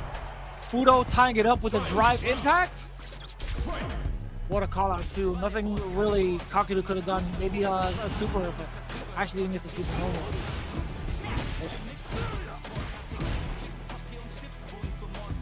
Gets the plus frames. Fudo hit ODDP against as soon as he saw the green. Gets the ODDP. Kill rush again, adjusting the space and don't make it so obvious when you're standing. Don't just yeah, exactly. Be able to anti-air the perfect range. Here's the back throw though.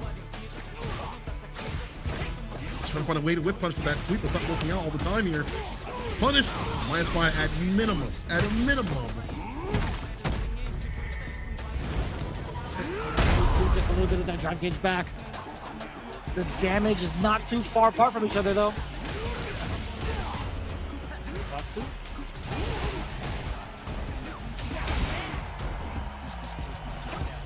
Drive reversal works out.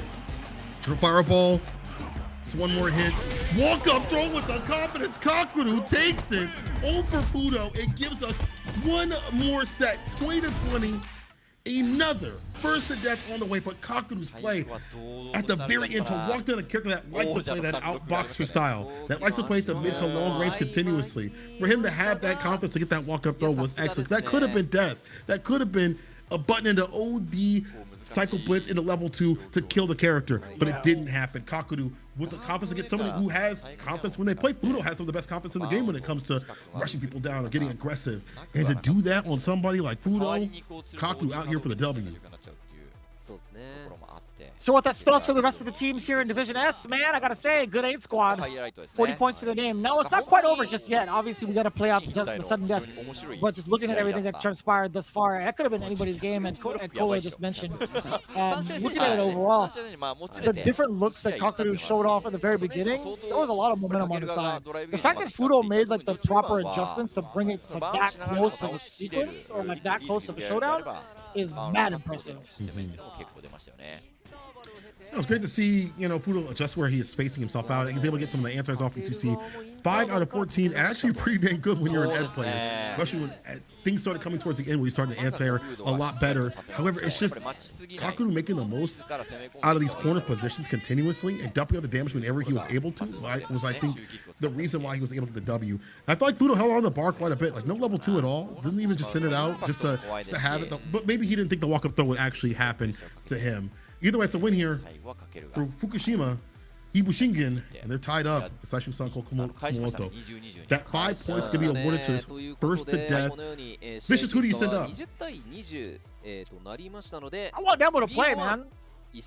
I want to see the Violence Emperor step from off of the throne to put these kids in place. But for Fukushima, IBUSHIGIN, I personally would just keep Kakuru there. I agree with both, actually. I want to see Nemo. I think the first one is definitely dangerous. I hear him talking. Oh, it's Fudo back. So I'm not done. I saw that head nod, the FGC head nod. I'm like, all right, bro, let's go. Round 2. I just want to go over there and clean his glasses, bro. I'm not gonna lie to you. I see a little bit of the smudge on Fudo's glasses, and I'm like, listen, man, let me help. Oh, Kakuru's coming back up. Yeah, that's what I'd imagine. It's exactly what I'd imagine.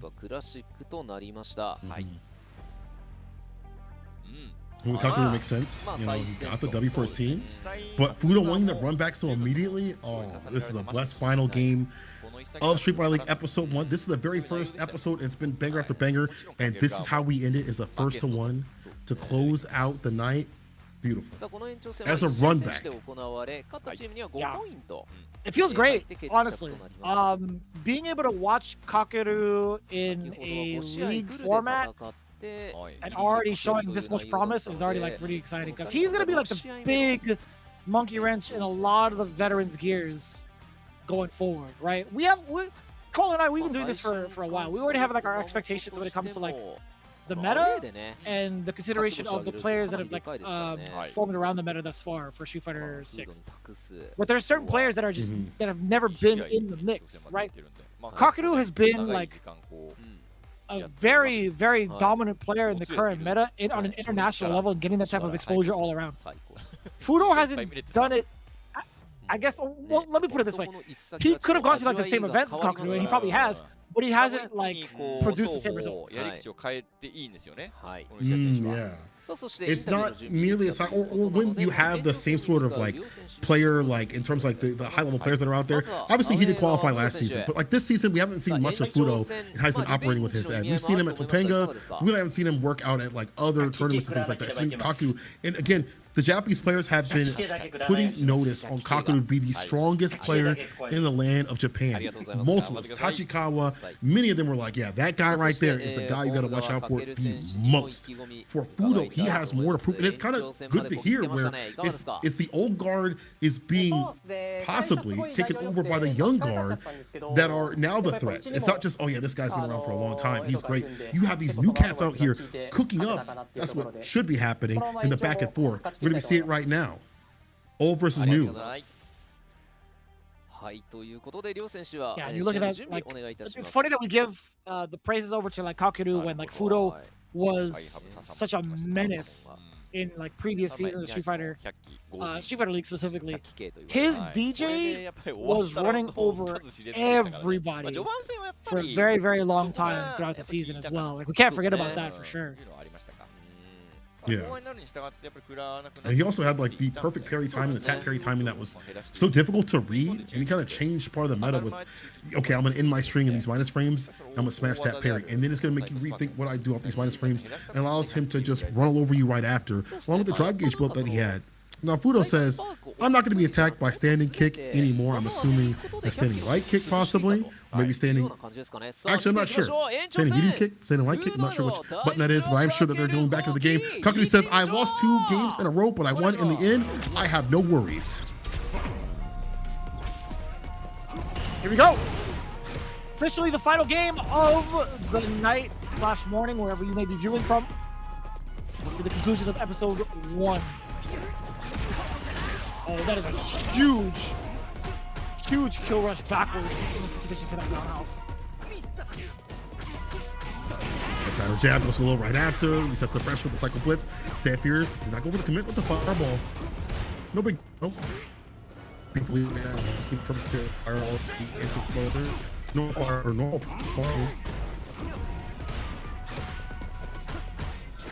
A little bit of buzzing on your end, I think, but I'll be taking over Kakeru. Despite being in the life deficit, yeah, again, checking Fudo immediately after that that drive rush cancel again. I think he's caught him like 3 times over. Oh. Can you find with the sweep it's a fucking shot here. But follow up, it's Fudo on that thing. The line shot on 25. And there.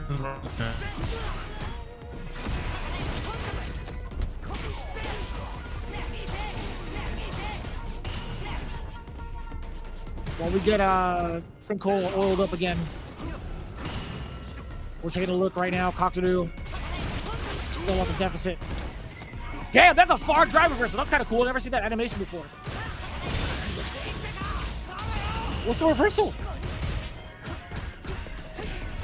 Interesting. Yo, Fudo just kind of let out the level 2, huh? Kakeru being able to parry the whole thing. No way. Fudo forcing Kakeru in the back step 2. Can't make a mishap too. Oh boy. fireball. Checking with the fireball as well from Fudo. One touch, I think, for either. Maybe a touch and a half for Akuma considering it, but it's going to be Fudo sniping out the movement against Kakuru towards the end, clutching it out where he needed it the most. Good call out from the Violence Emperor. Nemo sending Fudo right back into the fray. That's actually kind of crazy to be able to check the movement like that towards the end. That one, it seemed like the kill rush. I didn't get to watch all of it, but I did get to see a lot more movement here from the side of Fudo overall. And as you said, sniping out, utilizing the stand medium kick and sniping out his confirms that he needed to find the finish. It looked like he slowed down Kakuru at the very end. Wasn't able to watch the middle, but man, as you said, Nemo with the right call to poke the right player. I would like to see Nemo, but Fudo getting his revenge in the end. Beautiful stuff. 25 points to Saishunkan Kumamoto over IBUSHIGIN, but they didn't do too bad, all things considered. Yeah, that's kind of rough too, and all things considered, like, that leaves the set 3-3. That's exactly what we could usually expect with the caliber of these two, right? A little bit of a different playstyle. I actually want to further analyze that in the morning, later on in the morning. It is 7 a.m. currently, but like later on in the morning, maybe the afternoon. I'll be very transparent with you guys. I don't think I am able to like really comprehend like the big changes that Fudo had utilized towards the end. That was actually kind of wild. Like the pacing that Fudo took was a little bit more aggressive, but there's like way more intricate details than that in comparison. There was something about the way that he played that forced Kakuru to kind of like really play a little reluctantly. Yeah, I'm wondering what pushed Kakuru to be reluctant when his style is so confident. The perfect parries on defense, on offense, with the fireballs, with the buttons and things like that. Able to find the converts that he wants to get close enough to Fudo, where before we saw him simply stroll on in and toss this man out so he can get another game on the board. We've seen that happen with Kakuru. I'm not sure why it didn't happen for this first one. We're getting a couple of words of interview coming in from the winning team, Saishunkan Seoul, Kumamoto. I'd imagine there's a lot to be said about the preparation of the order. I mean, like, that's going to be the main topic of conversation, like we usually prepared for what their order would be, etc., something along those lines. But I think the overall call out towards the end was so damn clutch from the side of the Seoul camp. But I'd imagine too, there's gonna be some significant talks about like the teammates going forward. As you can see it, yeah. Nemo had said, I have really good teammates, gonna keep winning this season. This composition of like the players and the characters, you see this throughout every one of these teams thus far, right, Kola? Like every one of these teams thus far had really strong compositions so far. I mean, for this one, you have like the hard-headed boss that is Nemo, right? You have the clutch master that is Higuchi. You have Daigo, who is unwavering with his style, but getting W's for it, and Fudo with his aggression and his style that he wants revenge. If he has to pull back, he will be able to do so. That fluidity, I feel like this is a very a nasty team just overall in terms of stylistic differences, what they bring to the table with their characters, how they play Street Fighter 6. It's a good variance. Higuchi says, I'm listening to my teammates' advice, and I really have to talk. I'm gonna have fun this year with this team. He understands how good his team is. He's like, I'm gonna have fun this year.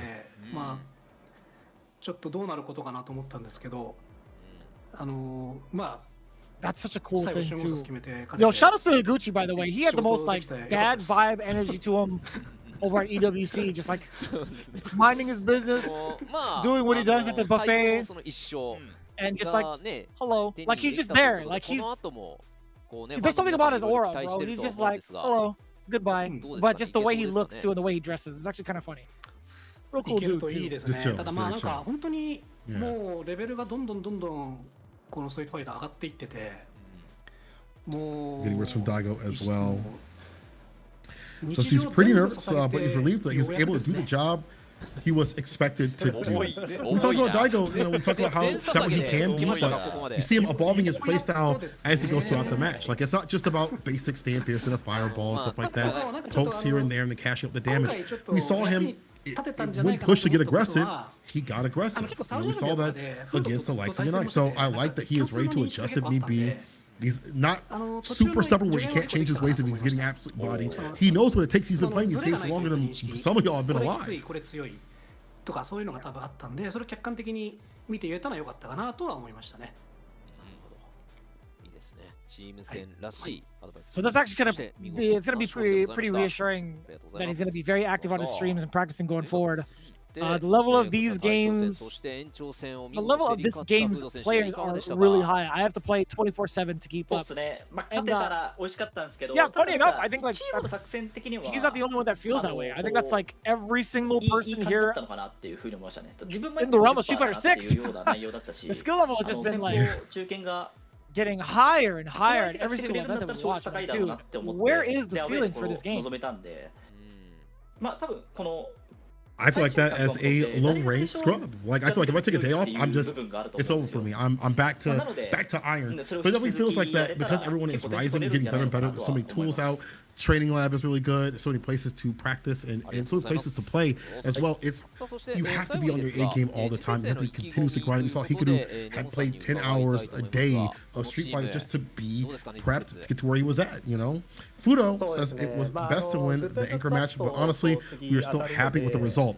And it's a good result still, considering how strong Kakeru is. We mentioned how strong Kakeru is and how he's perceived in Japan. We mentioned how good his defensive game plan is. We saw it with the perfect parries.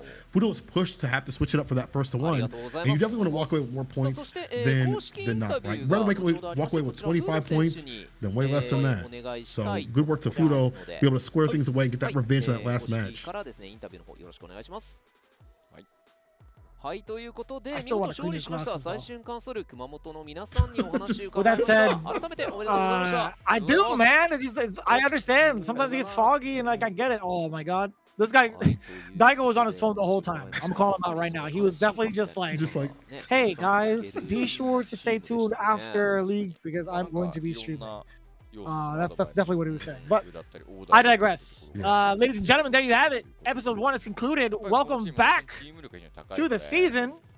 It feels great to see everything the way that's been turning out and the new changes to the divisions, having Division S and Division F. In total, 12 teams duking it out. We saw the conclusion between the sudden death. You're not going to see much from the stats on the left and right side, but man, the pacing of Fudo was so much more rabid. There was so much more for Kakeru to consider than boom, right here, in this very moment. Why would you dash there? It's like, I would be terrified to dash there, man, but not Fudo. Right? Not at all. He did perfect parry, dash up, just weed it. That is actually wow. But the innate movement, just beyond the kill rush and stuff like that, looked like it was pretty good. Looks like he was like a lot more, you know, a lot more positioning himself, not just utilizing the command dash, but just like the normal movement overall. So maybe that put Kakeru off his game.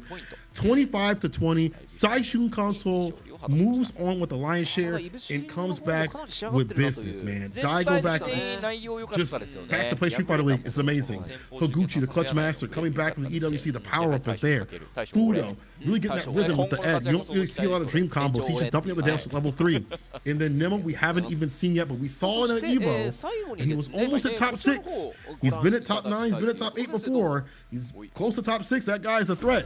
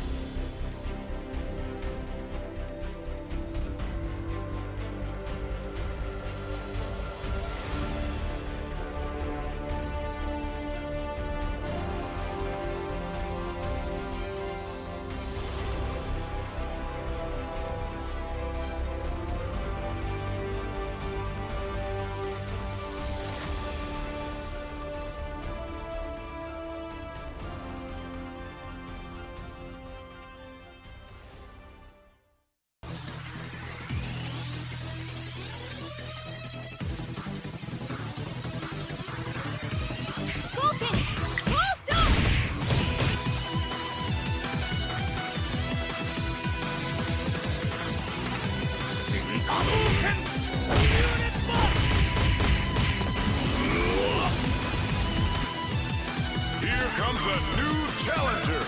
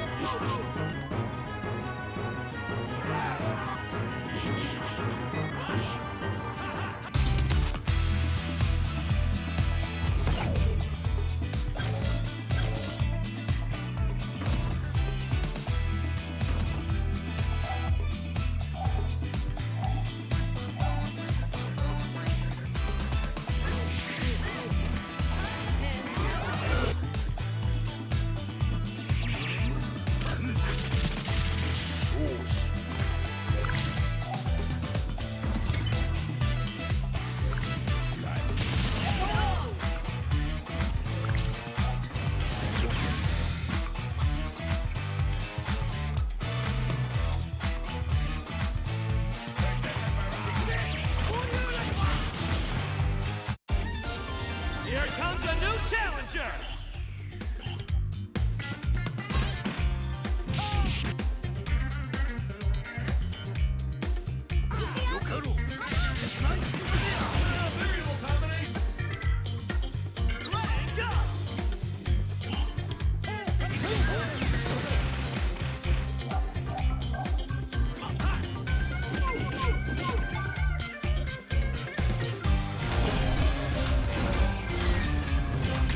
Versus Capcom Fighting Collection Arcade Classics.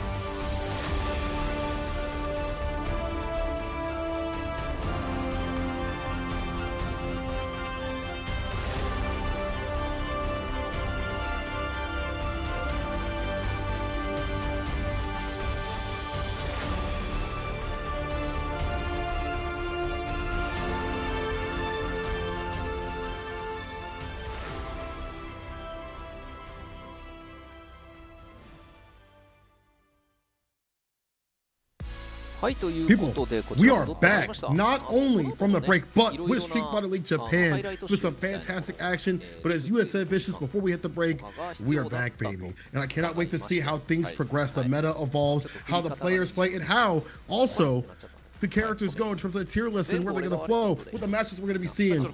I can't wait for it. We're not going to have to wait too much longer as we're going to get into Division F next time we meet. That's right, we're going back and forth just to make sure that you guys are following along with the Capcom Pro Tour as well.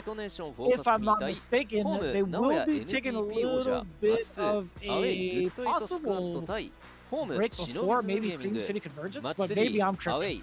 I think no, wait a minute. We are going to get the schedule. That's right. Yeah, Division F, they're going to be playing on the 20th of this month. But as it stands right now, you just experienced Division S with Detonation FocusMe getting 25-20 over the Nagoya group. Good 8 squad, a 40 banger versus Shinobism Gaming. And of course, Camp Soul 25 points over the IBUSHIGIN group, 20 points. You know, that's kind of expected in terms of like action. That's the kind of points that we kind of like expected. I feel like it was going to be neck and neck up until like the good 8 squad. It's like that. As soon as we saw like the momentum going their way, I'm like, all right, this could potentially be another tiebreaker. But it didn't really kind of like fall in the cards for Shinobism Gaming. So with that in mind, let's take a look at the current rankings for Division S specifically. Good 8 squad taking down the top spot, man. Pretty much consistent with these last couple of SFL seasons. Detonation FocusMe, Saishunkan Soul Kumamoto with 20 apiece. And of course, down at the bottom, it was like 20 points further on, and then of course 0 for Shinobism Gaming. But this is the schedule you can expect for the next one. Yo, is that Lashar, by the CAG for Team Yogibo Rejects? It sure is. So Yogibo versus Hiroshima Team Iguza. Then it's gonna be CAG Osaka versus Vero. Crazy Raccoon versus Team FAV. Bangers upon bangers. These matches are going to get even hotter. And again, it's going to be hard to call who's going to be taking it because you have so many new additions in terms of like the players, how they've been switching things up. And I feel like that's also created a lot of just waves. But today, good 8 squad though, how dominant they have been, I got to give them a lot of big credit because they didn't have the season they wanted last season. They didn't make it to the second half. They finally have their characters. They have the playstyles that they wanted. They have the spread that they want overall and a strategy to take them 40-0 over Shinobism Gaming. For me, that was the highlight of the day. Even though it was a blowout, it shows to me that they're back in form. I absolutely agree with that. To be honest with you, man, it's been completely unexpected with how things have shaped up. One, in the realm of Street Fighter 6. Unexpected with the overall roster and the change-ups between some of the existing teams and some of the addition of new teams. And it gives me a lot of hope towards not only the way that it's going to evolve for the land of Japan, but how it's going to change up for other Street Fighter leagues to come, whether it's Street Fighter League US as well as Street Fighter League EU. In the meantime, though, you're going to have to mark your calendars because this is going to be so much going forward, back and forth between Division S and Division F. See, the 20th coming up is going to be F, as you had mentioned, and then after that is S. And go back and forth as per mentioned, 27th and the 30th, and then next month we'll have even more Street Fighter League action, a few more days as they maneuver around the offline. So while Cream City is going on, we'll have Street Fighter League, but we will have good action all across the globe, Street Fighter flavored. I've had a great time being out here for Street Fighter League. It's cool to see these players come back with EWC and other tournaments and bring that energy towards the league. And I can't wait to see who makes it out at the very end. I have no predictions. You at home, y'all can send us your predictions. They might be wrong. And these players will also be playing in the Super Premiere in Japan. That's the offline that'll be coming in November. I believe that's like the 2nd, I think. That's actually on my birthday. That's correct. Nice. I'd like to go out there for my birthday and just see that in person and in action. That's going to be an insane one. Yeah, you should treat yourself. Just go out there. What you need to do is scan that QR code, register, compete in the Super Premiere Japan, and then hang out with all your friends. Actually,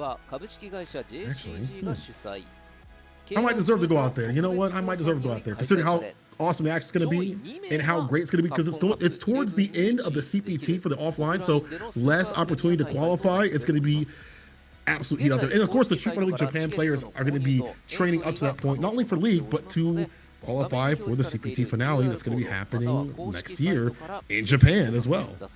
We'll get to go to that too as well. On top of that, bro, it's Japan. You should just go. Like this. You know how strong the UFC is right now? It's like, there's no excuse. It's definitely a lot of fun right now, just being able to like kind of like hang out with the FGC out there, kind of like taking the culture and also just like level up as well. You kind of get that experience overall and also be able to kind of like watch some of the events live with some of the folks in Japan, right? I think that's going to be like something very, very neat. But if you guys can't experience that, or if you decide not to go, guess what? They also have the big public viewing for the folks, for the Japanese audience primarily, for World Warrior Japan and their official public viewing. There have been I think like numerous weeks that have like some of these really big viewing parties for World Warrior Japan. I don't know exactly where esports style Uno is. I haven't been able to go there myself, but it's definitely a fun time to be able to like watch the folks put it all together for a World Warrior Japan spotlight. Even for like any of the events they've had out there, it seems like the seats are always packed. People are excited just to watch Street Fighter and just be amongst people that enjoy fighting games. And if y'all want to enjoy fighting games fist to fist, I'm telling you, if you're in the land of Japan, you register right now. As you see right there, if you're not, well, just join the action and watch it. Like me and Vicious will definitely be when the next World Warrior pops up for Japan and all the other World Warriors that are coming too. And then beyond the World Warriors, there are the offline premieres that we've been talking about. Singapore, if last year was any indication of how stacked it's going to be, how good the action is going to be, make sure you keep your eyes on this one. This one's going to be banger after banger as well. That is in October the 18th to the 20th. Sign up soon. Funny enough, that's literally right after East Coast Throwdown. So you're going to have back-to-back CPT majors on top of having Street Fighter League Japan going on. It's actually kind of crazy. Actually insane. But not as insane as the match that you're going to expect. Coming back into the next couple of episodes, ladies and gentlemen, that has been the big conclusion of the S division here, Street Fighter League Pro-JP 2024. The very, very first episode under wraps. I know it's a little bit shaky. We're still trying to work out the kinks with ourselves here on the commentary desk, as well as our commentary homes, as well as like the broadcast side. Thank you guys for bearing with us. If you guys, again, have enjoyed yourselves, you guys have any sort of opinions, or let us know who your favorites are, favorite matches, favorite players, etc. Please feel free to let us know at Capcom Fighters, at Sate_Cola, or even at Vicious FGC. That's going to be our time for our first episode. Thank you guys again for tuning in. We'll hope to see you guys in the next one. Take care of yourselves, and we'll see you out in the streets. 次回はディビジョン F の開幕ということで、いやーもうディビジョン F もね、今年開幕2つあると。めちゃくちゃ楽しみです。ですね。そして、この後ですね、はい。ストリートファイターデュエルの VTR の後に、はい、こちらなんと選手の音声入り本日のハイライトというのをですね作っていただいて、こちらを見れるということで、じゃああれだ、チームメイトのこの応援とかが載ってるっていう、絶叫とか悲鳴とかもあるかもしれないやつですね。はい、ということで、はい、本日はですね盛りだくさんでお届けいたしましたが、次はディビジョン F の第1節でお会いいたしましょう。それではさよなら。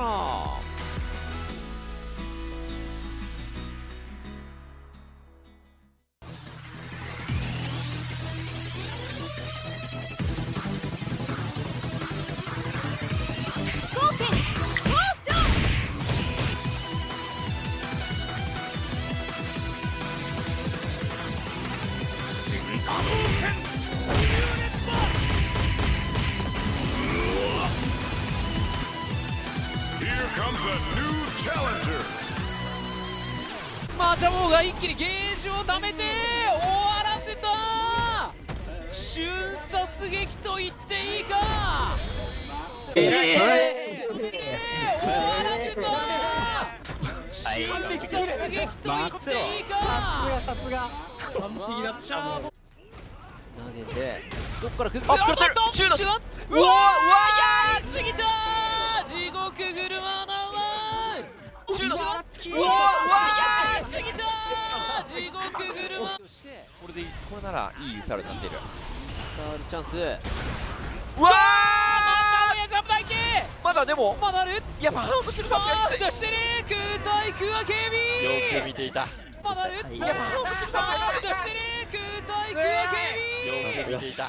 大きくドライブケージを消し飛ばして大きく有利を取っていくか。マチャボの動き。ケビンどうする。バックガーインパクト。これでさあ一気にドライブ差があるぞ。上ジャストしている。これリサルか。ここからゲージ1本溜まった。サイコストームどうだ。足りない。モモちゃんバウト入れ替わるか。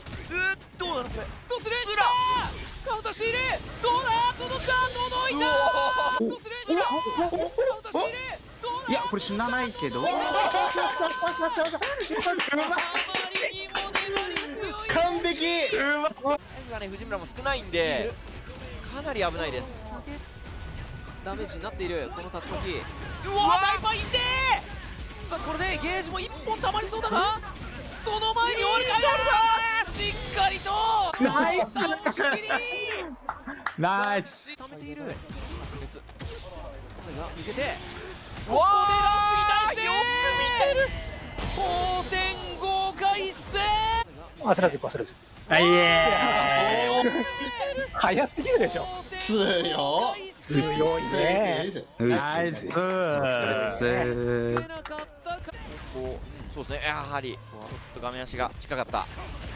うわー、これは井口のラッシュが通っている。ゲージはある。ソニックハリケーンまでゲージはあ